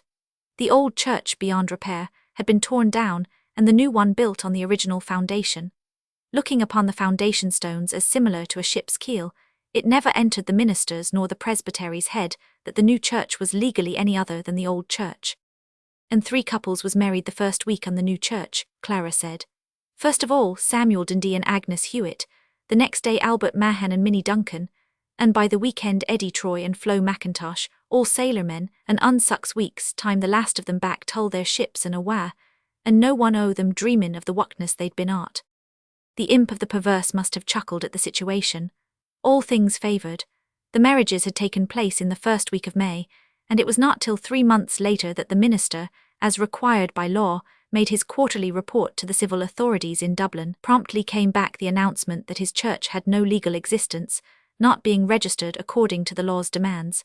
This was overcome by prompt registration, but the marriages were not to be so easily remedied. The 3 sailor husbands were away, and their wives, in short, were not their wives. But the monaster was no for alarmin' the bodies, said Clara. He kept whose counsel and bided whose time, waitin' for the lads tull be back from sea. As luck would have it, he was away across the island tull a christenin' when Albert Mahan arrives home wunxpected, whose shop just darked at Dublin. Ut's 9 o'clock at night when the monaster, whose sluppers and dress and gown gets the news. Up he jumps and calls for horse and saddle, and awa' he goes like the one for Albert Mahan. Albert has just gown tull bed and has one shoe off when the monaster arrives. Come with me the pair o' ye, says he breathless like. What for en me dead weary and gown tull bed, says Albert. You'll be lawful married, says the monaster.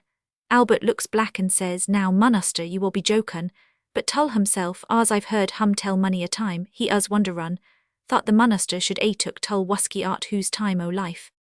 We be no married, says Minnie, he shook his head. And I own no Mussus Mahan. No, says he, ye are no Mussus Mahan, ye are plain Mus Duncan. But ye married us yorsel, says she. I dudna, says he, and wuth thought he tells them the whole upshot, and Albert puts on whose shoe, and they go wuth the monaster and are married proper and lawful, and as Albert Mahan says afterward money's the time, tus no every moan thought has 2 weddin' nights on Island McGill. 6 months later Eddie Troy came home and was promptly remarried, but Samuel Dundee was away on a 3 years' voyage and his ship fell overdue.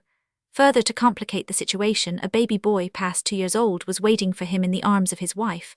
The months passed and the wife grew thin with worrying. Ut's no myself I'm thunkin' on, she is reported to have said many times, but ut's the pure fatherless bairn. Uff aught happened tull Samuel where wull the bairn stand. Lloyd's posted the Luffbank as missing, and the owners ceased the monthly remittance of Samuel's half-pay to his wife. It was the question of the child's legitimacy that preyed on her mind, and when all hope of Samuel's return was abandoned, she drowned herself and the child in the loch. And here enters the greater tragedy. The Luffbank was not lost by a series of sea disasters and delays too interminable to relate. She had made one of those long, unsighted passages such as occur once or twice in half a century. How the imp must have held both his sides. Back from the sea came Samuel, and when they broke the news to him, something else broke somewhere in his heart or head. Next morning they found him where he had tried to kill himself across the grave of his wife and child. Never in the history of Island McGill was there so fearful a deathbed. He spat in the minister's face and reviled him, and died blaspheming so terribly that those that tended on him did so with averted gaze and trembling hands. And in the face of all this, Margaret Hanan named her first child Samuel. How account for the woman's stubbornness? Or was it a morbid obsession that demanded a child of hers should be named Samuel? Her third child was a girl named after herself, and the fourth was a boy again. Despite the strokes of fate that had already bereft her, and despite the loss of friends and relatives, she persisted in her resolve to name the child after her brother. She was shunned at church by those who had grown up with her. Her mother, after a final appeal, left her house with the warning that if the child was so named, she would never speak to her again. And though the old lady lived 30-odd years longer, she kept her word. The minister agreed to christen the child any name but Samuel, and every other minister on island, McGill refused to christen it by the name she had chosen. There was talk on the part of Margaret Hannah of going to law at the time, but in the end she carried the child to Belfast, and there had it christened Samuel. And then nothing happened. The whole island was confuted. The boy grew and prospered. The schoolmaster never ceased averring that it was the brightest lad he had ever seen. Samuel had a splendid constitution, a tremendous grip on life. To everybody's amazement, he escaped the usual run of childish afflictions. Measles, whooping cough, and mumps knew him not. He was armor-clad against germs, immune to all disease. Headaches and earaches were things unknown. Never so much as a boil or a pumple, as one of the old bodies told me, ever marred his healthy skin. He broke school records in scholarship and athletics, and whipped every boy of his size or years on Island McGill. It was a triumph for Margaret Hannah. This paragon was hers, and it bore the cherished name. With the one exception of her mother, friends and relatives drifted back and acknowledged that they had been mistaken, though there were old crones who still abided by their opinion and who shook their heads ominously over their cups of tea. The boy was too wonderful to last. There was no escaping the curse of the name his mother had wickedly laid upon him.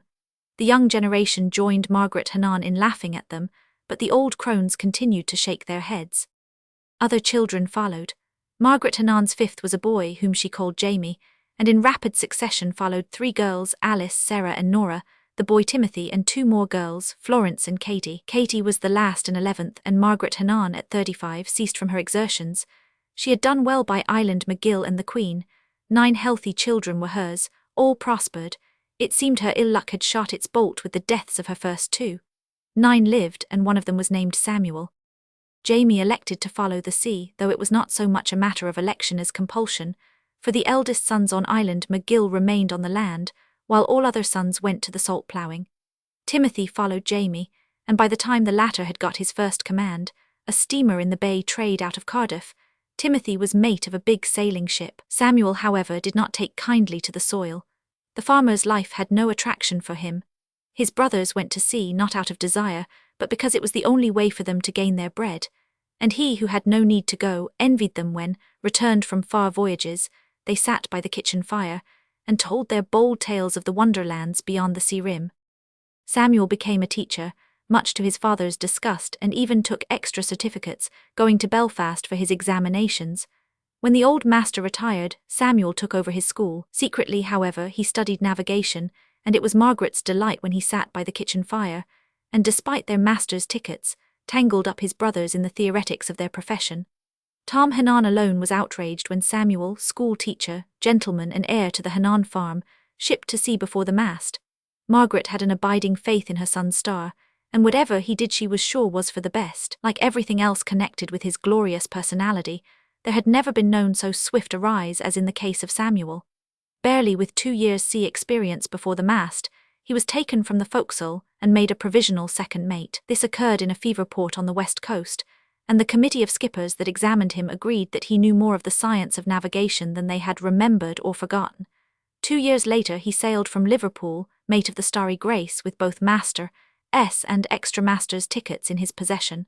And then it happened, the thing the old crones had been shaking their heads over for years. It was told me by Gavin McNabb, bosun of the Starry Grace at the time, himself an Island McGill man. "Well, do I remember ut," he said. "We was running our eastern down in Macon heavy weather of ut. Ours finest sailor moan ours ever walked with Samuel Hannah.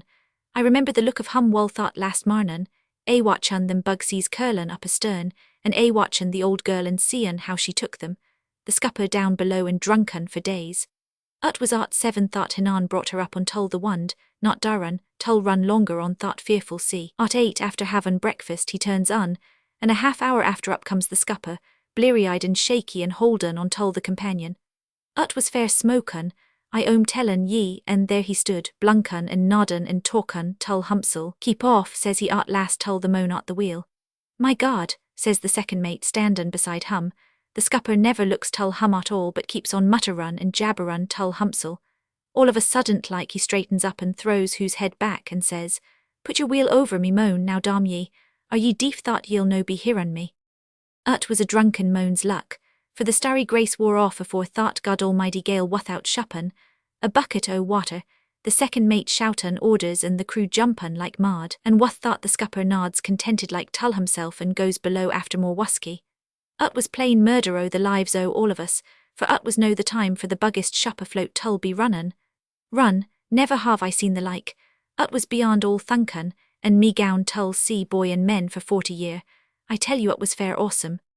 The face o' the second mate was white as death, and he stood ut alone for half an hour, when ut was too much for hum, and he went below and called Samuel in the third.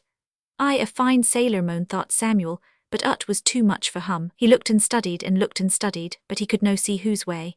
He durst na heave tull. She would ha been sweeput o' all hands and stucks and everything afore she could fetched up. There was naught tull do but keep on runnin'.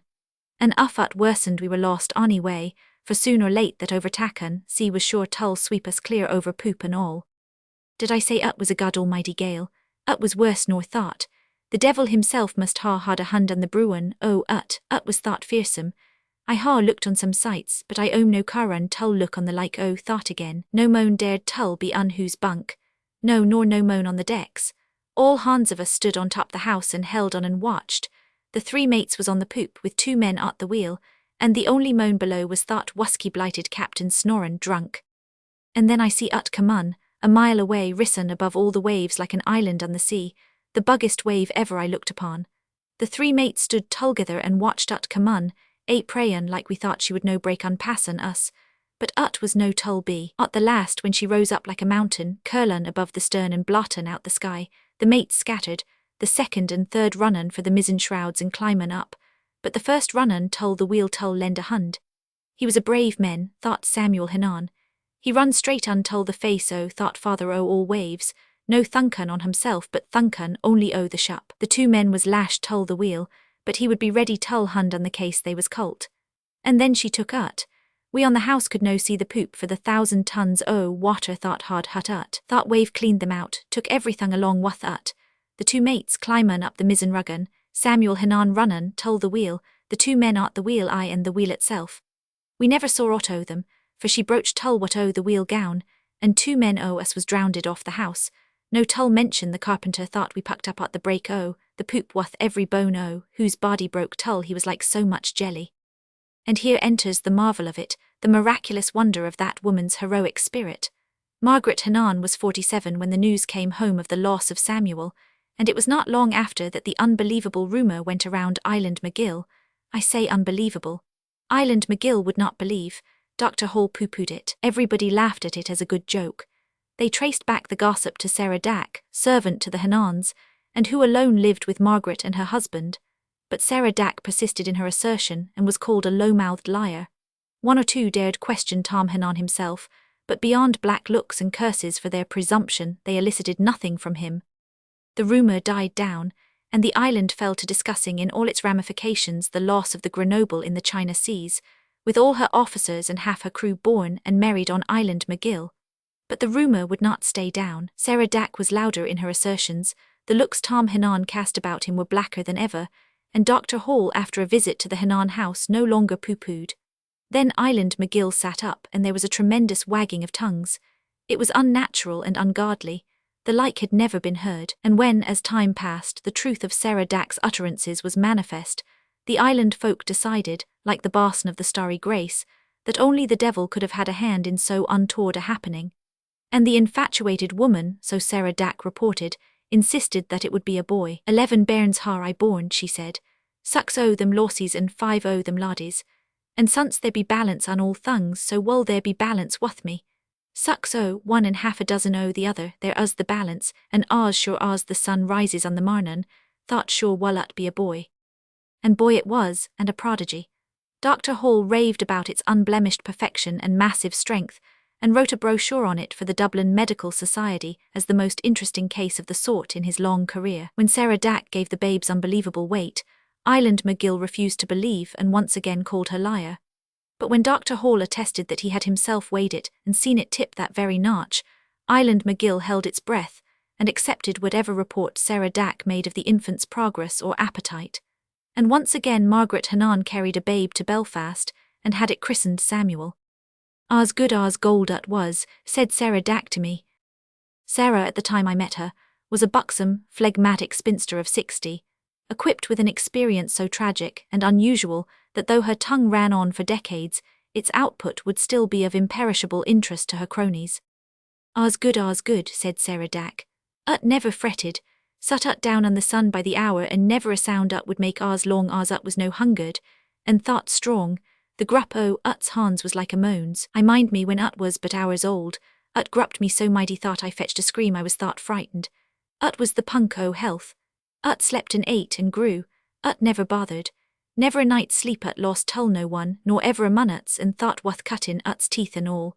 And Margaret would dandle ut on her knee and ask was there ever so fine a laddie on the three kingdoms. The way ut grew, ut was unkeepun wath the way ut ate. Ut a year ut was the size o' a bairn of 2. Ut was slow tull walk and talk. Exceptun for gurgly noises un ut's throat and for creepun on all fours, ut dudna manage much on the walkun and talkun line, but that was tull be expected from the way ut grew. Ut all went tull growin' strong and healthy.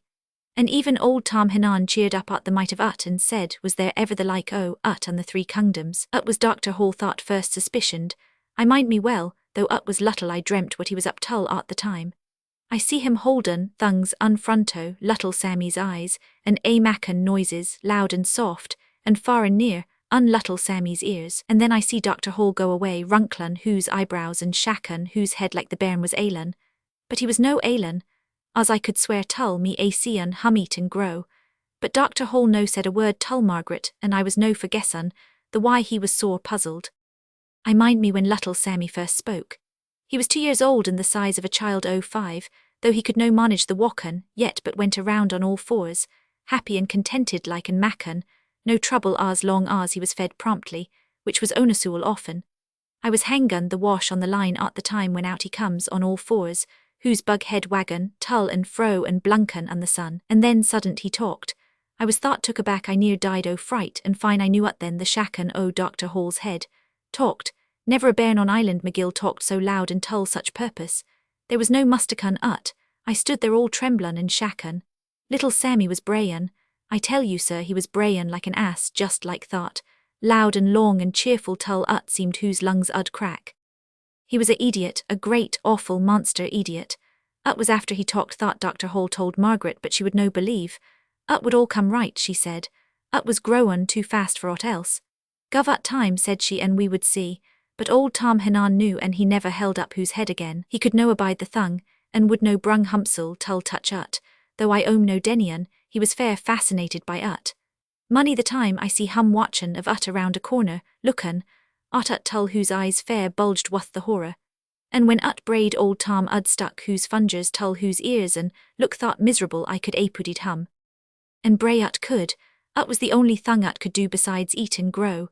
Whenever ut was hungry ut braid and there was no stoppin' ut save wath food. And always of a marnin', when first ut crawled tull the kitchen door and blunked out at the sun, ut braid. And ut was brayin' that brought about ut's end. I mind me well. Ut was 3 years old and as bug as a lead o' 10. Old Tom he'd been gown from bed tull worse, plowin' up and down the fields and talkin' and mutter-run tull himself. On the marnin' the day I mind me he was suttin' on the bench outside the kitchen, futtin' the handle tull a pickaxe. Unbeknown, the monster idiot crawled tull the door and braid after whose fashion at the sun. I see old Tom start up and look, and there was the monster idiot, waggin' ut's bug head and blunkin' and brayin' like the great bug ass ut was. Ut was too much for Tom. Somethin' went wrong wath hum suddent like. He jumped tull whose feet and fetched the puck handle down on the monster idiot's head, and he hut ut again and again like ut was a mad dog and hum afeard o' ut. And he went straight tull the stable and hung humpsel tull a rafter. And I was no for stoppin' on after such like, and I went tull stay along wath me suster thought was married tull John Martin and comfortable off. I sat on the bench by the kitchen door and regarded Margaret Hannan, while with her callous thumb she pressed down the live fire of her pipe, and gazed out across the twilight-sombred fields. It was the very bench Tom Hannon had sat upon that last sanguinary day of life, and Margaret sat in the doorway where the monster, blinking at the sun, had so often wagged its head and brayed. We had been talking for an hour, she with that slow certitude of eternity that so befitted her, and for the life of me, I could lay no finger on the motives that ran through the tangled warp and woof of her. Was she a martyr to truth? Did she have it in her to worship at so abstract a shrine? Had she conceived abstract truth to be the one high goal of human endeavor on that day of long ago when she named her firstborn Samuel? Or was hers the stubborn obstinacy of the ox, the fixity of purpose of the balky horse, the stolidity of the self-willed peasant mind? Was it whim or fancy, the one streak of lunacy in what was otherwise an eminently rational mind? Or, reverting, was hers the spirit of a Bruno? Was she convinced of the intellectual rightness of the stand she had taken? Was hers a steady, enlightened opposition to superstition? Or, and a subtler thought, was she mastered by some vaster, profounder superstition, a fetish worship of which the Alpha and the Omega was the cryptic Samuel? "Will ye be tellin' me," she said. "Thought if the second Samuel had been named Larry thought he would know how fell on the hot water and drownded. Atween you and me, sir, and ye are intelligent lookin' till the eye would the name have made ut anyways different. Would the washin' no be done thought day if he had been Larry or Michael? Would hot water no be hot, and would hot water no burn if he had any other name but Samuel?" I acknowledged the justice of her contention, and she went on. "Do a wee bit of a name change the plans o' God? Do the world run by hut or muss, and be God a week, shally-shallyan, creature thought uddle to the fate and destiny o' things, because the worm Margaret Hannon seen fut tull name her bairn Samuel? There be my son Jamie, he will no sign a Rooshan fun and whose crew, because believin', thought Rooshan funs do be monajan, the ones have the mackan o' bad weather. Wull you be thunkin' so? Wull you be thunkin' thought God thought makes the ones tull blow wull bend whose head from on high tull lussin tull the word a greasy Rooshan fun on some dirty shop's forecastle?" I said no, certainly not, but she was not to be set aside from pressing home the point of her argument. "Then wull you be thunkin', thought God thought directs the stars on their courses, and tull whose mighty foot the world is but a footstool, wull you be thunkin', thought he will take a spite again, Margaret Hannon, and send a bug wave off the Cape tull wash her son untull eternity, all because she was for Naman Samuel." "But why Samuel?" I asked. "And thought I dinna know, I wanted ut so." "But why did you want it so?" And us up me thought would be answer run a such like question, be there ony moan luven or dead thought can answer, who can tell the why like? My Jamie was fair daft on buttermilk he would drunk at tull, as he said himself, whose back teeth was awash. But my Tumuthy could no abide buttermilk. I like tull lussin tull the thunder growlin and roarin and rampajan. My Katy could no abide the noise of ut, but must scream and flutter and go runnin for the mudmost o' a featherbed. Never yet have I heard the answer tull the why like, God alone has thought answer. You and me be mortal and we canna know, enough for us tull know what we like and what we dislike. I like thought as the first word and the last, and behind thought like no men can go and find the why ut. I like Samuel and I like ut well. Ut as a sweet name, and there be a rollin' wonder on the sound ut thought passes understandin'. The twilight deepened, and in the silence I gazed upon that splendid dome of a forehead which time could not mar, at the width between the eyes and at the eyes themselves, clear, outlooking and wide-seeing. She rose to her feet with an air of dismissing me, saying, "Ut wull be a dark walk home, and there wull be more than a sprunkle o' wet in the sky." "Have you any regrets, Margaret Hannon?" I asked suddenly and without forethought. She studied me a moment. "I thought I no ha born another son." "And you would," as I faltered. "I thought I would," she answered. "Ut would ha been whose name?" I went down the dark road between the hawthorn hedges, puzzling over the why of like, repeating Samuel to myself and aloud, and listening to the rolling wonder in its sound that had charmed her soul and led her life in tragic places. Samuel, there was a rolling wonder in the sound. Aye, there was.